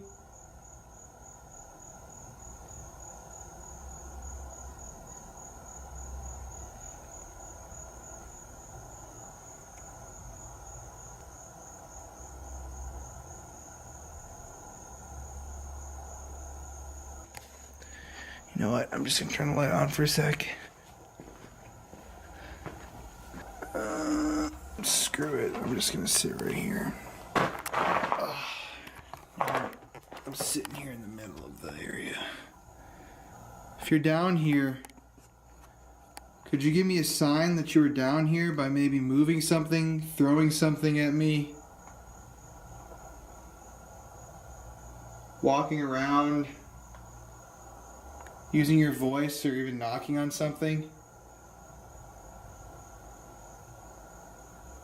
Well, it 100% just got really cold in here, so that's just creeping me out. My name's Colin, and I'm just here to listen. Were you imprisoned down here?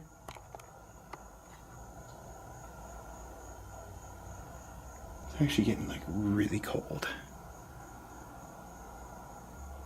Damn, this is freaky. There's no vent above me either. It's like all on my arms and legs. It's getting really cold. Can you use your voice to tell me who you are? Could you walk over to me? Or like I said, throw a rock?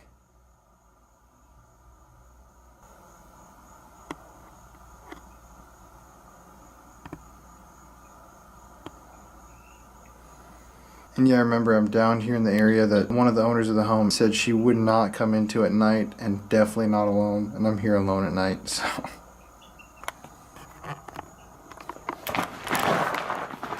Move over here. Oh, that's a big ass spider web. I'll just crouch right here.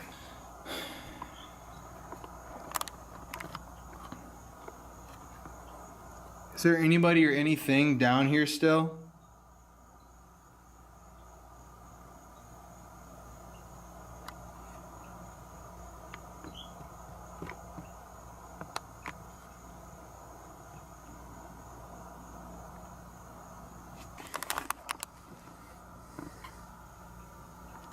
Squeak of some sort right there. And the cat staring at the corner over here. Give me a sign if you want me to leave. Throw something at me. Touch me. I don't really care. I'm down here in your home. I'm not trying to offend you or make you angry, but if you want me to leave, let me know, because I'm just here trying to find out some answers and I don't want to be bothering you.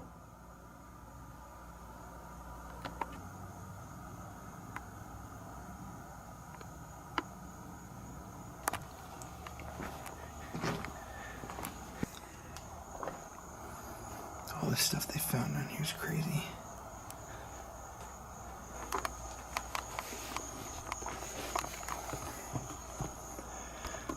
Okay, guys. I've been down here asking you questions. Can you please give me one thing? I came all the way here from Austin. I just want to know a little bit more about you and why you're still here. Yeah, it's just so silent down here. It's crazy.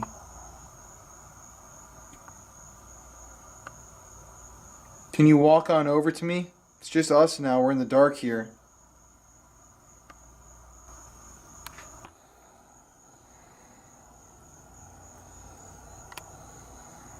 No, that's creepy. Does anybody have anything left to say? This is your last chance before I leave.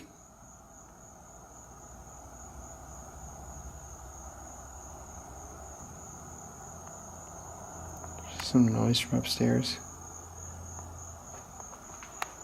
Thank you, guys. Well, that was interesting. Is there anybody here at the Magnolia Hotel? It's only me and you now. I'm here all alone.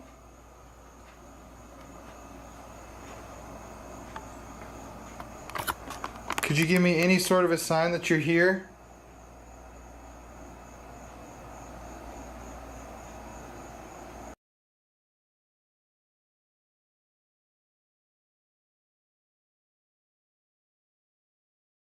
Thank you to all the spirits and to everyone here in the Magnolia Hotel. Thank you so much. Please stick around for future generations, no matter who you are or what you are. And stick around for me, because I'm going to be back sometime and I want to talk to you next time. But anyways, for now, you guys have a good rest of your night, and I'm going to head... At the end of the day, we only spend a small amount of time in the locations that we visit, so we don't expect to always be able to capture something crazy on camera when we're investigating. The probability of visiting a supposedly haunted location and capturing groundbreaking evidence of the paranormal instantly is extremely low, and yet the biggest part of paranormal investigating is something that you can't capture on camera. It's the feeling of a location, the energy transmuted through technology. So at the end of the day, I encourage you watching to head out on your own to investigate the paranormal. Find your own truth. We're trying our hardest here, but no matter what, you aren't going to get the full paranormal experience that you crave by just sitting there and watching our videos. It's about getting out, exploring, going on adventures with your friends, and confronting one of the biggest questions that has always plagued mankind since the very beginning. Where do we go when we die? We don't have an answer yet, but we're working on it, trust me. I sincerely thank you for taking the time to watch our videos, and we love you. And as always, stay spooky.